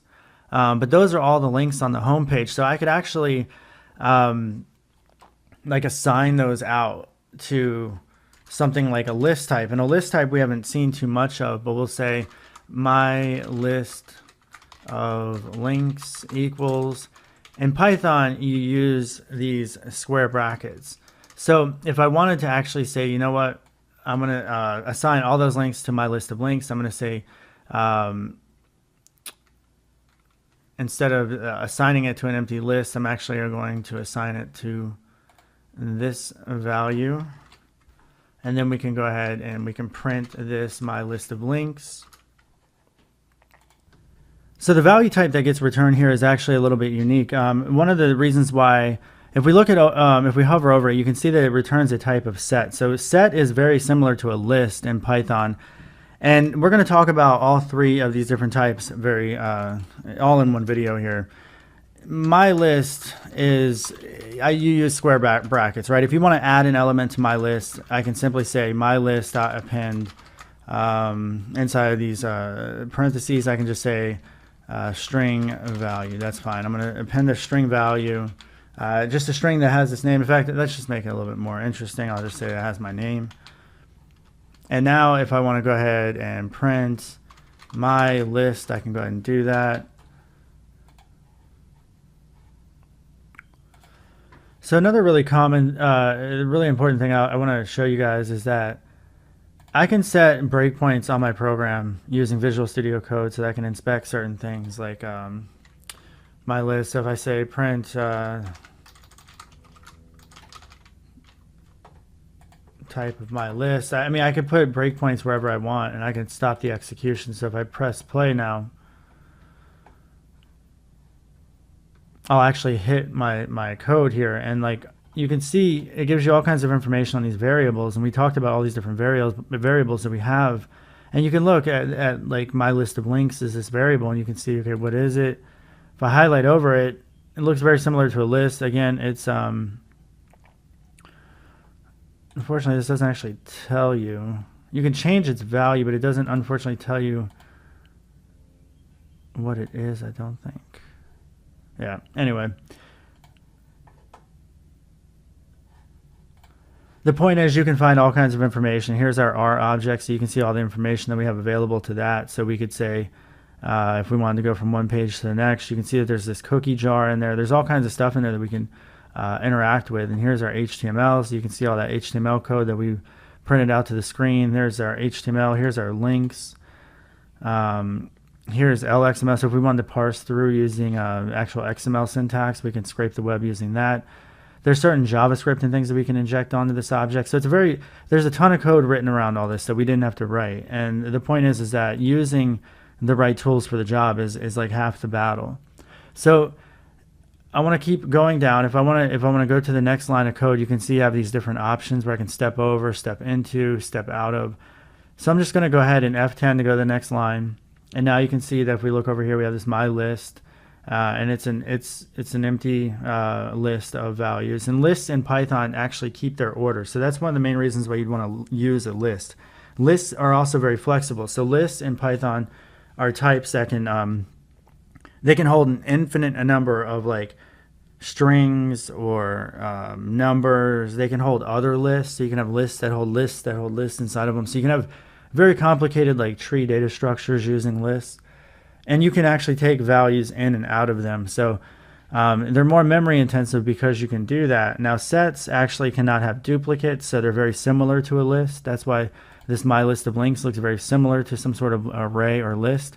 But if there were duplicates in here, it would not allow them to go in. So that's the big difference. So if you don't care about duplicates. Another thing is too, this is just automatically ordered, so it's just ordered based on whatever sort of internal settings are within Python. So you can't order this in any sort of way. So if order matters, you cannot use a set. Another thing that I want to talk about with lists is that you can also have something called my tuple in Python, and you see these sometimes too, and this is also very similar to a list, but these values can never be changed. So the big difference is that once you declare a tuple, it's basically read-only, it's a constant, the values cannot be retrieved, they cannot be pulled out of or like anything like that. Once they're set, they're set. So like 1, 2, 3, and I'm gonna go and just break this here. And now I can even dynamically add the code, which is even crazier. But the program will freak out at that point, so you have to rerun it. So let's go ahead and do that. So now if we look over here, we can see that my tuple is very similar, as these two values, or I'm sorry, 3 values, and also looks very similar to something like a list, which looks like that. And then you also have a set. Now again, sets can't have duplicates, lists can. Tuples are much more memory efficient, just because if the values are never going to change, then the tuple is immutable. Immutable means that it cannot be mutated after you've created it. And if you want to type Visual Studio, you can see things like my tuple dot. You can see that there is no there's nothing in here that indicates that you can do anything to change the structure of it, like add a new value or anything like that. You can get the count if you wanted to, so you're probably asking which one should you use, and for the most part, until you really know what you're doing, you probably just want to go ahead and use lists for any sort of data structure where you're trying to have a bunch of values. So I could actually assign this this list to so my list is a list type. So I could actually say my list now equals my list of links, which is a type of set, but I can actually force it to be a list by saying, you know what, make yourself a list. And then I can get the values from the set, and then I have my list is now a list of links, plus now Chris is going to be inside of it because we've appended a value to my list. So let's look at my list, and you can see once again, this is now a list type. And we can actually say, if we hover over it, let's see.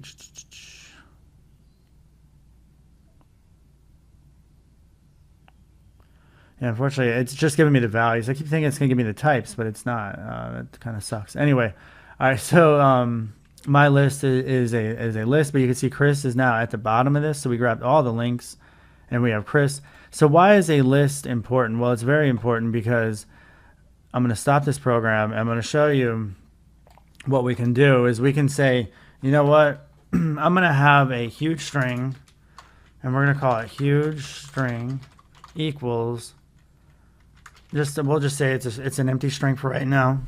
Sorry, my cold's killing me, sorry. So now I have this huge string, and what I want to do is I want to iterate over the list of values that we have in my list. So I'm going to say for item in my list, and then make sure I have a colon, and then this is going to automatically indent to the proper indentation that Python expects.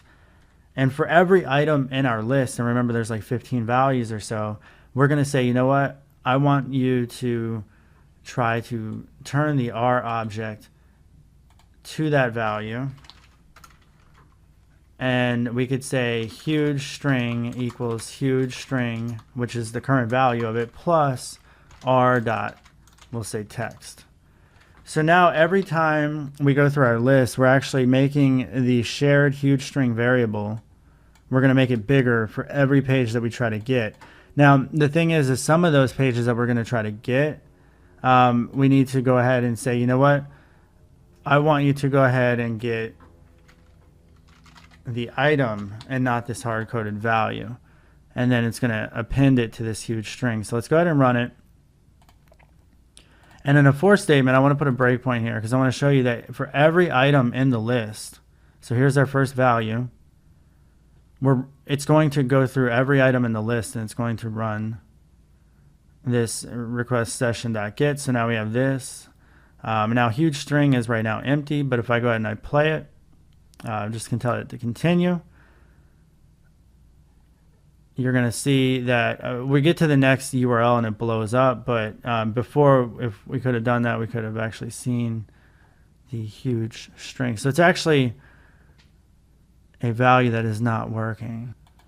So I want to show you the error message that is actually going on down here. It actually tells you that the built-in library is actually saying it doesn't have like an HTTP or HTTPS or something like that, and that's what it calls the no schema supplied. So it tells you, like, you gave this relative path, but we have no idea what the relative path is. So now our program gets a little bit more complicated. So in the next video, I'm going to show you about logical operators that we need to start looking into. Hey guys, welcome back. So in this video, what we want to look at is how do we get past this error message, because we can't go through our list of links there because some of them are relative. And what I mean by that is if we looked at those values, some are just /, which means relative to the hipster code domain. And other ones were fully spelled out URLs that Python requests could make sense of just fine, that had its proper schema, which means it included an HTTP in there. So that's what it's really looking for. So what we want to do is we want to look at a few things here. Number one, we're going to look at commenting out code. So I don't want this code to run, so I just want to highlight the code portion. And if I press Control /, it's going to automatically inject and turn these things green. Python comments actually start with this #. So anything after that's going to be ignored by the compiler. So you could put whatever sort of comments to give yourself whatever sort of notes on your code that you want. For right now, I'm just commenting out because I don't want it to run. And now we're going to look at the logical operator that says, you know what? We want to look at the if operator. So what we could easily do in our list, we could just say, you know what, if, we're going to say if HTTP in item, which is the value in the list. And we saw once again that we go through every list item in there, and we're looking for the value of HTTP and whether or not it exists. And if it does, we're going to say, print the item to the screen. So now every time this runs, I want to put a breakpoint on this print screen so we can see every time that there's a match that it works. Now this part, don't worry about the linting rules. You can see that it's just bullcrap linting stuff. But anyway, we're going to press Control Save, and this thing should still run just fine. And again, a lot of those linting errors go away when you actually press Save.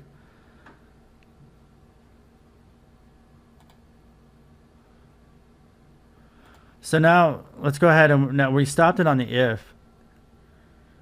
So we're like, does login? And let's see where we are in my list. So we're at login. So we're at the first value, right, which is login. So we know login has no HTTP in there.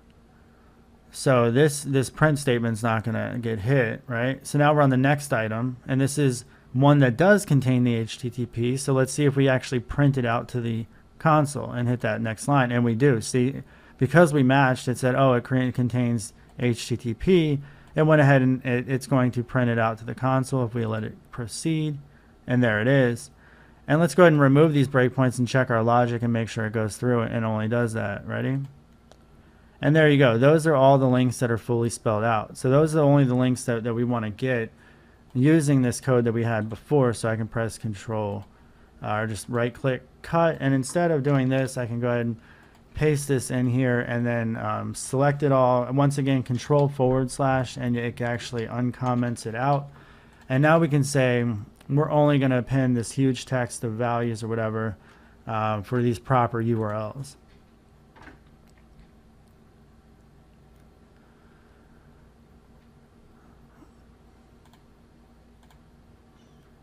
And you know what, I want to go ahead and print at the outside of all of our for statements. I'm going to go ahead and print the value of our huge string.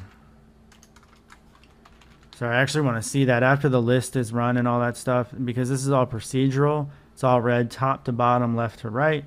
Eventually this is going to be hit when it's all done, and I want to see what that value is, because we're not doing anything with it. So as soon as we hit this code right here, the the values are gone because we've killed the program.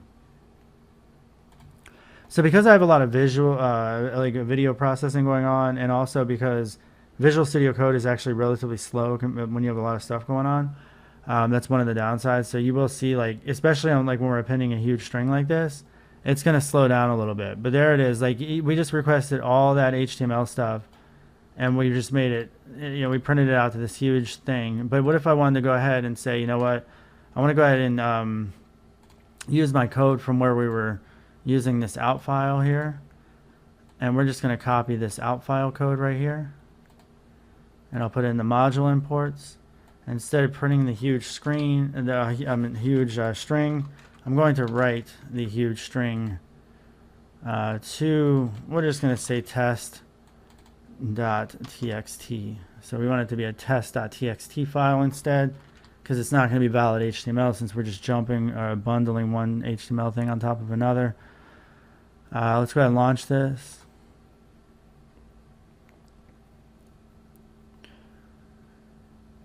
So our program launches, and because there's less going on, hopefully, there's definitely the video processing still going on, but since we're not generating such a large string and trying to keep it in memory inside the Visual Studio Editor, it might be a little bit faster. So when we go ahead and try to execute our code, what we're going to get is this character encoding error. And what it is it's run into this new thing that does not, it's like a Unicode error that Python cannot write, that basically so we need to encode it to UTF-8 to at least force it to work. And this part is where we have to do a little bit of crazy string casting. We have to say, you know what, I'm going to cast to a string the value that gets returned from huge string dot encode, and then I say, you know what, I want to encode it to proper UTF-8, and then I need another parenthesis. So there's a lot going on here, but basically what we're saying is that this is going to return bytes of data, and we need to convert it to a string, so that, because write only works with an actual value of a string that gets passed in, so it won't work with anything else. So you can't just simply say huge string.encode and think that that's going to work. This is where we have to get crazy into our little typecasting. But by doing that, if we go ahead and we run the program, we're forcing Python to go ahead and encode anything it doesn't understand the UTF-8, and it's going to ignore the errors. And then When it does that, you can see that there's no complaints. If we go over to our file, we now have this test.txt, and we're able to effectively take the values of 5 or 6 different web pages, and we combined it all into one text file, and it took about a second. So it reached across the web. The value is all dynamic. Every time you run the program, you're going to get different values, obviously, depending on whatever's going on the websites that you're requesting data from. So there's all kinds of stuff, like I said, you could do to just even build. Just even in this tutorial series right here, it showed you that you can actually reach across the web. You can grab data. You can write to files. You can even take those files and make your own HTML files with it. And then from there, you can throw those files on a web server somewhere, and you can have a website. And all by doing so without any database. Not saying that's your best architecture. Not saying you're going to start Facebook that way, but simply put, like a lot of small one-man operations and things like that could have pretty dynamic and interesting looking websites, especially portfolio websites and such, that are just running on some sort of just Apache server serving up raw HTML that was generated by Python or some other tool.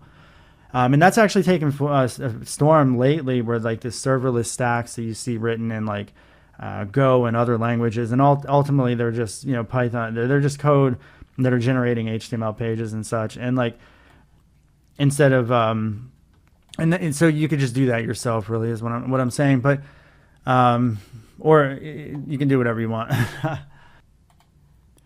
So what if we were like, you know what, this huge string isn't very usable. You can't obviously combine all those HTML files together. What if I said, you know what, I want to create separate HTML files for every one of them? Well, you could easily do that, and you would actually do that inside of your if statement, where you'd actually say, instead of huge string r.text, what I can do is I can say, I'm going to paste this in here. I'm going to say, open this file. But what I want to do is have this file name be dynamic, because the problem is that every time you get this match, it's going to overwrite this file. So you need to have a dynamic file name every time that occurs. So there's a built-in way that we can do this in Python, where we can get the index passed in. So we could say, item and index, and we're going to say and we're going to use a built-in enumerate function. And enumerate, we just have to enumerate the list. But by doing so, we can keep track of this index value. And now I can say, you know what, test, and I'm going to say plus index plus. Now I'm closing it off. So this is how we're doing something called string concatenation, or concatenation, which is where we're taking 2 strings. We're actually getting 3. We're taking 1 string, 2 strings, 3 strings, and we're combining it into 1 string. So that's what we're doing there. Now we're also going to outfile write, and now we're going to have the ability to have this, test 1, test 2, test 3, or whatever index number this value shows up in. So let's go ahead and do that. And now instead of huge string, we actually need to say that we're going to be looking at the r.text, and we want to encode that as well. So now by doing that, let's go ahead and run this.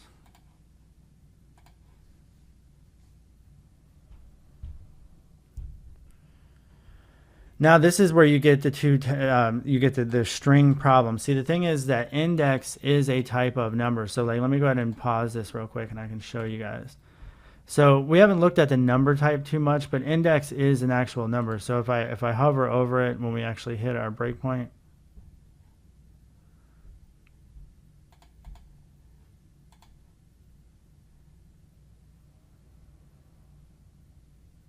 all right. So now if I look at the oh, that's interesting. So we have this actually backwards. So the thing is the index and then the value. So sorry, I totally jacked that up. So anyway, I'm not perfect. This is your index, and then this is going to be your new item. So that makes sense. Now, however, there's still a problem. Index is a number. So in number, you're trying to add a number to a string, and Python might not like that. So you're going to want to cast that directly to a string.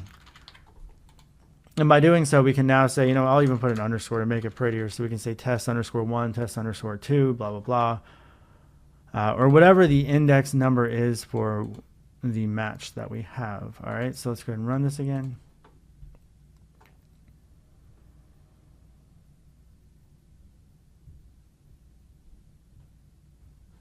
All right, so now we get no error messages. And once again, you have where those values showed up. So now we have test 1, test 2, all this stuff. So now it's like, well, maybe I don't want that. Maybe I want the actual straight HTML page. Can I get that? well, you can. We can do that. So let's go ahead and go back over here, and we're going to say, instead of writing a text file, I want you to write an HTML file. Instead of encoding and all this other stuff, let's go ahead and just simply write the r.html. And let's see if we can get encoding errors from what is being returned from that HTML function that's attached to the built-in HTML request object that we were working on. So now it's like HTML dot two. So I guess I can't get it. So I have to just get the raw text. Let's see if the raw text. Yeah. So that kind of sucks. Okay. So we're gonna have the character encoding problem on all this crap. All right. Whatever.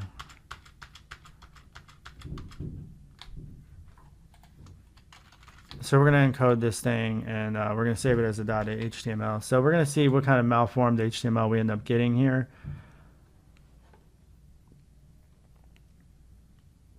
So if you look at the output of the files, if we double click on those, you can see that we are getting these different test files and stuff. Like if we go to test 0, that is that Twitter link that we found. Now we obviously have, like, we're missing style sheets and stuff because you can't request on a local file all the files and everything that Twitter needs in order for this thing to work. But there you have it. So that's how you could dynamically go through some lists, sets, or tuples to just go through values and request one thing after another. We looked at logical operators that basically said if something is, if some string exists inside of a string, do this. If not, just, don't do anything. So we've looked at those logical operators, and that's actually really what programming is all about. We also saw in this that we had some character encoding issues, and because we're using this library, not HTML parser, I actually tried to use that real quick, but because we're using this HTML session object, which is a part of its own library, there are certain things that this code is doing that if you wanted to F12, you could actually go into it. You could press F12 and it'll take you right into the code, and you can see that there's quite a bit of code here, but it's doing quite a bit of stuff, and you'd have to spend a lot of time reading through the source code of this project, but there's certain things that it does, like looks at the character encoding that's declared inside of the HTML page, and if none exist, it's going to try to do the default ISO format, and a lot of pages are in UTF-8. So anyway, you're going to end up having the page blow up on the encoding, especially when you try to write it out as just a regular string. So you have to have it properly encoded to a string that that write command understands with Python. So Python's always been a little bit of a challenge with character encoding and UTF-8 and things like that, but we did see how we could force it to be UTF-8 encoded. So that is how you kind of get around that. But you really need to research, okay, why is request using this default? What should it be? Things like that. So you have to add more logic to your program itself to look at the content headers and everything. But because this is a beginner course, we're not going to get into all this, complex Python code. This is stuff that might take you years, if not, 5 years, to actually truly understand how to read something like this and truly grasp, how to extend it and make it better and things like that. Hey guys, welcome back. So in this video, what we want to look at is our code logical operators that we had before. There's a lot more complication that you can do with this this if statement inside of Python. I'm going to clean up all these test files here. I don't actually want them cluttering up my workspace. So I'm going to remove those to the recycle bin. I'll get rid of this big text file as well. These are all from the previous videos. We're going to create a new file that we're just going to call if elif.py. Now, a lot of times, you're going to have quite a bit of complication when it comes to okay, for instance, if you wanted to build a program that asks a bunch of questions and stuff like that, then yeah, we could easily do that. So let's go ahead and look at how to build an actual program that's going to take in some values. So it'll say, let's go ahead and say, to keep our program running, all we have to do is we could just say while true, and this has to be capitalized. That just keeps the program running literally indefinitely until you run out of power or the end of the world occurs or your computer dies. But it'll go forever. And we can go ahead and create this question object that we're going to say, the value equals, we're going to say raw input, and then we just ask the question. We're going to say what is your favorite language? All right, so now that we've asked that, we can assign that to the question, and then we're just going to say while true. Let me show you how we can crash the program. We're going to say print the question. Now, this is just going to continue to be like an infinite loop, like I said. So let's go ahead and do that real quick. So my days with Python go way back to Python 2.0, but if you're following in Python 2, then you are going to use raw input. But nowadays, it's just input for Python 3. So if I say, I'm going to ask, what is their favorite language? And I go ahead and run this thing. So let's go ahead and add some logical operators to this statement here. So instead of just printing the question, having the thing go over and over again, we can actually say, you know what? If question equals Python, then we could say print you are awesome. All right, so we're going to do that. And then also I want to import a library that we can use a lot in Python, which is called import sys.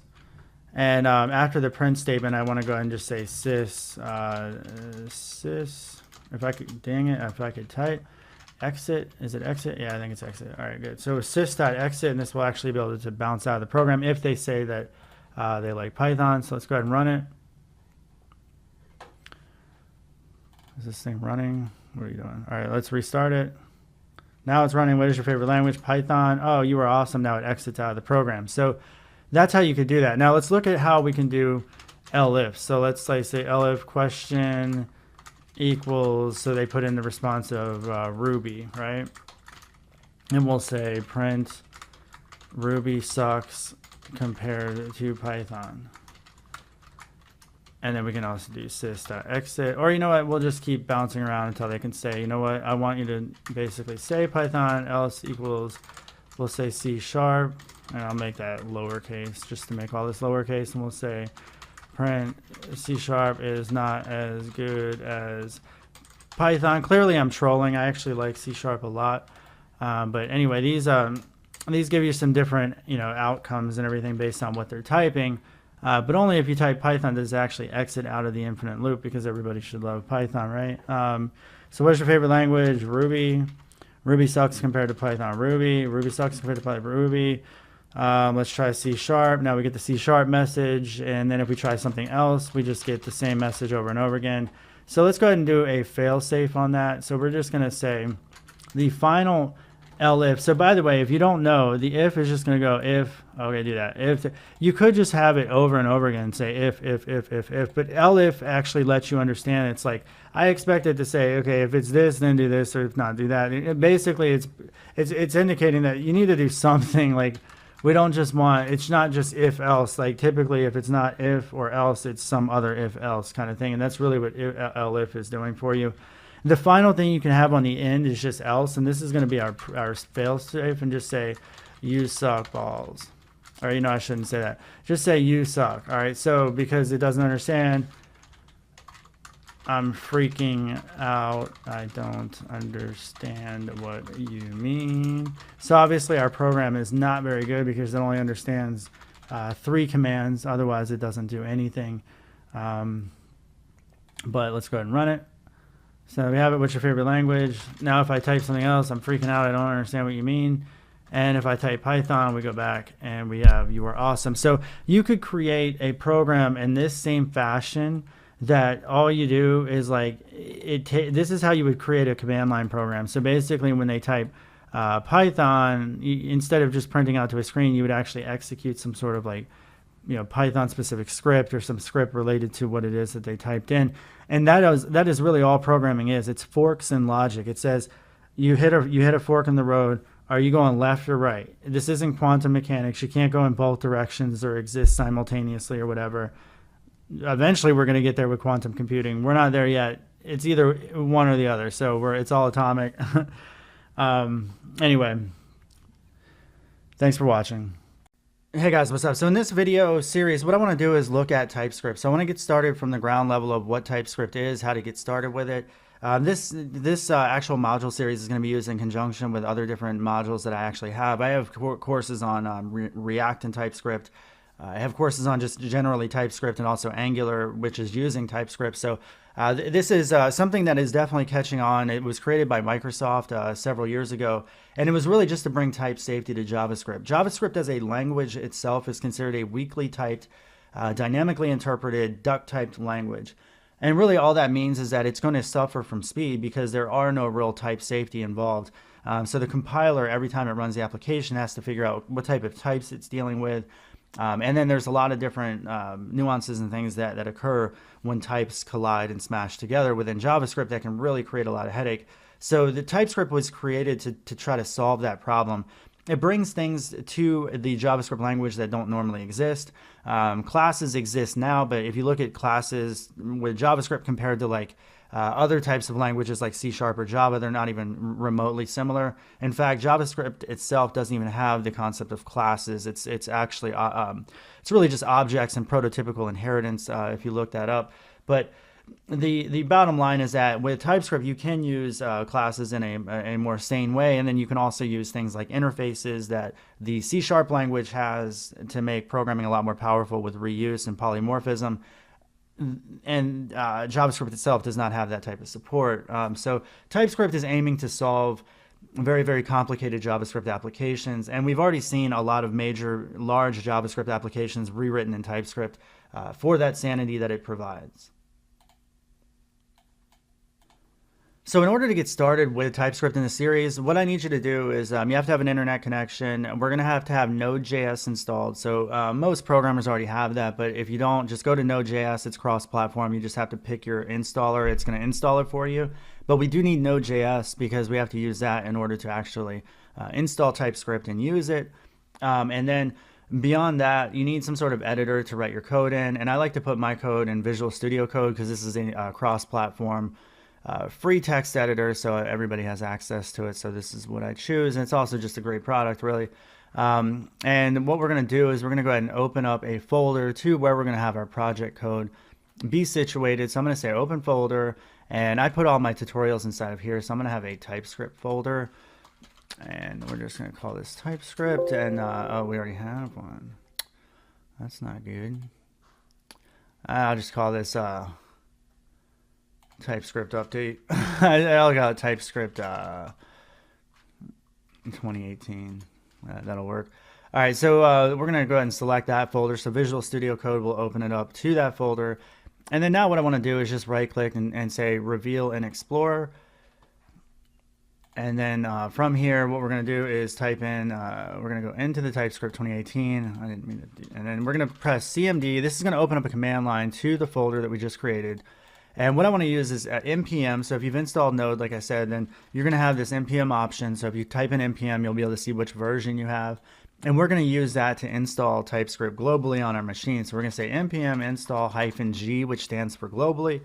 And that means just that it doesn't get installed locally in like your local Node modules folder. Inside of here, it's actually going to go in your main Node installation directory where the Node modules exist. And then here we just need to say we want to install TypeScript. All right, so this will reach across the web, and it's going to pull down the latest version of TypeScript, and it's going to update it, install it. I have version 3.2.1, which is the latest version as of the time of this video.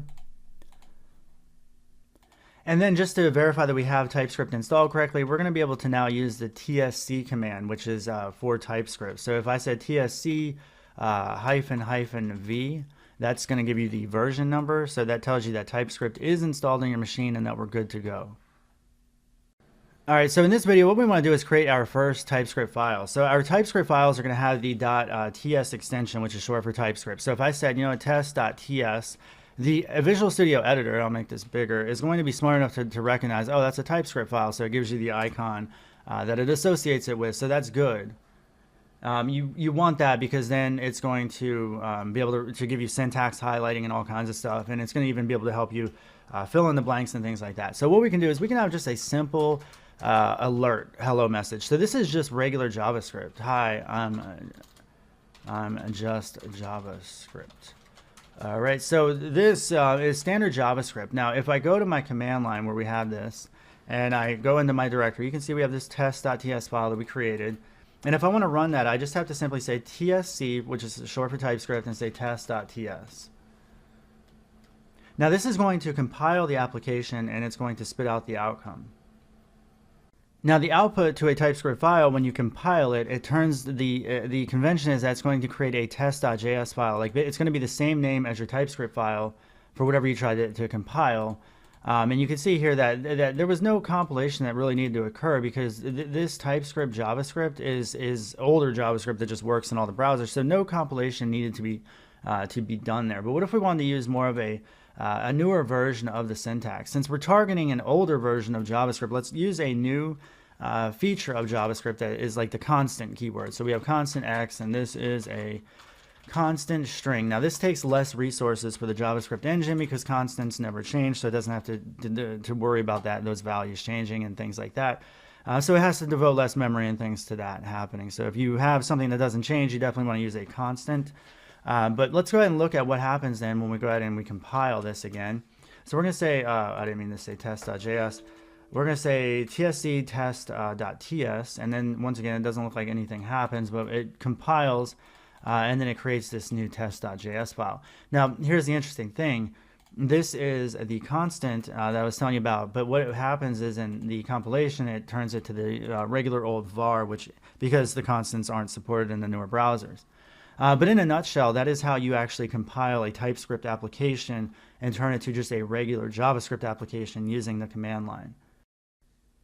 Hey guys, what's up? Welcome back. So in this file, or this video, what we're doing is looking at the TS configuration file. The TS configuration file is very important for TypeScript because TypeScript, you can have multiple different ways that the application is compiled. You can target newer browsers, you can target older browsers. And when I say older browsers, I mean really old browsers, or you can target just ones that are a couple of years old. But TypeScript gives you that ability through the TS configuration file. So let's go ahead and create that now. We're going to say new file, all one word, tsconfig.json, which is a JSON file. And if you put this in brackets, since it's a JSON object, as soon as I do a double quote, you're going to see all the different things that I have on here. And I have this compiler options.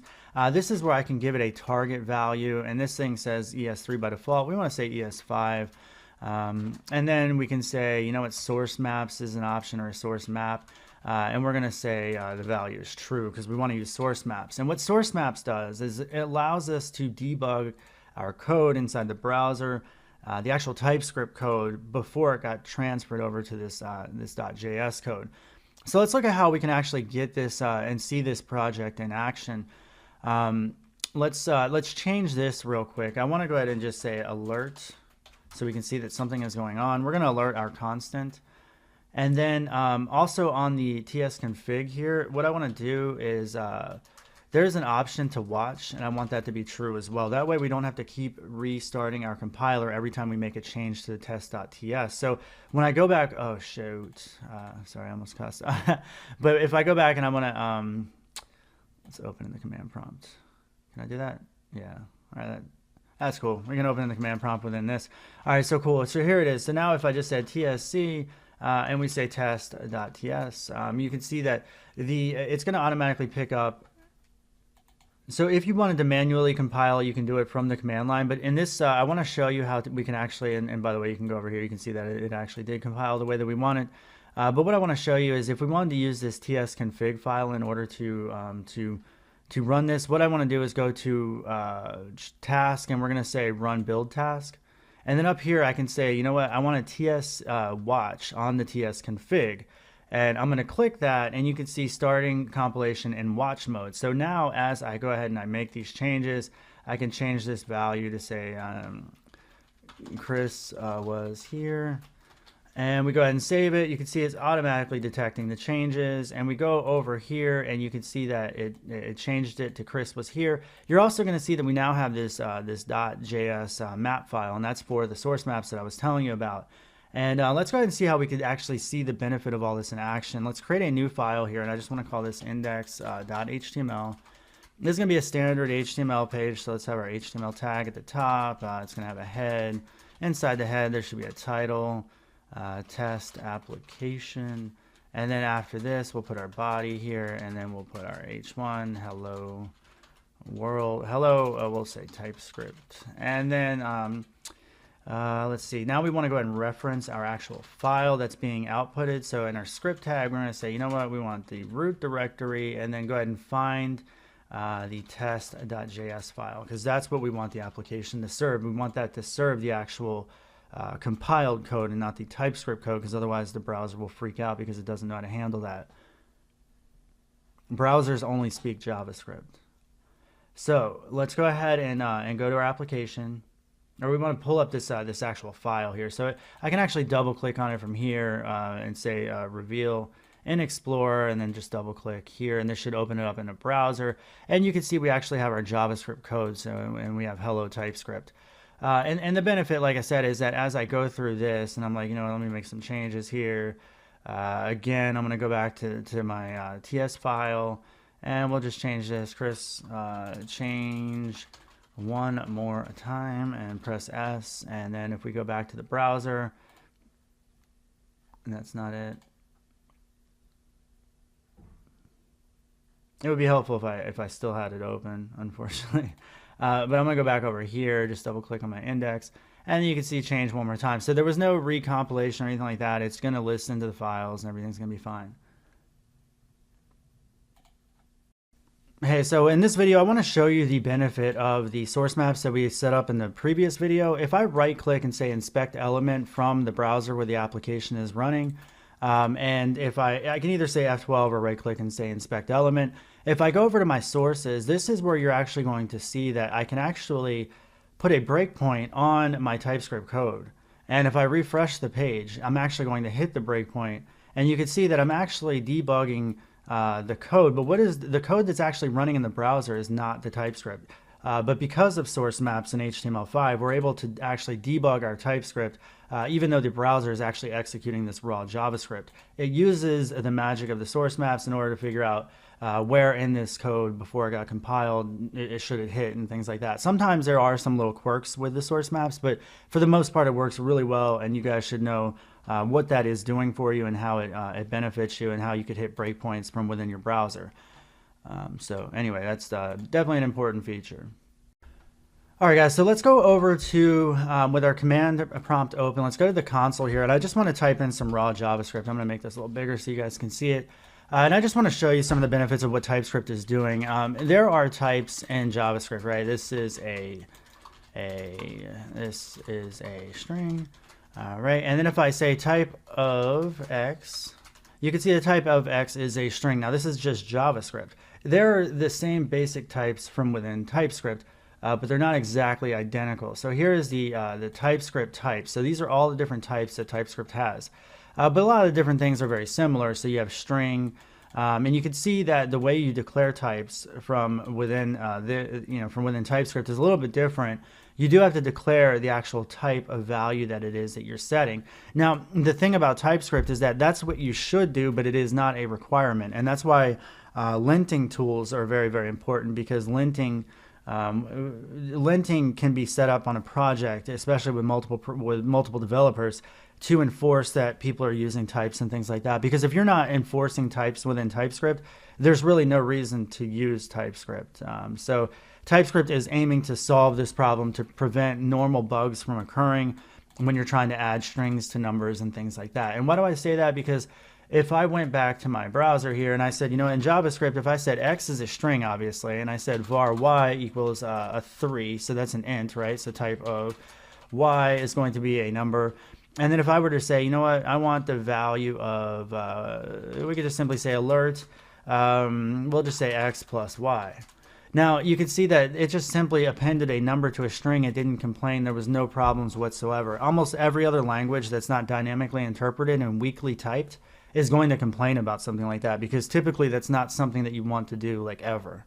Now, there are other quirks and weirdness to this, but that is just one example of why I wanted to show you that TypeScript is aiming to solve those types of issues, because believe it or not, those types of bugs where like a weird type collision can occur like that can really be the source of most bugs within a JavaScript application. So expanding upon the previous demonstration that I showed you in the browser with JavaScript where it didn't complain whatsoever, let's go ahead and look at this. So constant is, let's change this to just a let, right? So let, and we're going to use proper TypeScript. So we're going to say that this is a string. So we're saying let X be a string, and we assign the value to it. Let's go ahead and say let Y is going to be a number. And we'll say it equals, and here's where it's going to complain. Like, so if you try to assign a string then to a number, you can see let is a number, and this isn't going to work. If you highlight over the actual red, it's going to tell you the exact problem. It says type 2 is not assignable to type number. So it says, it doesn't even, like, it says type, meaning it should tell you that it's a string. It doesn't really know. It just knows that it's not a number. So that's why it's saying that whatever this is, it's not what you need it to be. So by simply changing this to an actual number, you're going to get that problem to go away. Now, what happens if we went ahead? If we went ahead and we tried to do what we did before? We said x plus y, and if and under certain circumstances, TypeScript will make inferences based on the type of data. Now, if you have a string and you try to add a number to a string, you know that you can't add a string to a number and get any sort of valid response. So it's going to say, you know what, I think what you want to do is add a number to the string. So basically, that is considered to be acceptable behavior within TypeScript. And I know that that can still be confusing. But what is interesting is then once you have an actual value of y and it's a number, it's not going to simply allow you to change that value to something else. I can't just say y equals this is a string. It's going to protect you from being able to do something like that, because it's like, no, you declared y to be a number. So this is where mainly it's going to say, you know what, once you've declared that it's going to be a number, you're not going to be able to assign it. But if you do need to go ahead and change it to something else, then you can actually convert it if you wanted to. So in the previous video, I did say that you can convert values, but one of the things I want to show you is that once you use the let keyword and you declare the variable of x or y, like we have in this example, you can't then just change it to whatever you want. Now you can change the value of it if you wanted to. So I could say, because x is a string, I can change this is a different value, and that's not going to complain. That's fine. Y, I can even change it to a number, a different number. Let's change it to 3. But you can't change it to a string. But what if I wanted to change, y to a string? Well, you can't redeclare y. So that is something. Let's go ahead and look at that. What we're going to have to do is create a new variable that I could say let test equals, and this is going to be. And what we're going to do is use a built-in keyword here, and we're going to say I want to use the string, and then I'm going to pass in the value of my number that I want to turn to string. So then I can just say console.log test.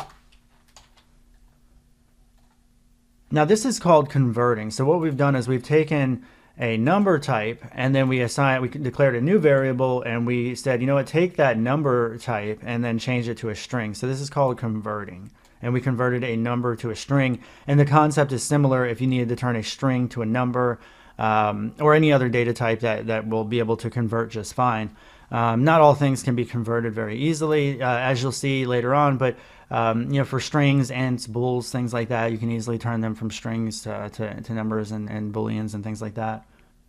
And if we pull up our application, refresh, if everything's going well, we're going to have a error message here. 1 second, I think. Oh no, it's it's console logging. Yeah, a console log test. I'm sorry, I didn't mean to do that, but let's just console log type of. We'll use the type of.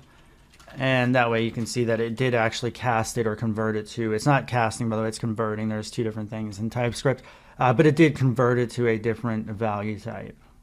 So instead of printing the actual value, which is a string, you're going to see that it actually prints the type of the value string. So even though it's a number, it's actually a string. So we turned a number to a string, and that's how you convert in TypeScript. All right, so in this video, what we're going to look at is how to do function parameters or arguments passed to a function in TypeScript, and how do you declare those. So declaring a function in your application is just like regular JavaScript. You just say function, and we'll say my function, and we'll just say this is going to be a print function. And the print function is going to take in what it is that we actually want to print. So what is the actual argument? We're going to say value, and what type is it? And this is where you actually declare the type of value that's going to be passed into this function. This actually does a number of things, because in normal JavaScript, it's going to look like just this, and you have no idea what value really is. Like you don't know if value is supposed to be a number or whatever it is. But with TypeScript, we can say, it's going to be a string, and if you try to pass anything other than a string, it's going to puke and freak out on you, where it wouldn't in normal JavaScript. So here, let's go ahead and we'll declare a constant. So we'll say constant my const equals you suck. All right, and then what we're going to do is here we'll go ahead and just alert the value that's passed in. And in order to call our function, we're just going to simply call it, and then we're going to pass in the constant that we have just declared, which is called my constant. And by doing that, we can now recompile, and then this should just go ahead and print. And if we refresh, you can see that we get the page "you suck" or the alert message there. And the interesting thing of note, so if you had an array or different types of value types that you have from within TypeScript, you could do that. But here you can see that it's like, okay, you have an array, but we don't like this isn't going to work. And the reason why is because in TypeScript, you have to actually say when you're dealing with an array, you have to say what type of an array am I dealing with? And it's going to be an array of string values. And I don't know why this thing is automatically formatting like that. That's really annoying. But you have to delete that. And this actually signifies to TypeScript, okay, I have an array of string values. So now let's go ahead and loop through our array. So we're going to say for let x equals 0 if x is less than value.length. And then we're going to say xx plus 1. And then here we're just going to, we'll alert all the values. And we'll alert x. All right. So now we have this constant can't be a constant. You can see it's freaking out because it's like, oh, you're trying to pass this string constant into a function that only accepts an array. And you can see here it tells you, it says it needs an array of string values. And that's what it's saying. It's like you have to pass that in order to satisfy that. So how do we do that? Let's go ahead and create an array. And we're going to say my. And the array is, it's a little bit different. So after you declare, okay, I want my array to be called my array, you then need to say what it is that it's an array of. So it's an array of string. And if you remember, the message said that I needed to pass in an array of string, and it gave the string array with this type of symbol. So that's how we know to do that. And you can see it's complaining right now because it's like, oh, you haven't assigned any variable to that. So we need to go ahead and pass in a list of strings. So now that we've done that, we can say 1, 2, 3. So we have three strings in our array. And then instead of here, we're not going to do this, but we're going to call the new function that we have. So we're going to say print, and then we're going to pass in my array. And now you can see that there are no error messages. And this is going to loop through the array, and it's going to console log or alert to the screen, every one of these values. So 1, 2, and 3.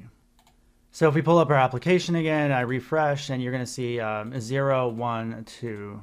And then why did it do that, right? Because the values itself were the reason why is because I referenced the index, which is really stupid. That's just a normal JavaScript a bug. It has nothing to do with it. We're just alerting the actual index value here. That's not what we want. We actually want to say, I want to alert the value of my my value, which is array, and I want to say get the index of that array, which is whatever sort of index number it's on. So 0 is going to now print 1, and 1 would print 2, and 2 would print 3 because computer programs or computer languages and operating systems, computers count it starting at 0. So anyway, all right, let's go back. And instead of actually alerting the index, we're now going to get the values of the array.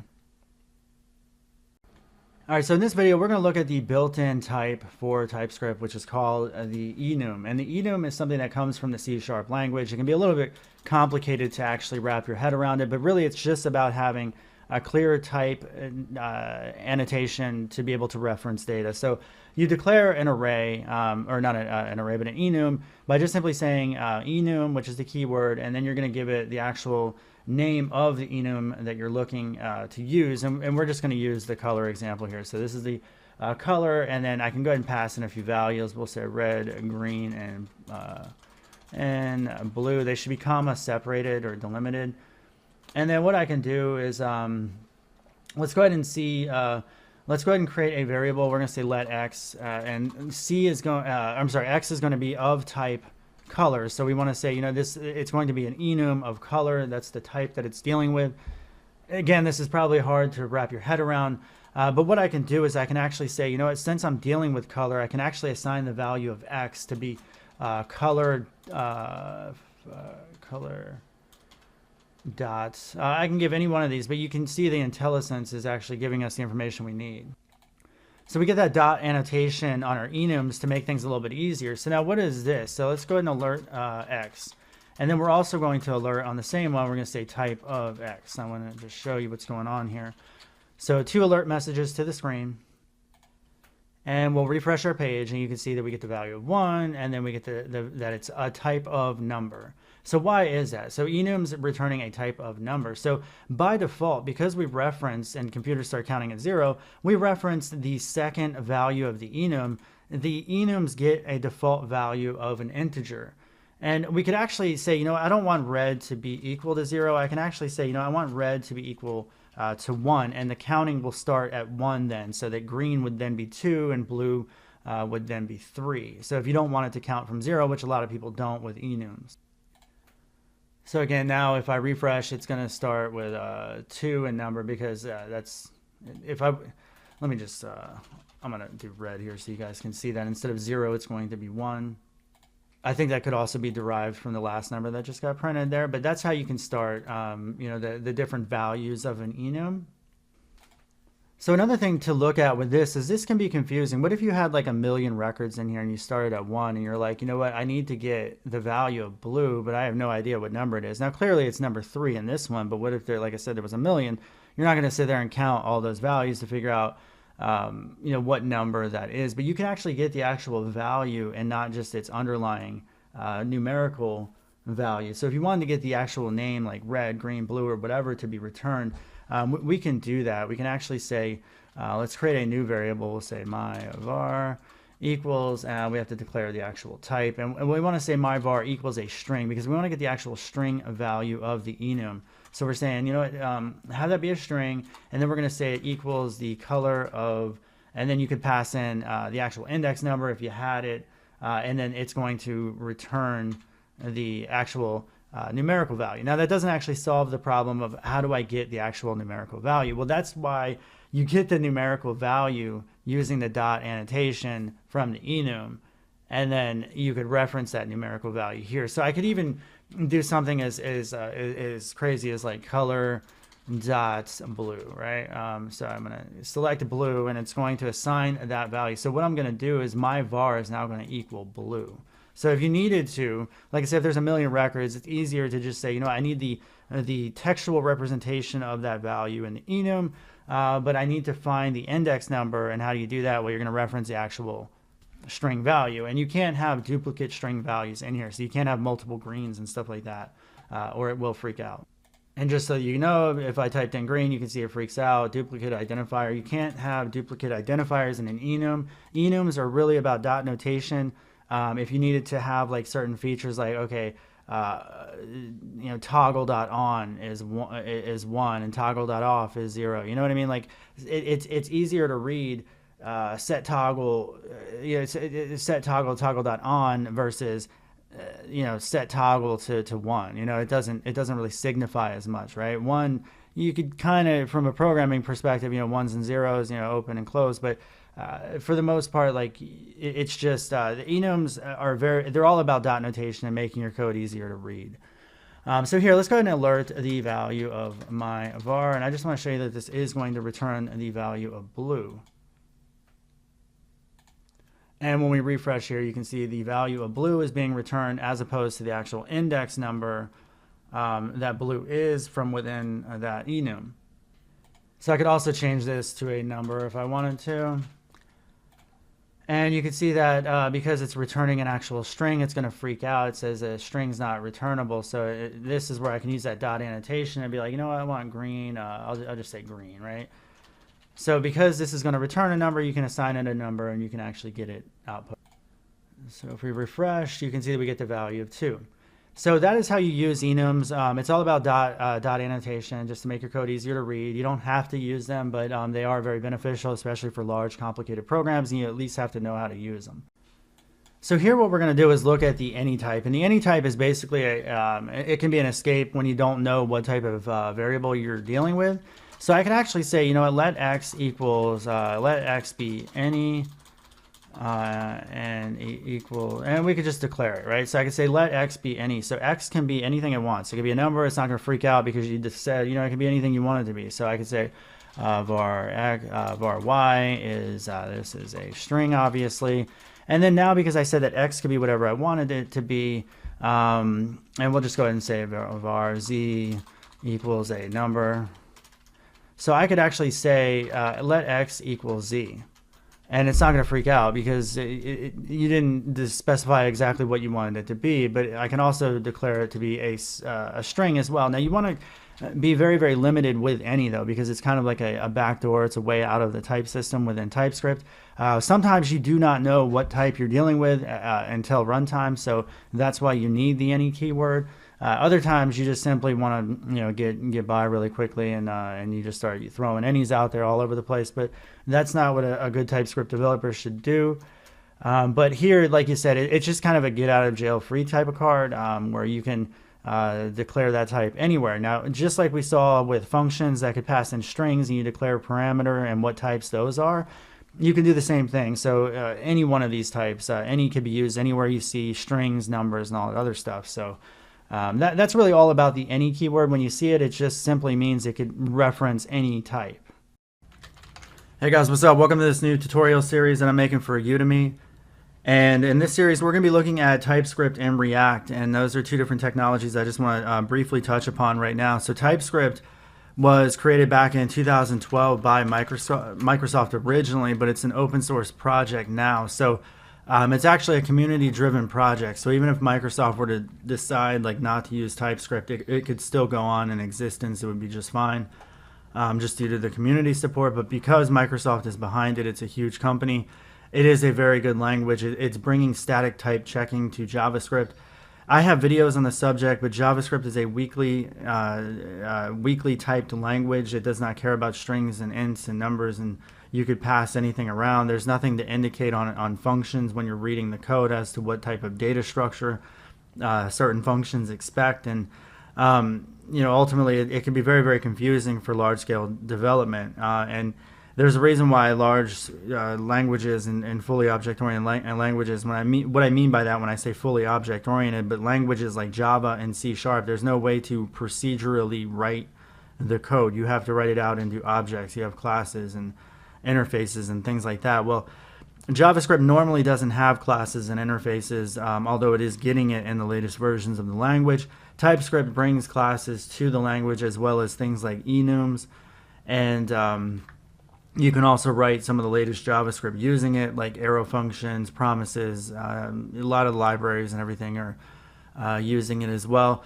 So React is a project that is written by Facebook. So it's a front-end framework. It's for the Vue and MVC. It assists, so it doesn't matter what your stack is. It can just run inside the browser, but it does very good state maintenance, and it's very component-driven. So those two tools together make a lot of sense. So that's what this tutorial is going to cover, just quickly how to get those tools up and running so you guys can start developing in TypeScript and React. Now there's a couple of dependencies you need to get started with this tutorial, but also just in general. You need to have Node.js installed, so make sure you have that on your machine. Node.js comes with a popular package manager that we're going to be using called npm, and it's important that you have that. In addition to that, you also need some sort of editor to write your code into, so something that makes your life a lot easier, because you technically could use like Notepad, but it would be terrible if you were to ever use something like this to write your code. It's possible, but it would be awful. So that's why we use things like Visual Studio Code that allows us to get proper highlighting. It gives you error support and things like that, like hints about what your problem could be. There's all these different plugins that are community driven. The product's also free and it works across platforms. So I would recommend that you guys use that, but you don't necessarily have to. You can use whatever sort of text editor or IDE that you like. So now that we've seen what React and TypeScript is, why would you want to use it? Well, number one, it's growing a lot of support within the corporate world. There's a lot of jobs that are in TypeScript, and it seems to be growing, at least in the United States, every single day. TypeScript developers also make a lot of money. I know people that are making $120,000 a year writing TypeScript. That's not an uncommon thing. A lot of big tools are being written in TypeScript as well. Even tools that were written years ago, like this popular WYSIWYG editor that's a word-like, runs in the browser. This is a popular project that goes back at least 10 years. But it's being rewritten in TypeScript because TypeScript makes a lot of sense, even for that open source community that has nothing to do with Microsoft, but it just makes a lot of sense for their project to use TypeScript. A lot of people say once you start using it, you find no other reason to go back to JavaScript. The thing is, a lot of people don't really understand as well with TypeScript is that it's a superset. Hey guys, of JavaScript, and it just means that it runs on top of JavaScript. So your code is going to be executed, and then it gets turned into raw JavaScript. So that can be considered transpiled. Some people just call it compiled, but that's what TypeScript is doing behind the scenes. You write in a TypeScript specific way, but you don't necessarily have to write your TypeScript out in TypeScript. So a lot of people know that, but just making sure you guys know that. So in the following video, we're going to see how to get started with our project. So if you've used Visual Studio Code or if you download it, like I suggested, what we're going to do is open up the folder, and we're going to open up to a location that I've created called Projects, TypeScript, Udemy. You can put your project wherever you want. It doesn't really matter. But we're starting fresh in here. And what I'm going to do is right click with my mouse and say Reveal and Explore. I'm going to remove this and type CMD so I can get to the command line. And I need to dir into my project in Udemy. All right, so now I'm going to say, make sure you guys can see this. I'm going to say npm init, which is going to create my new file. And we're just going to call this a music file. It's a project. So we'll say my Udemy tutorial. And index is fine, so we'll just press enter for all this stuff. I'll get credit for this. And we'll just put okay. All right, so then we're going to go ahead and npm install a few dependencies that we're going to need in order to get up and running with everything. Now, this is going to be really long as far as this list of things you have to install, but unfortunately, it's all like necessary, and we just have to go through this.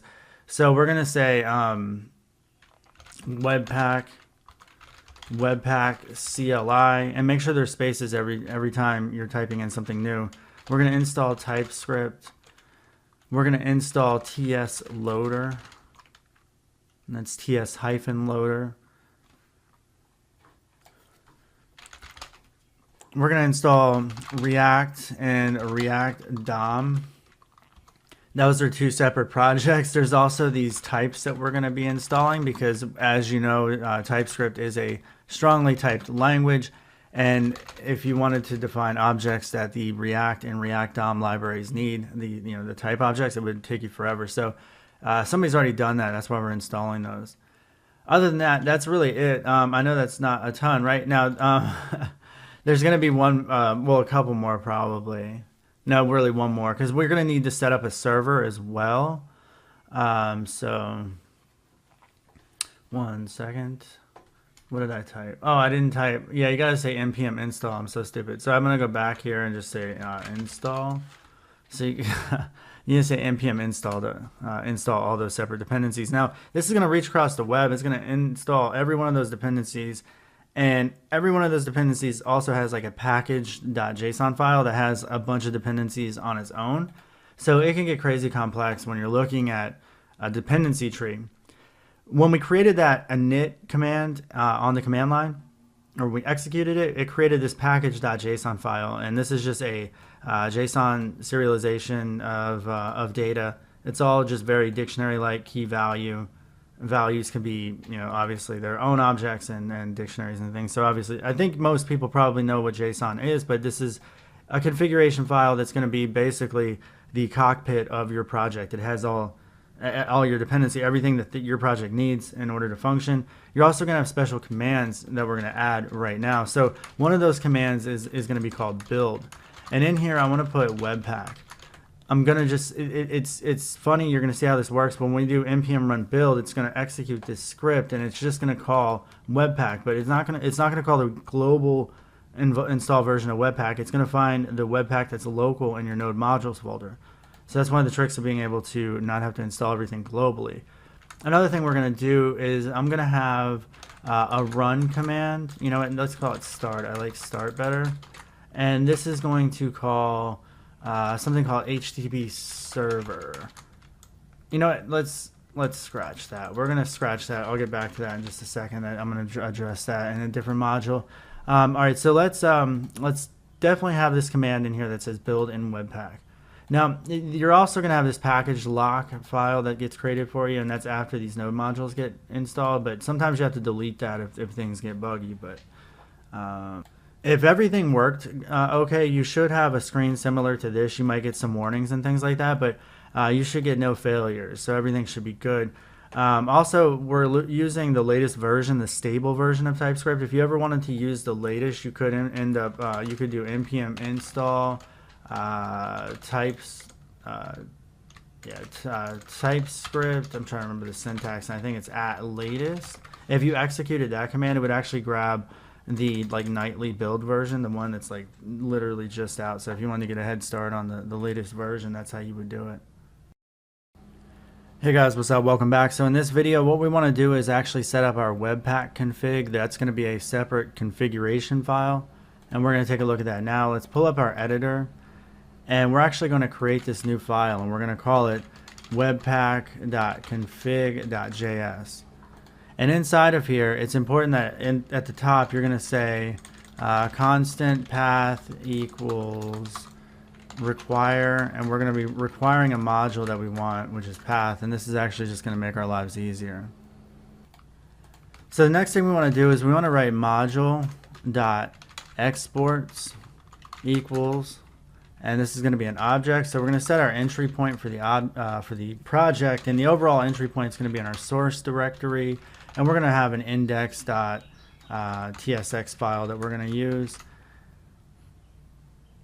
And then we're going to go ahead and define our module, and our module is going to have a few rules associated with it, which is a list, and it's a list of objects, and those objects have key values. So the first one is going to be a regular expression. We're going to say basically we want you to work on all files that end in a TSX extension, and that's the regular expression for that. And it says when you find that match, you're going to use the TS loader plugin, which it's going to look for in the node modules folder, which we installed earlier in an earlier video.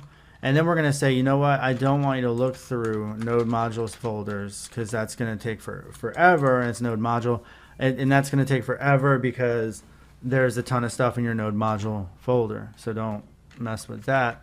Next thing I want to say, the dev tool, I wanted to use source maps, because that gives us the ability to debug our code before it got compiled.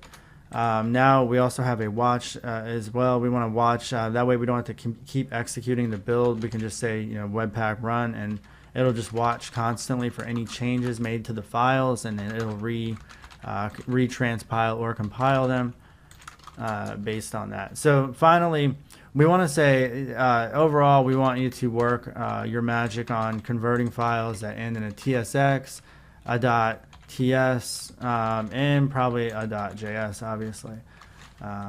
Your extensions could be all kinds of different things here. That should be about right. And then finally, we want our output, and this is a object that needs to have our file name. Our file name could be whatever you want it to be, but by convention, I'm going to use bundle.js, which a lot of names are called that. Finally, we want to say the path to the directory where that file can be written to, and that's where we want to say path.resolve, and we're using this dir name directory name, and it gets the directory from where this webpack config file is located. We're also saying when you output this bundle file, put it in a distribution file that sits inside of this root directory, so you can see I said file, but folder, I mean, but you can see in here that there is no folder for dist, so we're going to go ahead and create that. And then we also need to go ahead and create a source folder, and that needs to stay out of the dist, so it needs to be in the root directory. And then finally, we have this index.tsx file. So in the next video, we will see what we're gonna do with that. Hey guys, what's up? Welcome back. So in this video, what we want to do is actually set up our Webpack config. That's going to be a separate configuration file, and we're going to take a look at that now. Let's pull up our editor, and we're actually going to create this new file, and we're going to call it webpack.config.js. And inside of here, it's important that at the top, you're going to say constant path equals require, and we're going to be requiring a module that we want, which is path, and this is actually just going to make our lives easier. So the next thing we want to do is we want to write module dot exports equals, and this is going to be an object. So we're going to set our entry point for the project, and the overall entry point is going to be in our source directory, and we're going to have an index.tsx file that we're going to use. And then we're going to go ahead and define our module. And our module is going to have a few rules associated with it, which is a list, and it has a list of objects, and those objects have key values. So the first one is going to be a regular expression. We're going to say basically we want you to work on all files that end in a TSX extension. And that's the regular expression for that. And it says when you find that match, you're going to use the TS loader plugin, which it's going to look for in the node modules folder, which we installed earlier in an earlier video. And then we're going to say, you know what, I don't want you to look through node modules folders because that's going to take forever. It's node module, and that's going to take forever because there's a ton of stuff in your node module folder. So don't mess with that. Next thing I want to say, the dev tool, I wanted to use source maps. Because that gives us the ability to debug our code before it got compiled. Now we also have a watch as well. We want to watch, that way we don't have to keep executing the build. We can just say, you know, webpack run, and it'll just watch constantly for any changes made to the files, and then it'll retranspile or compile them based on that. So finally, we want to say overall we want you to work your magic on converting files that end in a TSX, a .ts, and probably a .js, obviously. Your extensions can be all kinds of different things here. That should be about right. And then finally we want our output, and this is a object that needs to have our file name. Our file name can be whatever you want it to be, but by convention I'm going to use bundle.js, which a lot of names are called that. Finally, we want to say the path to the directory where that file can be written to, and that's where we want to say path.resolve, and we're using this dir name directory name, and it gets the directory from where this webpack config file is located. We're also saying when you output this bundle file, put it in a distribution file that sits inside of this root directory. So you can see, I said file, but folder, I mean, but you can see in here that there is no folder for dist, so we're going to go ahead and create that. And then we also need to go ahead and create a source folder, and that needs to stay out of the dist, so it needs to be in the root directory. And then finally, we have this index.tsx file. So in the next video, we will see what we're gonna do with that. All right, so in this video, what we're gonna look at is how to actually get our code to compile and go into the dist folder. If we remember from the earlier videos, we edited this build and we said to run webpack. Well, now we have this webpack config, so when we go to run that, it's going to look at our config, and it's gonna know how to load modules. It's gonna know to look for TSX files and JavaScript files. It's gonna know to look inside the source for an index.tsx file, which it's looking for, and that's going to exist. And if that doesn't, you're going to get an error message. But if everything goes well, you're going to want to go to your command line where we've installed the server. And really, I'm going to go ahead and open up another command line. So let's go ahead and where the project is located, I'm going to cmd into here. And we're going to go ahead and run our npm run build. All right, and you can see that it's just firing off the webpack. Webpack is being found locally. Webpack's reading the config file that we just created. It bundled up modules. It loaded like React for us. It put it all into one JavaScript file as well as a map file in there because we are using source maps. So that means that if I go to the browser,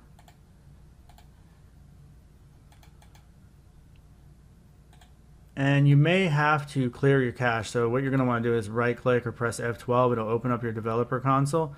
And by doing that, if you hold down the refresh button, you can say empty cache and hard reload.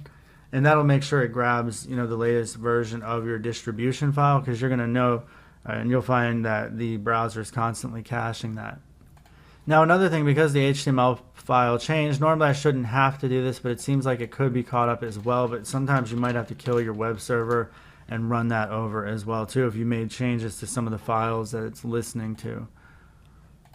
So now you can see when we look at this file and we refresh, we can see hello dude. So the spectacular thing behind that is, if you recall, if you go back to the HTML page, there is no hello dude in there. It all got bound to the div ID, and the hello dude came from actual React code that you wrote in JSX using TypeScript with a TypeScript compiler and a TS loader and all kinds of other stuff. So that's what you did in this video, and you should be proud of yourself. Hey guys, so I want to take a moment to look at the two different types of components that exist within React. You have the stateless functional components, and then you also have the class-based components. I told you the differences between the two really were that the class-based one has a state and the other one does not. And that's really a big difference. State has a lot of overhead that has to be maintained within the JSX, not just JSX, but the React library, because it's listening for any sort of data changes and re-rendering itself and things like that. So there's a lot of work that goes on there. So if the component doesn't need that, then it should be a stateless function component. Now, so basically, if you have a component that does not change or mutate itself based on some sort of action, then it should be stateless. And if this header is only ever displaying text, like this is the perfect example of a stateless component. You don't need to have a class on this. Like, text shouldn't really change. I mean, it should be just a simple control. If you have simple controls, make them constants, make them use this fat arrow function syntax to make them stateless.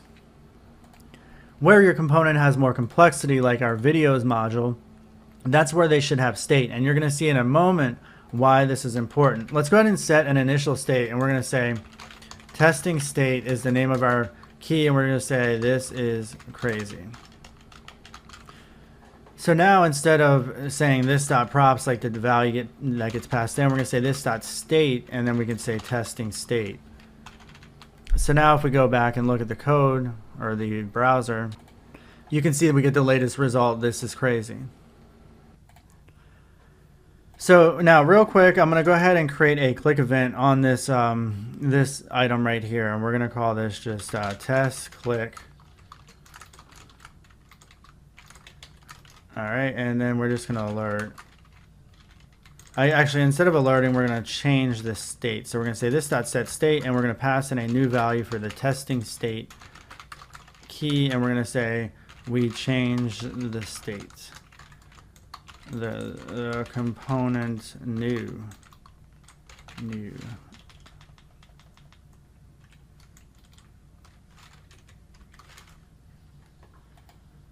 All right, so now what I want to do is I want to go ahead and have a button here that has an onClick event that's going to call this.test click, and inside we're going to say click me, and then close off our button.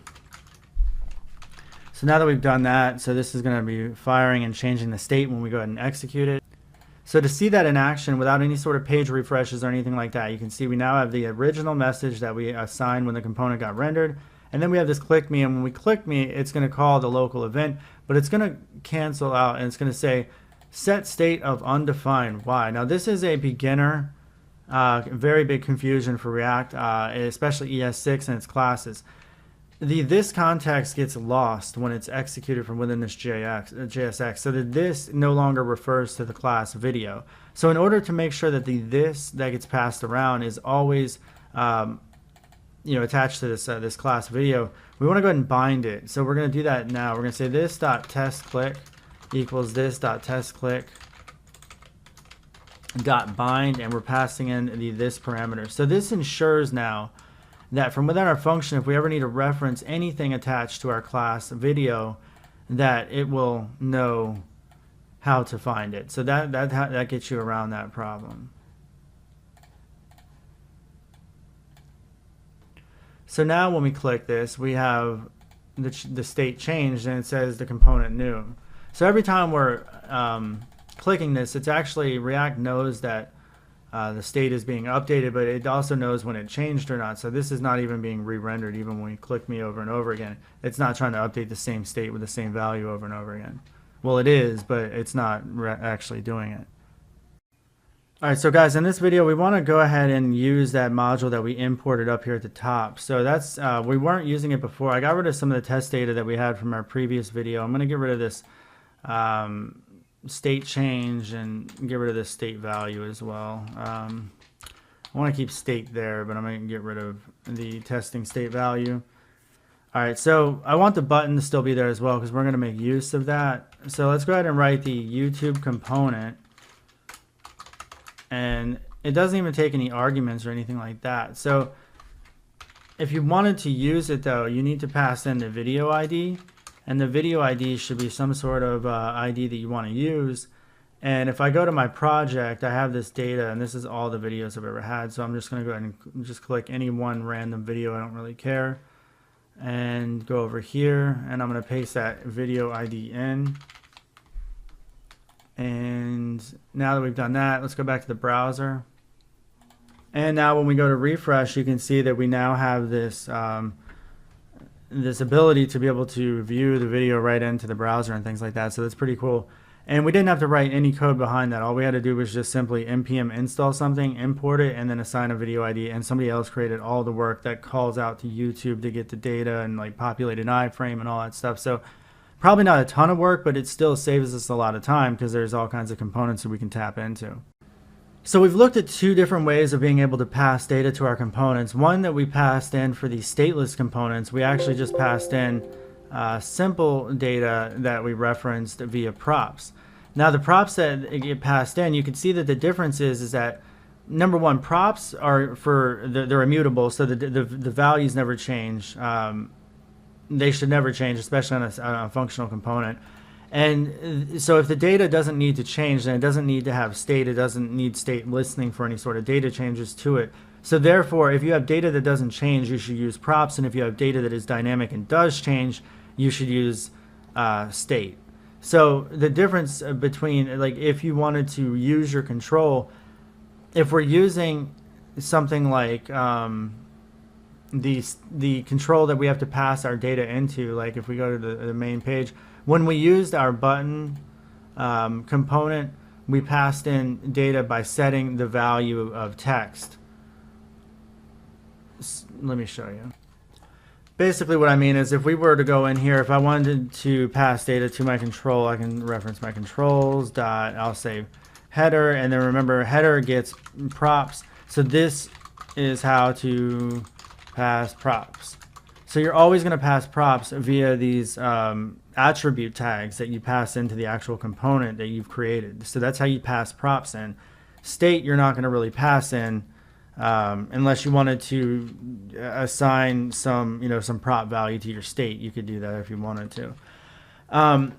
The difference, and another confusing thing is that the way that you pass props to your controls can be either can be passed via the same way via whether it's a stateless control or a stateful control. It doesn't matter. You still can pass props to both the same way. So what do I mean by that? I mean our video object could actually take in some sort of props that says this dot testing props, and you can see it's going to complain. It's like, I don't know what that is. And that's where we're going to go ahead and define it. We're going to say testing props, and it's a string. And if I could actually spell this right, it's testing props is a string. And you can see that in just a moment here. This needs to say props as well. Geez. All right, so now that we're saying testing props, so now when we go to look at the video, you can see it's complaining. It's like, oh, now you have this missing prop. So if I said testing props and I pass in now it's happy with me, and we go and review, you can see that our control is using all this stuff. It doesn't matter. So state control can also have props as well. So just know that, you know, even stable controls that are class-based can have props. All right, guys, let's look at how to also be able to transport some data. I wrote a quick and dirty Python script that I can show you guys in just a second, but it basically is it just went through a directory of file names that I have, and my file names are actually the IDs for all the videos that I've ever done. So I've done like 700 videos on YouTube, and I have all of those videos in a directory. So my Python script just, I can't even share it at the moment, but it went through the directory, it created a big large JSON file, and I'm going to go ahead and actually add that to my project because I want to be able to show you guys very dynamic nature of why you want to use React and TypeScript together. But it makes development fun, I think. So let's go ahead and create a new folder inside here. I'm going to call this data because it's just like mock data.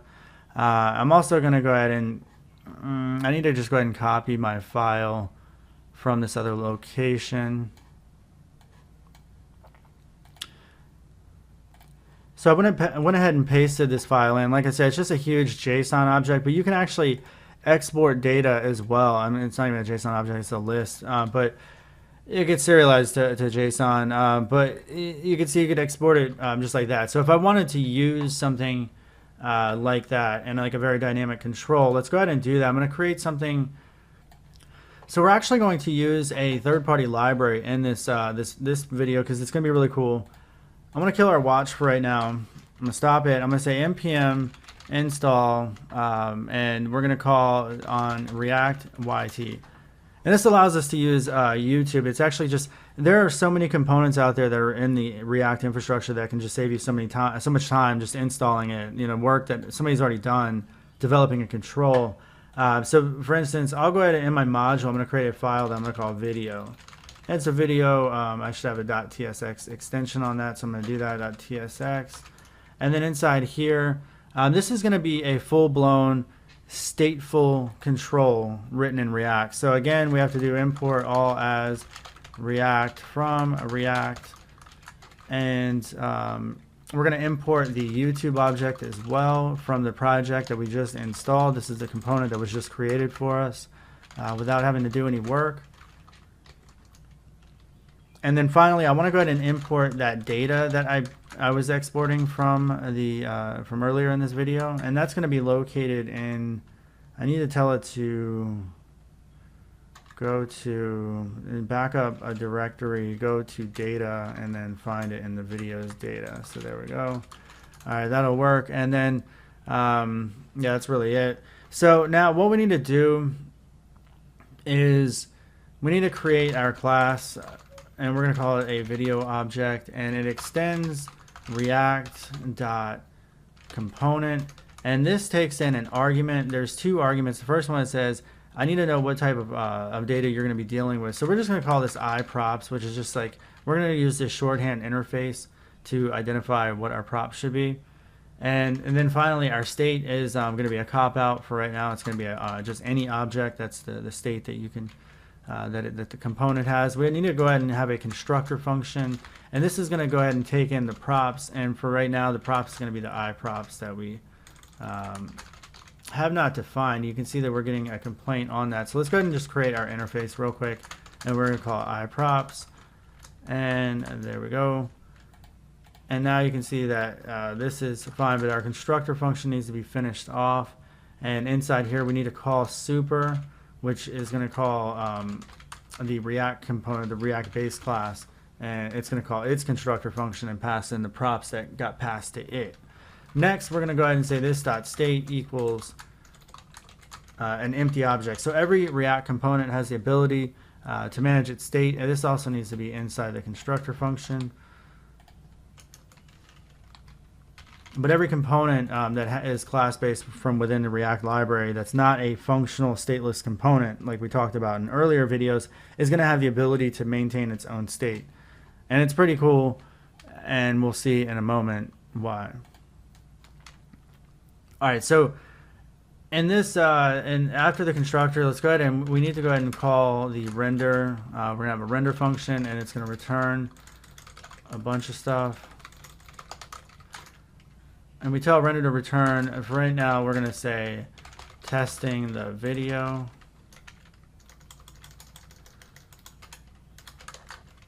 Close off our div tag and fix this nonsense. All right, finally, we need to be able to, at the end of our class, we want to be able to export our class. So we're going to say export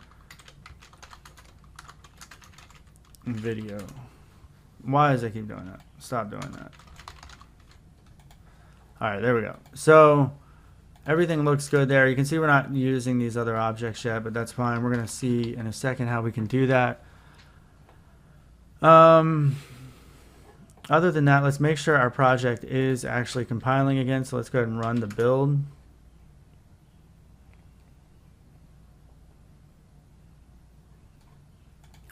Okay, now I want to use this new video control within the main page. So instead of all these other controls, we're going to say import video from dot controls video. Wait, no, not that. Modules video. All right, so now we're doing that. I'm going to get rid of this stuff. In fact, I'm going to get rid of all this crap. I just want to have the video class that we just brought in. You can see it doesn't require anything. Like our props didn't say that you needed to pass anything, and it didn't care. So now the video module is being loaded and all this stuff is being done. If everything goes well and we look at our server,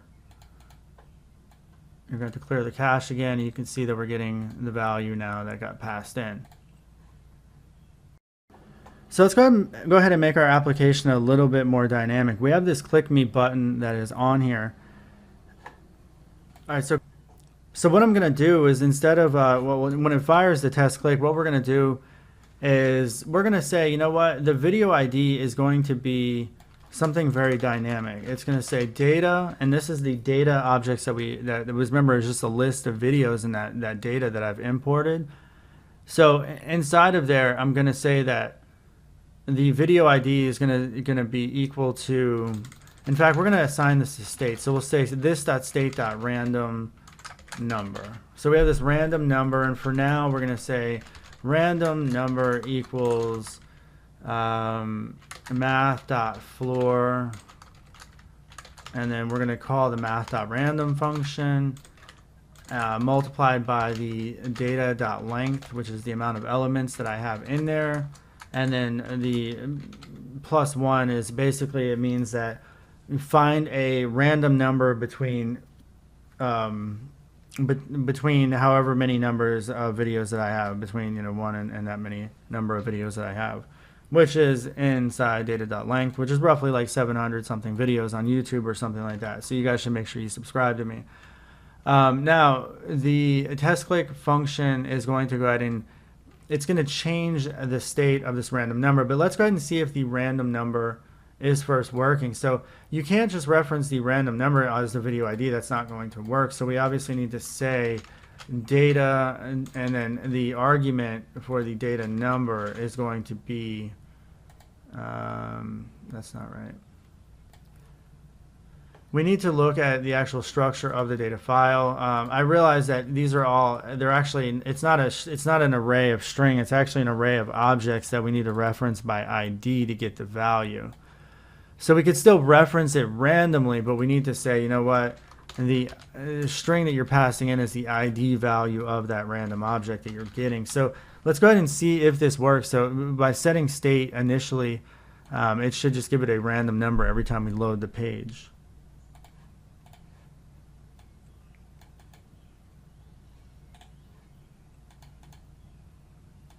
And it's not working, but again, it's because you have to clear your cache. And now every time we refresh, we're getting a new video. So that's pretty awesome. So that's how you could have some very dynamic behavior. Finally, let's go ahead and in the test click, when you click the button, instead of having to refresh the page, we're going to say this.setState.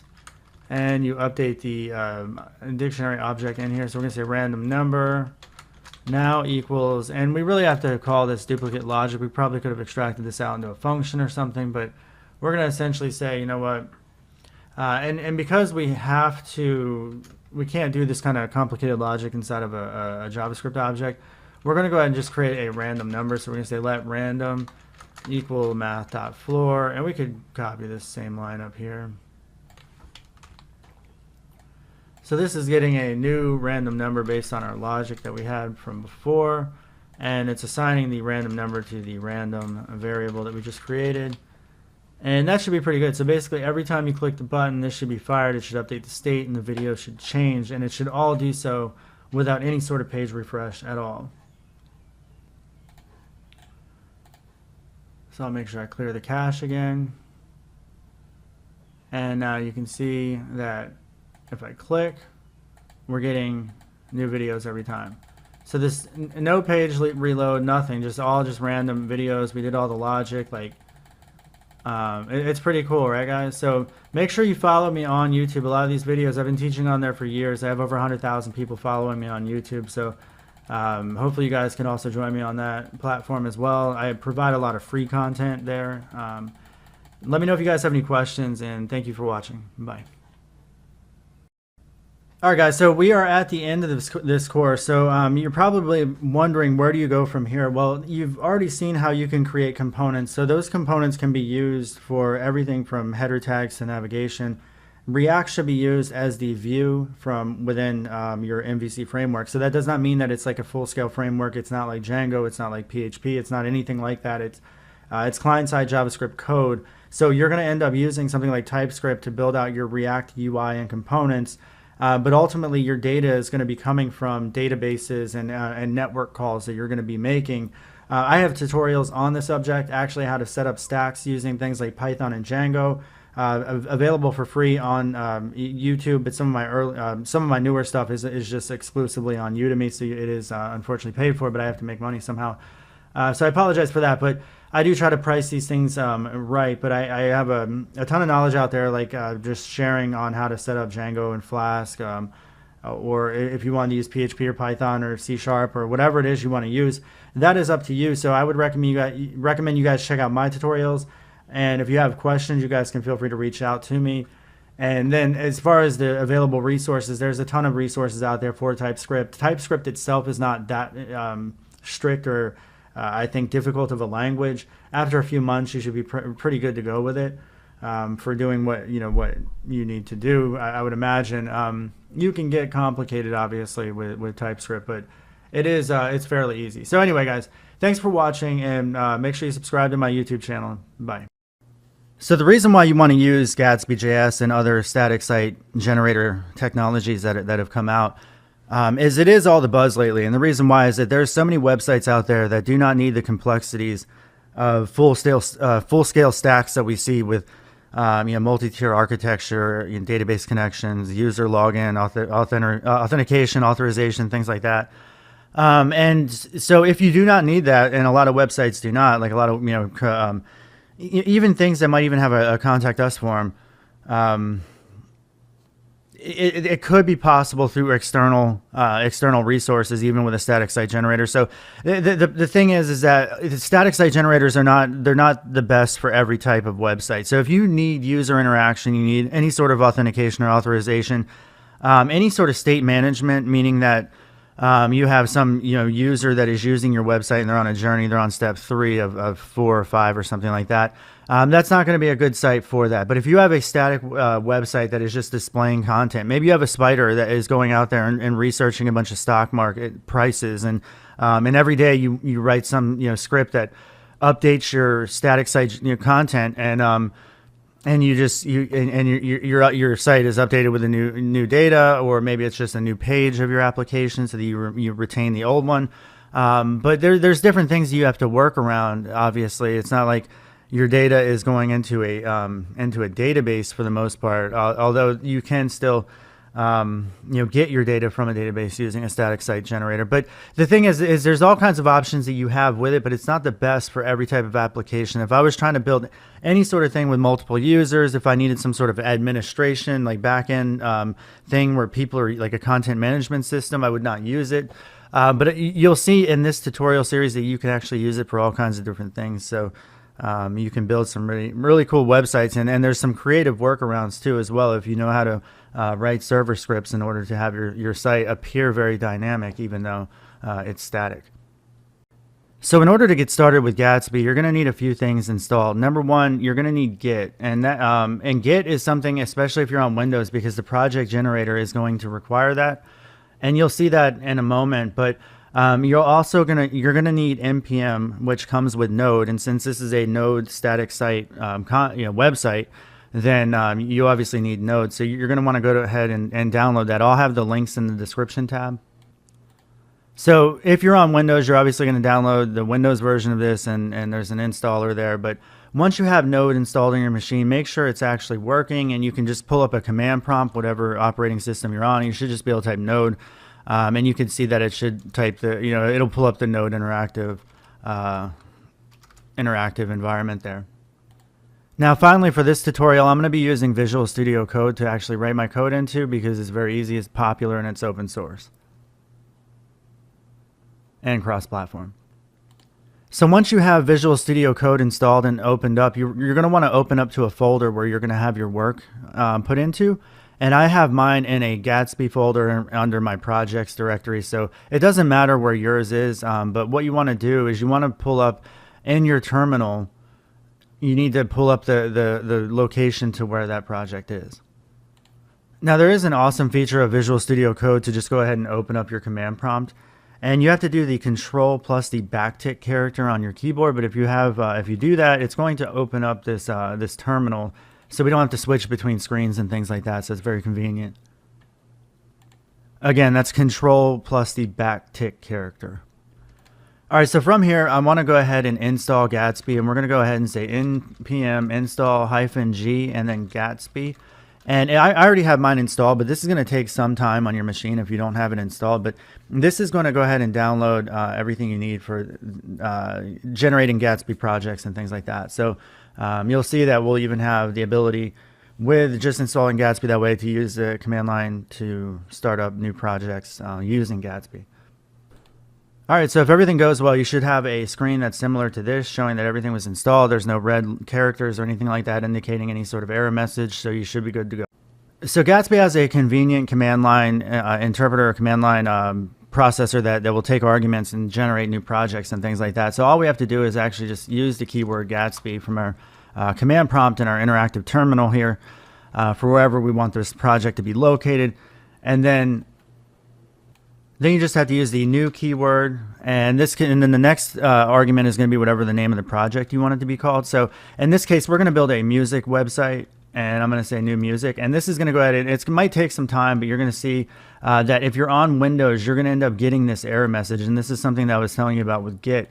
The reason why I get this error message is because my command prompt, the Windows command prompt, does not understand the Git argument. I actually have a Git bash installed on my Windows machine that I use to process any commands that require Git. So whenever I'm using Git, I'm using it through this this Git bash. So that's what you're seeing here.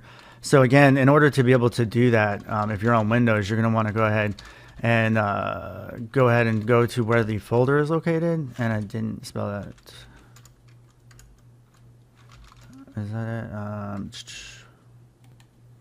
Anyway, I just CD'd into the directory here, but you want to be into the directory where your project is located, and then from here you're going to use the Gatsby command because it's going to be using Git, and it understands Git from this this terminal here.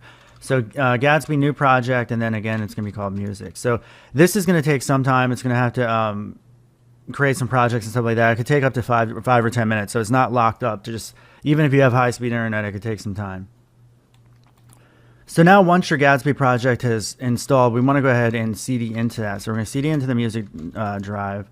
And you're going to see all these files that the Gatsby project created for us and all this is really cool. We don't have to understand all of this right now. I want to go ahead and fire up the project so that we can actually see it on our web browser. And here you can actually use this from the Git bash if you wanted to, or I could actually switch back over to my interactive terminal, which is what I'm going to do. All right, so if I go back over here, I'm going to go ahead and CD into my music folder, and I'll say Gatsby develop. And this is going to start the built-in web server, and we'll see that in just a moment here, the code and everything. But you're going to see, but it's going to listen on port 8000. It should indicate that somewhere.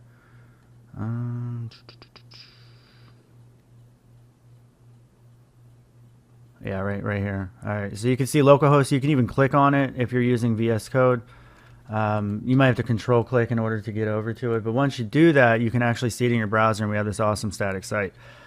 I don't know why the font is so basic on all of these static site templates, but we're going to get much better than that.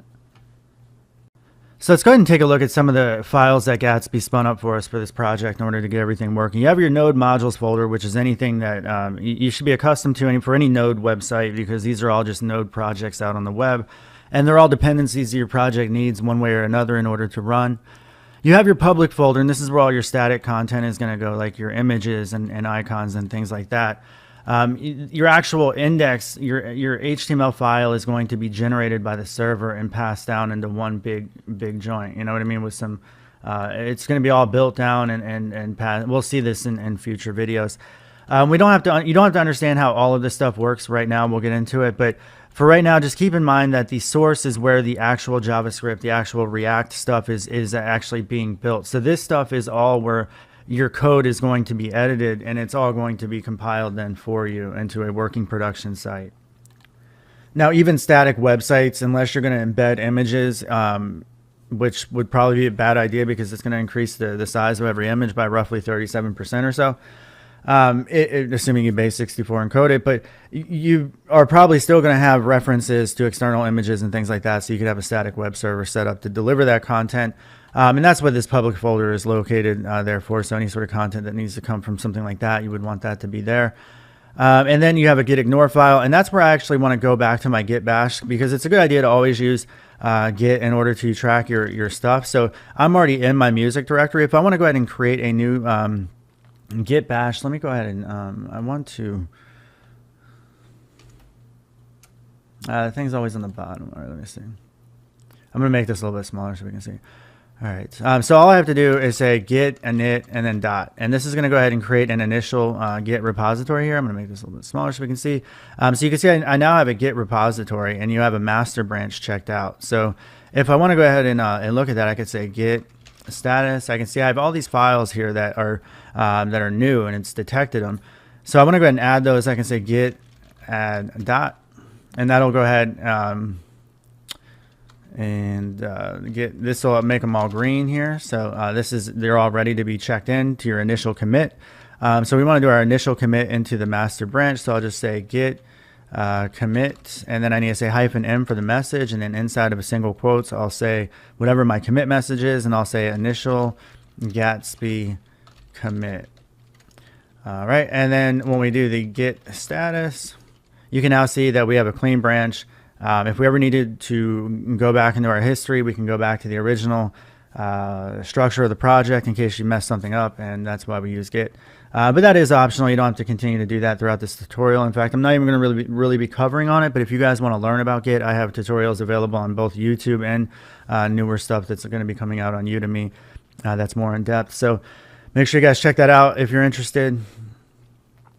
So luckily this already has a git ignore file for you, which is good because it's going to ignore a lot of these big files like node modules and stuff. You don't want to have to deal with that. Now, one of the things that this does have is that it makes use of Prettier, and Prettier is an extension that actually automatically reformats your code into a specific format that you want. So when you get your white space all messed up and things like that, this thing will automatically handle it. There is an extension available for Visual Studio Code, and I don't think I have it installed, so we want to go ahead and install that. And it's this one with 3.4 million downloads, so this is the one you want. And we're going to go ahead and install this because it's going to work with the existing project in order for our code to remain pretty. All right, so now that that's installed, we just have to reload it, and this will just kind of refresh Visual Studio Code.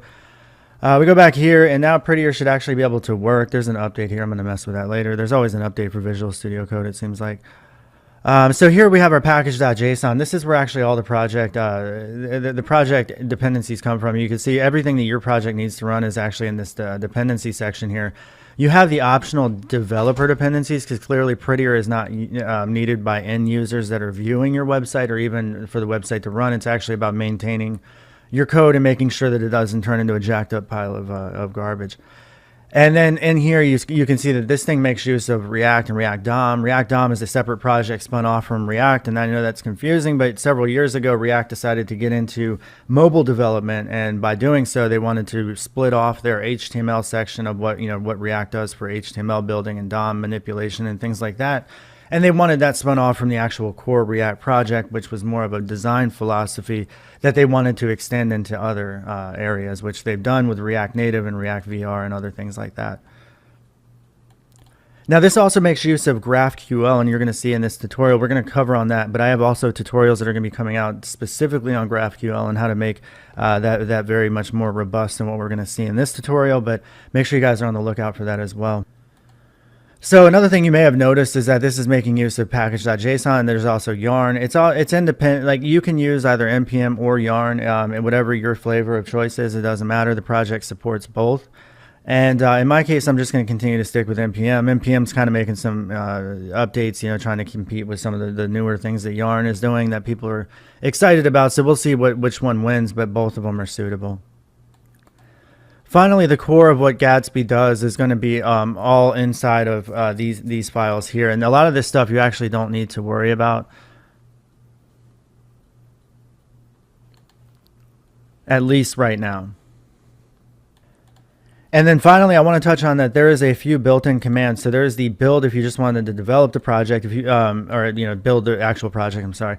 Develop is actually firing up the developer server that we saw from the previous video. And then the format is actually how you actually run the prettier project. So if you wanted your code to go ahead and get all prettified, then you're going to run that command. So how do you run those commands? You actually go to your command and you just simply say npm run and whatever the name of the script is. So this one is format. That's it. And it would go ahead and look inside your scripts folder. I would see that you have a format command, and then ultimately it's just executing this on the command line. So essentially there's really not a whole lot of difference between that and something like, wow, that's a cool noise, something like this. But yep. Hey guys, welcome back. So this video, let's go ahead and edit this this content of our website, because we wanted to make this a little bit more personal to our website, and I want to explain some of this stuff. So like I said before in the previous video, all the code that you're going to be editing for this project is really going to be in your source code for the most part. There's a lot of stuff already built in here for you, like the 404, but the interesting thing is that all these pages that you have of your app, and right now there's only 3 pages that your app has, and obviously that's why that's in the pages folder. So if you have more pages, that's where they should go. But it makes use of this layout. So if you wanted to navigate to this layout, you can actually you can right click and go to definition, and it's going to pull it up inside of here. And then you can just click on the layout and it'll take you right to where you need to go. And you can see that it's opened up in the layout. And you can see here, this is all making use of React. So this course is going to require some background knowledge of React. And if you guys are new to that, I have tutorials on React that are both on YouTube and Udemy. I recommend the Udemy ones because they're more modern. But I'll teach you all about how to use React. I've actually developed React professionally for multiple years. But make sure you guys check that out for more information. Whether or not you want to do it in TypeScript or just raw JavaScript ES6, I have tutorials on both. So because I got into programming many years ago with a website, rock music website based on a rock band, I'm going to go ahead and have this be a rock music website for whatever reason. And maybe I even use my old domain name that I haven't done anything with, that I've owned for almost 10 years or so now. But either way, we're going to go ahead and just say an awesome music information website. We don't even know what this is really going to be about, but I figure it's going to be some sort of data-driven website that's going to be generating static content on like a daily basis or something. That's most likely what I'll end up doing with it.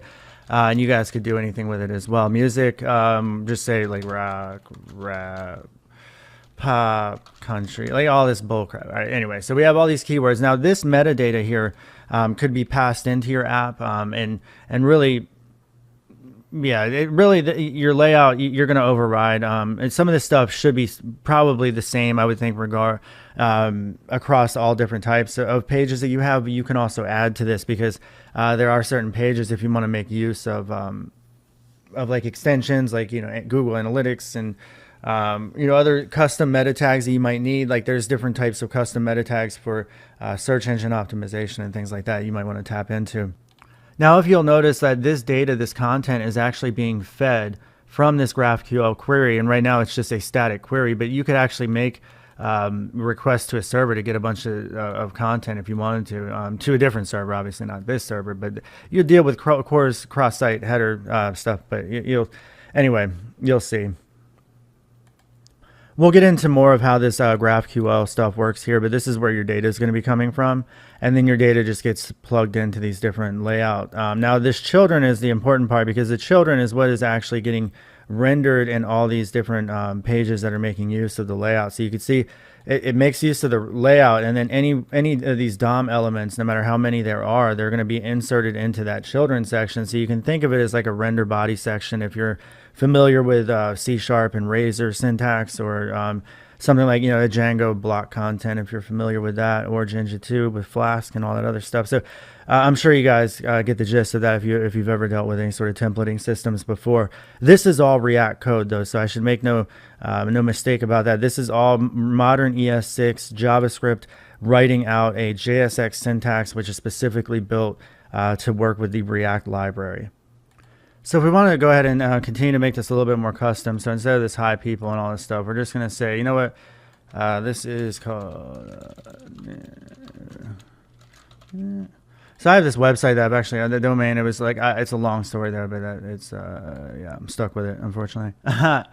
But anyway, let's go ahead and just say a music website. So we just want some just general content in here. I want to show you guys that there is an image component. If you right click, you can go to the definition of it. Again, if you click on the actual top part here, it'll take you right to it. So you can see how this works. The placeholder is actually you can see that it's getting the value from a GraphQL query, and then it's referencing that right here. So you can see placeholder image, child image right here, fluid. So it makes sense. It goes right down there, and then it says get this, which is just a spread operator, and this is, let's see, if you guys are not familiar with this is actually just spreading out an existing object. All right, so I want to show you guys how to actually throw an error message. If we start monkeying with the data of our image component here, and we take out this this query right here, and we go ahead and say, you know what, I'm just going to put in a file that's not going to be found. So we can see that it compiles correctly, no problem. But then on demand, like when we go ahead and pull that up, you can see that we're not getting a page here. And when that happens, you need to go to the console. You need to look at this. Now this can be very, very cryptic, but you need to basically go through this and click on one of these links here, and it should take you to the approximate location of where this error message is. So you can see that it got thrown inside the core of this React project here, React error overlay, probably something to do with the image. But if we highlight over this is the stack trace. You must start at the top, so you can see in static query at image.js line 17. So start with the top. That's the problem. So we go to image line 17, and this is really important that you guys know how to debug your own programs. And you can see in line 17, this is where we got all jacked up. And why? Because we referenced a file that doesn't exist. So now if we go ahead and we add an image in here called test, or you know, if we gave it a full path, and this is a good idea to take a moment to talk about this GraphQL. So there is an image component that is making use of a project, a separate project that we saw that was actually thrown the message. Gatsby image is a separate project. You can see that it's using GraphQL to create thumbnails. They're optimized, so it has all kinds of optimizations already built in. But you have to use the Gatsby image, but there are certain things that you have to abide by. And it says inside of here that you can see that there are certain things that you have to pass to it. So, and it says you write GraphQL query using one of the included GraphQL fragments. So I want to show you guys, if we go ahead and we change this back, there is an actual config. If we locate the config here, and you can see that the plugins that we have here is that there is a Gatsby image plugin. Where the heck is that? And it's actually right here, because what Gatsby is doing, it's actually optimizing your images, meaning resaving them and things like that. So this is important that you actually specify where your images are going to live. So this is how it knows to look for your images in the source images folder, which is inside of here. So this is where any sort of image, if you're going to add an image, you need to add it here. So this will optimize it. Now, once that's only if you want to have images that your server is going to be serving up optimized yourself. You could still actually reference third-party websites, and we could do that here. So you can see this is using the image tag, which is really it's an image component, and the image component itself is actually using the Gatsby image project, and it's using the image from the Gatsby image project. I know that's confusing, but there is this GraphQL structure that you have to follow. And here, we're just going to go ahead and just change this real quick. And we'll say test.jpg. All right, so now obviously I need a test.jpg inside of here. So we're going to create a new file. In fact, I'm just going to go ahead and copy a file from the internet, a free image, like a musician image or whatever from the internet, the first one I found. So I went ahead and copied a free image in there, and if I refresh, so now I have this test.jpg file in here, and if we wanted to reference it as a as just a normal URL, we can do that using React. It's no problem. You don't have to use the image tag once again. So you would just simply use the normal image tag, giving it a source of. I need to give it a source of. Well, number one, let me just show you that if the file's there, the error message obviously goes away, and it's going to optimize it. Just 1 second. So here you go, just to show you that the server should automatically optimize your image when you inspect on it. It's doing a lot of stuff behind the scenes when this thing is being built. But luckily, it's a lot of things that you don't have to use. Now, once again, you don't have to use this image. If I wanted to just go where this image is located, which is on Wikipedia, free to use, I could just go ahead and copy the image. I'll copy the image address, and then if I go back to my source code, we will just add a normal image tag like I was about to do. And now we're going to have 2 images when we go ahead and recompile this thing.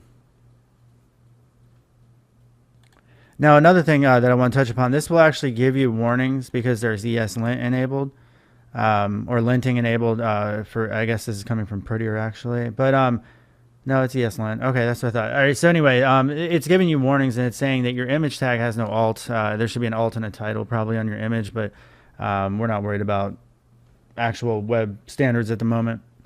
So if I refresh the project, you can see that there's 2 separate images. There's one that's pointing to the Wikipedia location third party, not using the plugin, and then there's one that's using the plugin that's located statically, and that one is a much more optimized image. It's going to be faster for your end users.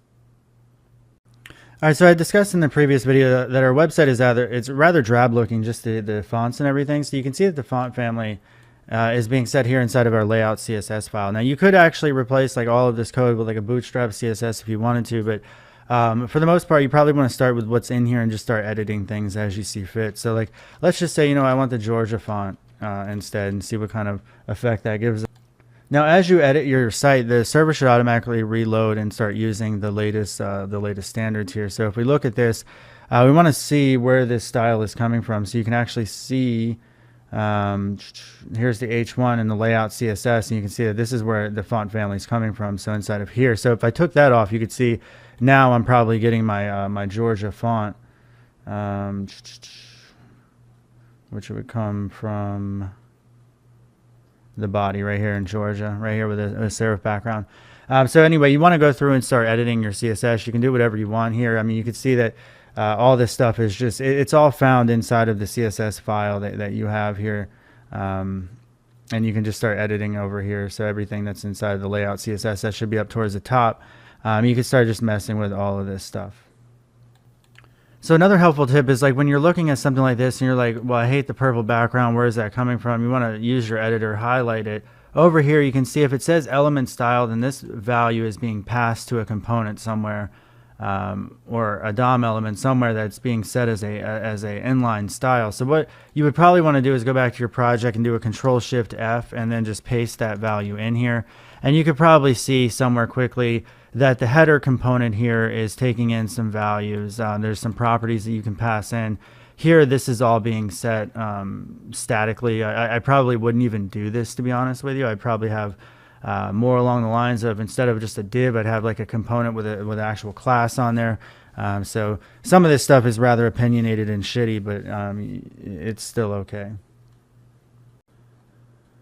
All right, so I want to take a moment to go over what GraphQL is, and really what this is it's a schema language for your API, and it's a service type of almost like middleware that sits between your actual application that you're building and then the communication to the backend data from where this comes from. So the problem with like any sort of complex websites, even static websites for that matter, is that your data is coming from all over the place. It's coming from multiple different databases. Sometimes it's coming from multiple different databases, depending on even just an environment that the application's running in, depending on how sophisticated things go. So it can be very, very complicated to be like, for this request, I need to go to a MongoDB, and the other one I need to go to Postgres or MySQL or something like that. Well, GraphQL actually simplifies a lot of that for you, because you're just communicating from your application to the GraphQL client, and then all the complexities of where those connections are being made are actually set up in GraphQL. So it gets out of your way so that you can start developing right away. So I want to give you guys a demonstration on how to get started with GraphQL, and it can be rather daunting. It's somewhat difficult, but what I recommend is that you go to this website here on GitHub. There's all these different APIs that you can play around with, and the one that I want to play around with is going to be, since we have a music site, let's go ahead and use the Music Brains one. This is fine. Now it gives you like an example. This is a rather complex one, so let's go ahead and just get rid of that real quick. So the first thing you want to do, as you can see, that you must provide a query. So you want to go ahead and create your query. So we're going to create our query, and we can just call this whatever we want, but I'll call this test. And then as soon as you do that, like if you highlight, I know this isn't very big, so I'll make this bigger. If you highlight over it, it immediately tells you that, okay, there's some sort of name or something that it belongs underneath test. So you need to start somewhere. So press control, space dot, or wait, no, not space dot, control space, that's what it is. So press control space, and you can see that there's all these different options. So this just kind of goes through, and I mean, you can query Spotify, Last.fm, whatever. In my case, I'm going to do a search, and then you can see if you highlight over search, you can see that the search query must have a selection of subfields. So anytime it says that, you want to go ahead and do a subfield, which means that you need to do another bracket, and then you highlight over the bracket, and you can see that this is expecting something as well. So you're going to do control space, and then this is going to tell you, okay, what are you trying to do? So I'm going to be looking up an artist. Now here, artist, if you look up over this, it says artists of type connection must have a selection subfield. So we've seen that before, but it also says field artist argument query of type string is required but not provided. So anytime you're adding an argument to something, in this case, we are adding an argument to artist because it takes an argument. How do we know that? If we go over to our documentation and we start going down this query, we can see that this is the root, and then we have the search. So we're going to look down here for the search, and then we have artist. So we're going to look down here for artist, and we're going to click on that, and you're going to see that artist takes in 3 arguments. Now this one, though, you can see is required. That's why that exclamation point is there. So you have to at least provide a query. So we're going to do that, and we're going to go with my favorite band name, Bayside, which is a rather standard thing that I do. So now you can see that we satisfied that first argument, but now we have another child that we need to satisfy. So it's like you need to do something here. So control space again, and it's like, okay, you have an option of returning nodes, which is probably what we want, which means a bunch of data elements. You could just get page info or the total count, but what we want to do, these would be important for pagination, but I want to go ahead and grab nodes that match the Bayside query. And nodes itself, you can see if we highlight over it, it says, okay, it needs subfields, so we know what to do there. Just add another set of curly braces. And then down here, you can see nodes. It's like we still don't know what it is that you want to return. When you finally get to where you want to go, and you can see here that when we finally get to where we want to go, we need to go ahead and specify just control space. And this is where you're going to end up getting to finally the data elements that you're looking for. So it's like, okay, so with this query of Bayside, I want to return all the IDs. I want to return the name. And then is there like we'll do a country. Yeah, let's even do recordings. Let's do that. So now you can see with actually, let's not do recordings for right now. Let's just keep it right there. Let's go ahead and press play now. We can press play, and now we're getting results back that match. And in this case, this is the one that I wanted. This is a Bayside. Bayside. This is all garbage right here. And then Anthony Ranieri is the lead singer of the band Bayside up here. So this is actually returning some real good data that we need. And you can see, like, if I don't specify country, GraphQL is only going to return what it is that you want. So it's very efficient. It just returns what you need and not other stuff that you don't need. And then from there, let's go ahead and add that the recordings one. Let's actually do I'll do the recordings. Let's do recordings. So you can see recordings obviously needs some sort of sub argument. So in recordings here, now we're going to do control space, and we're going to say, I want the nodes from the recording. You can see nodes is like, okay, must have subfields. So once again, we do the curly braces anytime you run into that message. And then here you can see if we do control space, now we can start getting the ID of actual recordings. And I'm going to get the titles, and I'm going to get, I'll get the, I don't want anything that has more subs, but you guys get the point, I'm sure, from this example, how GraphQL works. Very similar to JSON. It's not that complicated. I'm not sure why people say it's so complicated, but it is something that you do have to wrap your mind around. But as you can see, this is a Bayside song that I'm looking for. Same with that. So a lot of these are actually Bayside songs. Yeah, this is a good song right here. I like that. So anyway, yeah, this is a lot of this stuff. Yeah, this is awesome. So if you want to practice querying real data, I recommend you probably do that with GraphQL before you start getting too much further into it. To try to building a website around it. Hey guys, what's up? Welcome back. All right, so in this video, I want to look at this static query, and I'm not sure if you guys have noticed this in the application, but on our layout page, we have this static query, and this is actually something new for Gatsby. It just came out in 2.0 series. And what it's doing here is it's just basically saying for one request here, go ahead and get this information that's not really going to change that often. And that's this site metadata. So where does this data come from? Behind the scenes, it's actually coming from the Gatsby config, and up here at the top, you can see this site metadata. So behind the scenes, a lot of this syncing between GraphQL and your Gatsby web server is being done for you. This data, like I said, this is commonly where like your metadata is going to sit. But in another video, we're actually going to see how to make a custom query where we're not going to use this layout, the static layout query. Because this isn't something that you normally use for any sort of page level query. But you can see that's where it's getting this data, and then you go ahead and it references that data and the title, and it's also setting it on the header. So if I command line into where my project is located right now, I'm going to go ahead and run Gatsby develop. All right, so now it's running. If we go back over to the server here, and what I want to show you here is this title. So if we go ahead and we dynamically change that information, and let's go to the Gatsby config, and let me go ahead and make this a little bit smaller so you guys can see in real time. So if I go ahead and I change this title, press Control S, and you can see it's saving. So we want to go ahead and give this the music website name that this is.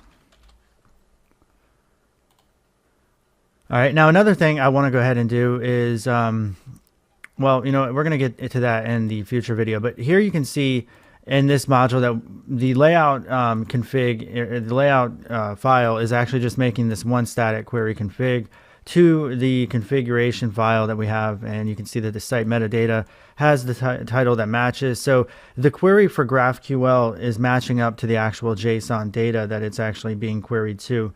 So I know that seems kind of confusing, but it's like, where does site metadata in the layout.js here, you can see it says here that this query right here could be arbitrary. It could be whatever you want it to be.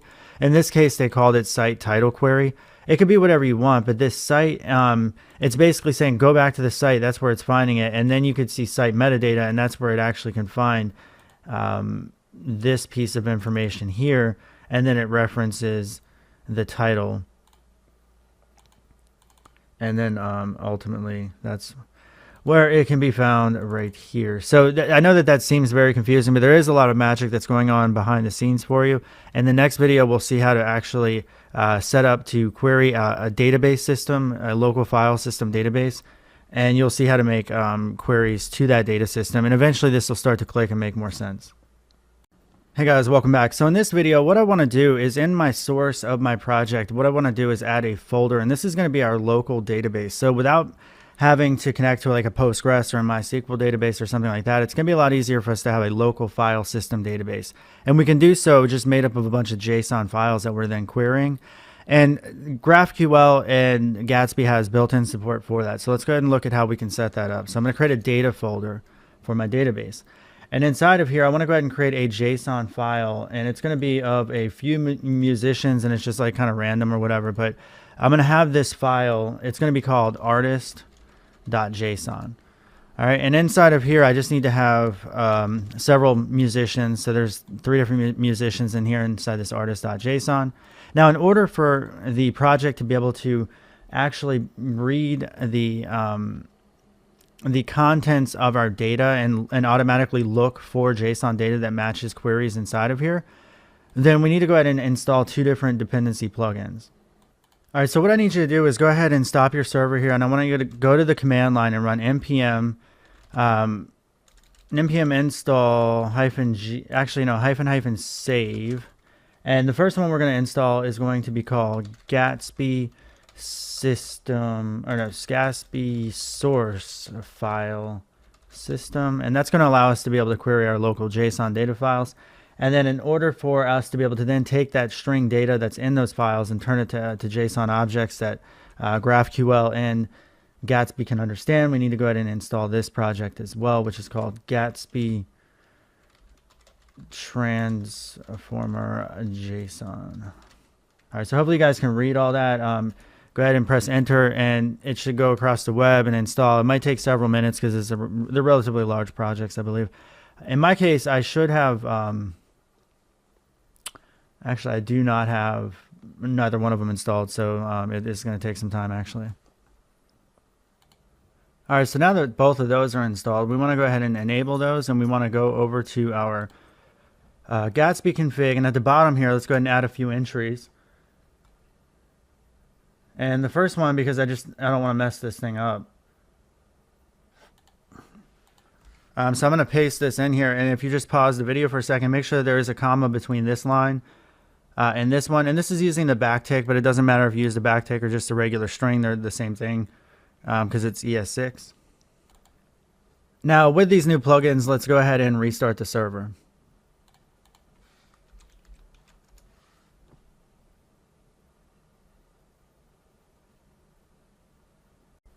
All right, so maybe you guys have already jumped ahead or not, or maybe you haven't, but there's this notice that, we've been running out of localhost 8000, but there's also this other URL, this GraphQL endpoint, and this is a built-in awesome tool that we can use to actually query our database without having to write the code. And you just do that by typing --GraphQL at the end of your URL. All right, so inside of here, what we can do is we can actually make our queries going right into this, so it's pretty easy. So if we wanted to query our database, all you have to do is press Control space, and this tells you, okay, you need to do a query. Okay, so we're going to do query JSON. Actually, we need to put this inside brackets. So we're going to do one bracket, and then inside of here, we're going to say all data and JSON. Okay, and we're going to say edges. And if you want to know what's available, all you have to do is press Control space. So it would probably be helpful if I actually save the configuration file after making a change to it, and then restart the server. So that'll happen to everybody. So now that I've done that, if I go back over here and I press Control space, you're going to see that you have all these options, and we want to say all data JSON. And every sort of option you have these curly braces that you want to go one step further into it, and you can just press Control space and see, okay, I need to go into edges. And then you go Control space and okay, I need node. And then once we're down here, we can start seeing that, okay, it's reading the actual file system JSON data that we included. So let's go ahead and grab this band. And then we can grab elements from this band, and there's, we have the option of genre, biography, whatever, we have, and then genre. Well, so we'll go ahead and return all these elements, and then just press play, and you can see we're actually getting it from our data. And this is using our actual local file system data. So, depending on how complex your data is, you could have Python scripts that are just updating a file system on your server with new JSON data every so often, you know, for some new information or whatever. And you don't even need like any sort of MySQL database or anything like that. You know, just depending on how, you know, obviously you're not going to have any sort of Facebook or anything like that. But, you could have like an information-based website, even like an affiliate-based deal where you're probably making money on a static website, like, you know, a lot of them. There's just a lot of options there. I mean, there's just a lot of options. Hey guys, so in this video, what we're going to do is go ahead and make a query from our component. And let's go into the source and into our pages inside the index.js file. So inside here, what we're going to do is we're going to pass in some data. And all we have to do is simply say data and add a query to the bottom of this. And it's going to automatically query our database. And it's really cool. I know there's a lot going on behind the scenes. This can be called whatever you want it to be, but I'm going to call it page query.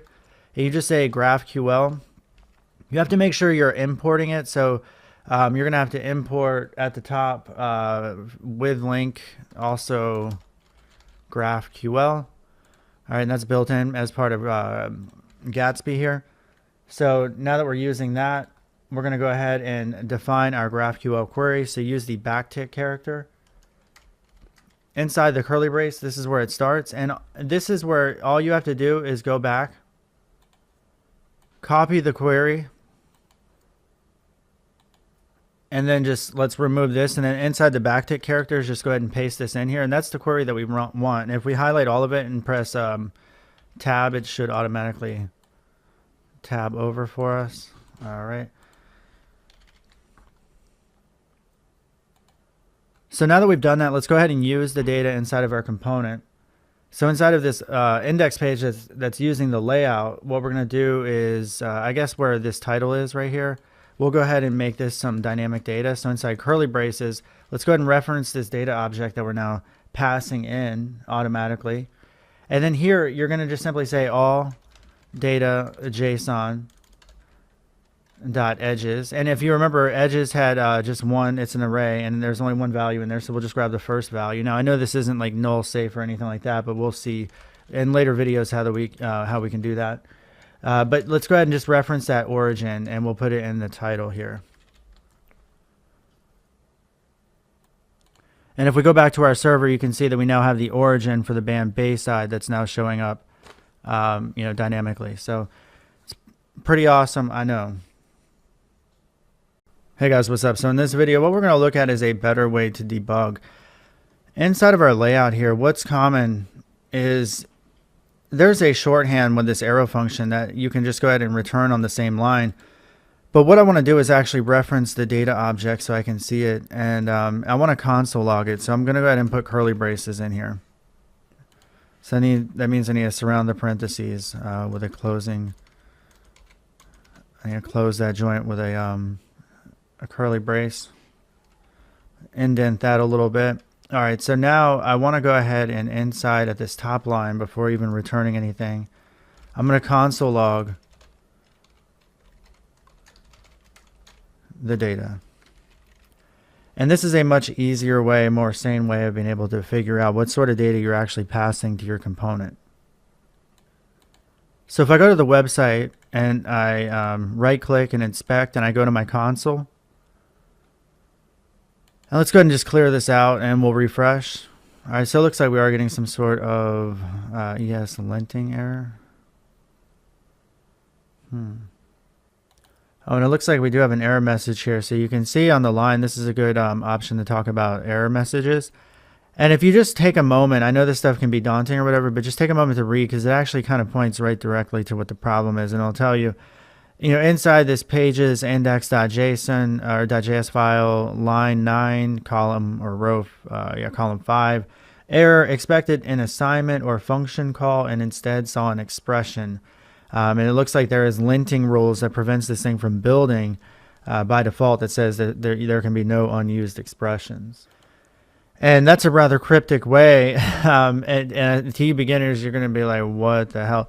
And the reason for that is because now that we've included this curly brace so that I can access the data object to console log it using the window object, the return statement needs to be in here. So we need to be returning this data here, this function call.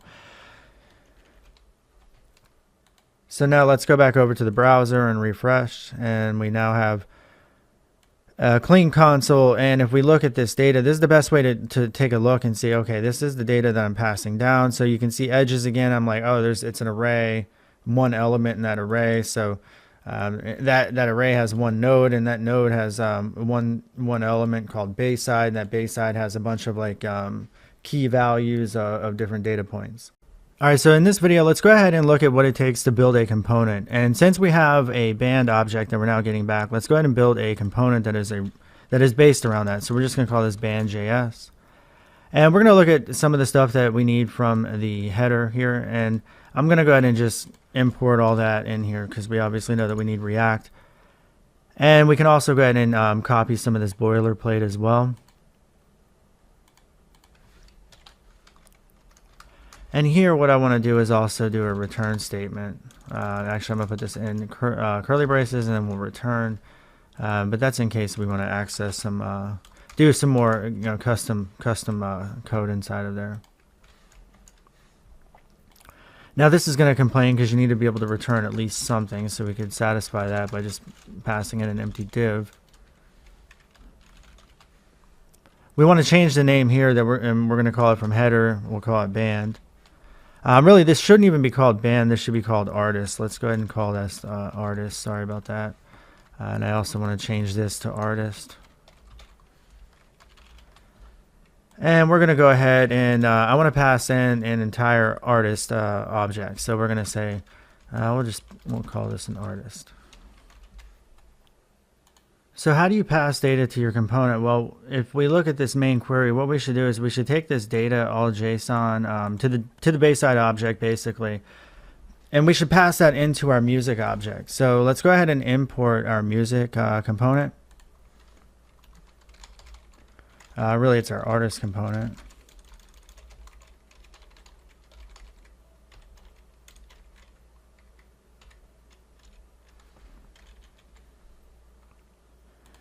So now that we've imported that, we can go ahead and use it.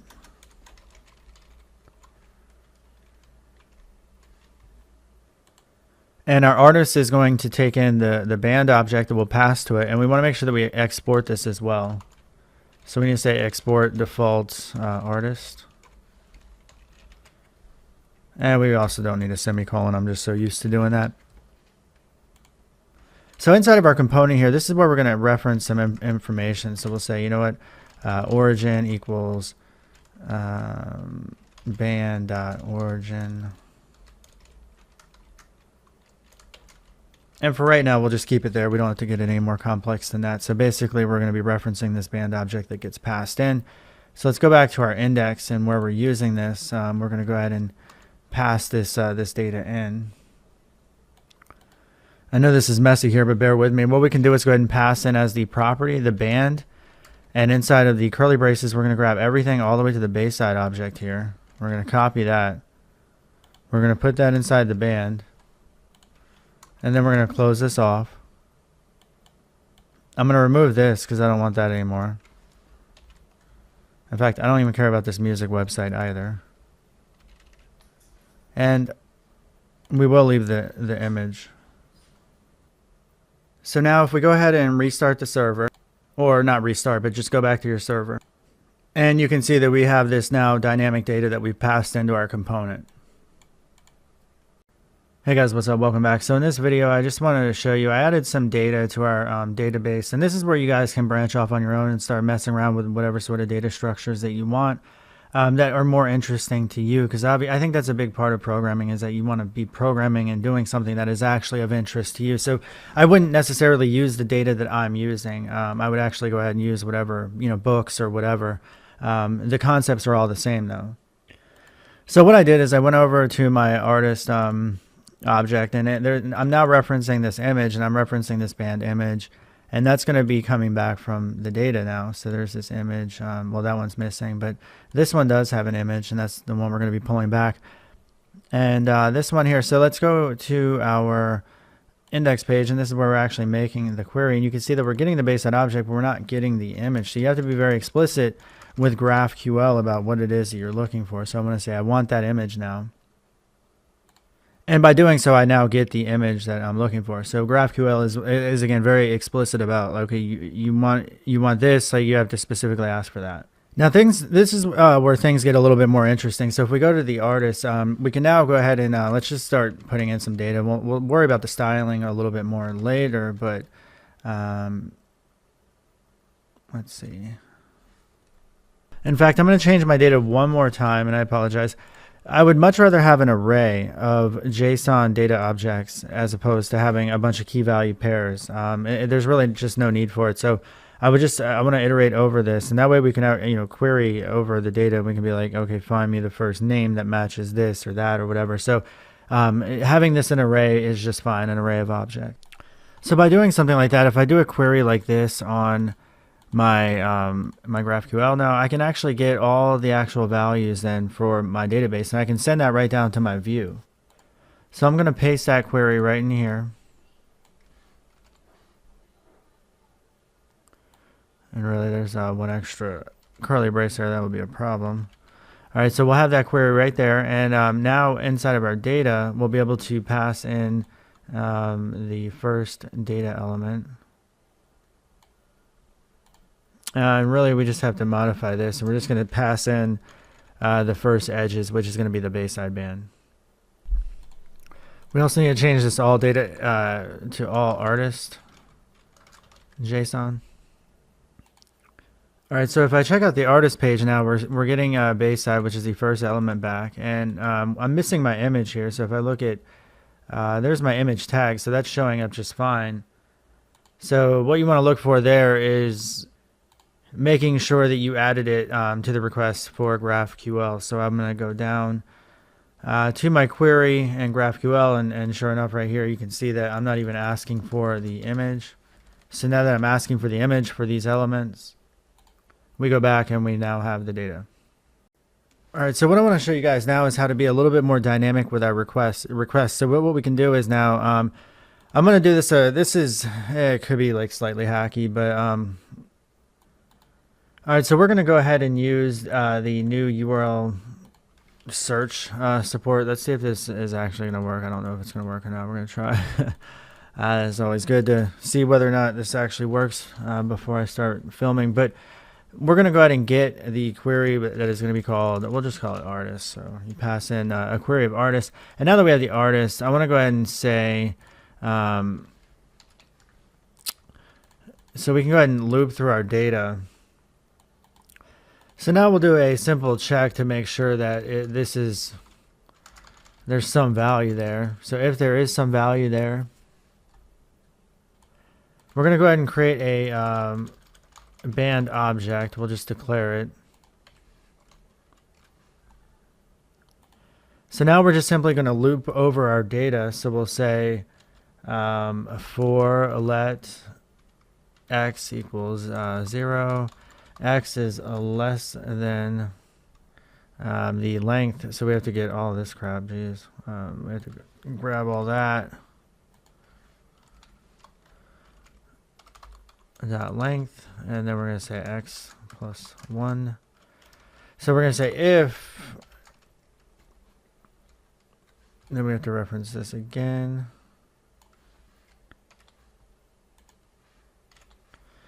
So if edges x dot node dot name equals, and this is going to be my param dot to lowercase, because I don't want to have to and we want name to be to lowercase too, so to lowercase, so that way I can do a case comparison here and not have to worry about case actually.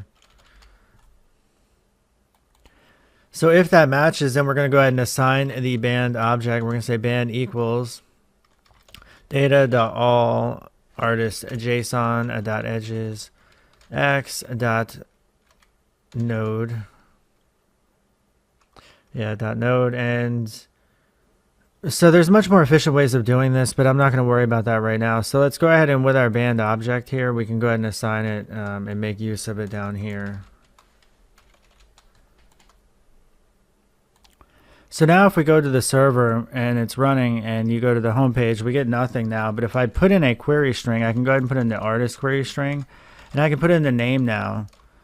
And it now queries for the actual artist. So and it could even be, it's case insensitive as well, so that, you can get by with that. And now we have the other artists as well. So now you can search by different artists, and what was the other one? The other one was Outcast. So that's how you can have some dynamic data, all file driven, and that's why you guys paid and subscribed to this course. All right, guys, thanks for watching. Hey guys, what up? Welcome back. So in this video, what I want to do is go ahead and use a stateful component in React, because that's where the actual strength of React is. So far, we've been using these functional components, which don't have a whole lot of state management. So if you want like click events to fire off AJAX calls, things like that, you can do all that, but you don't want to do it in this this functional control. So let's go ahead and use the class-based system that React has available to us. We're going to go ahead and say export default class, and we're going to give this the name of artist because that's the name of our class, and we're going to say extends react.create react.component. And this is going to call a super, and we're going to pass in the props. And you can just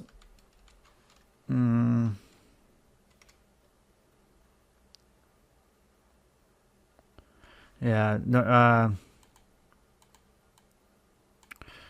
because this should be, that's not even right. Okay, don't even worry about that. Okay, so now we're just going to have, for right now, we're just going to have the render, and the render is going to return.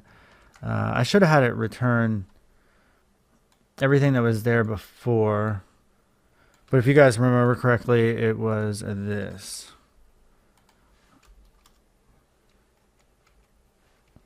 To some degree, except you're going to want to change the path because what's going to end up happening is the value of band is actually going to be assigned to the props value of this artist component now that we're using the class system.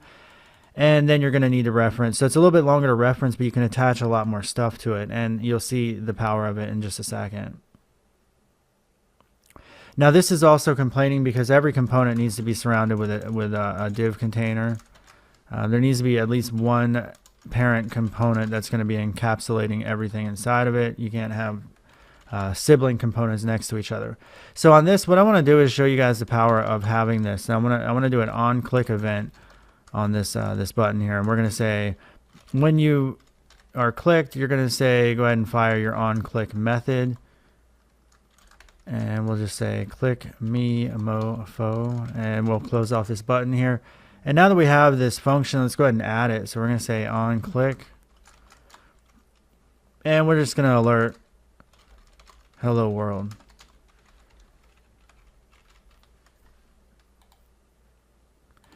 Now everything else should work the exact same way. So if we go over to the component now and we click on this button, we're getting the hello world. So that's how you actually get, custom behavior inside of your React component. Hey guys, what's up? So in this video, what I want to do is show you guys the Gatsby built-in develop feature, because it's going to be able to save you a lot of time when you're developing. Here's a situation where I'm actually debugging something.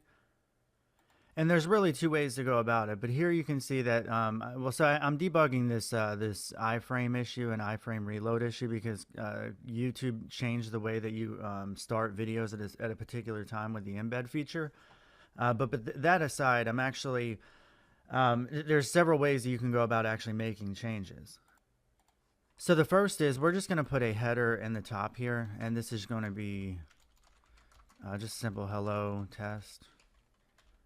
All right, so the first way to go about your changes is to run Gatsby build, and then you could go through the build process. Now some people actually like to be very methodical about doing this manually, so they can see if there's a build failure, because you'll see in a moment that we have the ability to have it watch the changes for us, but then sometimes we're not notified of an error, and we're like, why isn't this working? And then you go back to your build, you realize it didn't build, things like that. So that's why a lot of people like to manually do it. And after you build it, you then would serve it, and it's going to serve your latest code. And then you can see it hits localhost 9000. So if you control click on that, it'll actually pull it up in a browser. And then here we go. Let's go ahead and look at the artist page real quick. So here you can see hello test. So that's the first way that you can actually make changes. Now the quicker and much better way is actually to go back to your command prompt. And we're going to kill this. Just make sure you're clicking inside there. Press Control Y. That should kill it. And then from here, what we're going to do is say Gatsby develop. Now this built-in feature has a watch on it so that Gatsby will be listening for your changes. You don't have to manually restart the server. Typically, this is what you want. Again, if you want 100% control, you guys figure out what you want to do, but I actually use this feature all the time. It's a lot easier. Now you're going to notice when you're in develop though that the URL actually changes to where this thing is starting. It's actually starting on 8,000 and not 9,000, so don't let that slip you up. So then here is the localhost 8000. If we go back to the page, we'll just we'll go back to this page. Oh crap. Yeah, we'll go back here, and then from here, what we're gonna do is you can see this hello test. So as we pull up the code, I'm gonna make this smaller, and then we're gonna go to our component. And then we'll change the title, press Control S, and then you can see that it automatically built and changed right there. So, clearly that is a very beneficial feature that's going to save you a lot of time, and I'm sure that most of you guys will want to do that. Hey guys, what's up? So in this video, I want to show you how to do string concatenation, or really just any sort of expression with React inside of a JSX statement.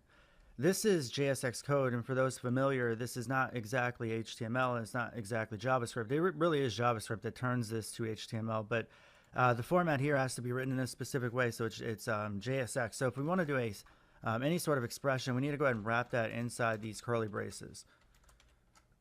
If I could actually type.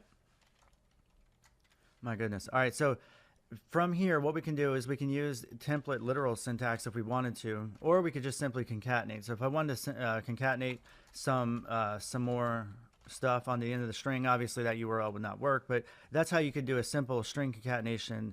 But we could also use the built-in a new template literal syntax with ES6, which gives us the ability to just inject our arguments right here without having to do a bunch of sloppy string concatenation. And here you could just simply reference your object.id and you wrap it right there. So using this this backtick template literal syntax with ES6, we can save ourselves a lot of ugliness, but this is how you do any sort of expression. So if you had to do math, like add some numbers, things like that, you could do the same thing. You just have to make sure you wrap it in these braces. So in this video, I want to touch on keys in React, and it's very important because a lot of people don't understand, but essentially it can be summed up as this. Anytime you have a list or an array of values, and songs is an array, you're going to want to use the key on the outer component that is being rendered here, because what happens is anytime that there is a list, React has no way of knowing for those elements that are in the list, it say there's 8 of them. If 2 of them got removed, elements 4 and 6, React has no way of knowing without having to re-render everything, and it doesn't actually do that for the list. So in order for it to be able to keep track and to re-render everything, if item 4 or 6 gets removed, they need to have individual unique string IDs on them. And those string IDs can be whatever you want them to be. They just have to be a string. So it could be like a string number or string whatever. But the thing is, it's just easier when you're looping over a array of elements in React to just simply use the key value that is available to you through the loop expression. And you can just assign it here. So you just say key equals key. So this is always going to have a unique value of however many elements are in the list. So if element 0 gets removed, React's going to be smart enough to re-render the entire array of elements. But without that key, it will not do so.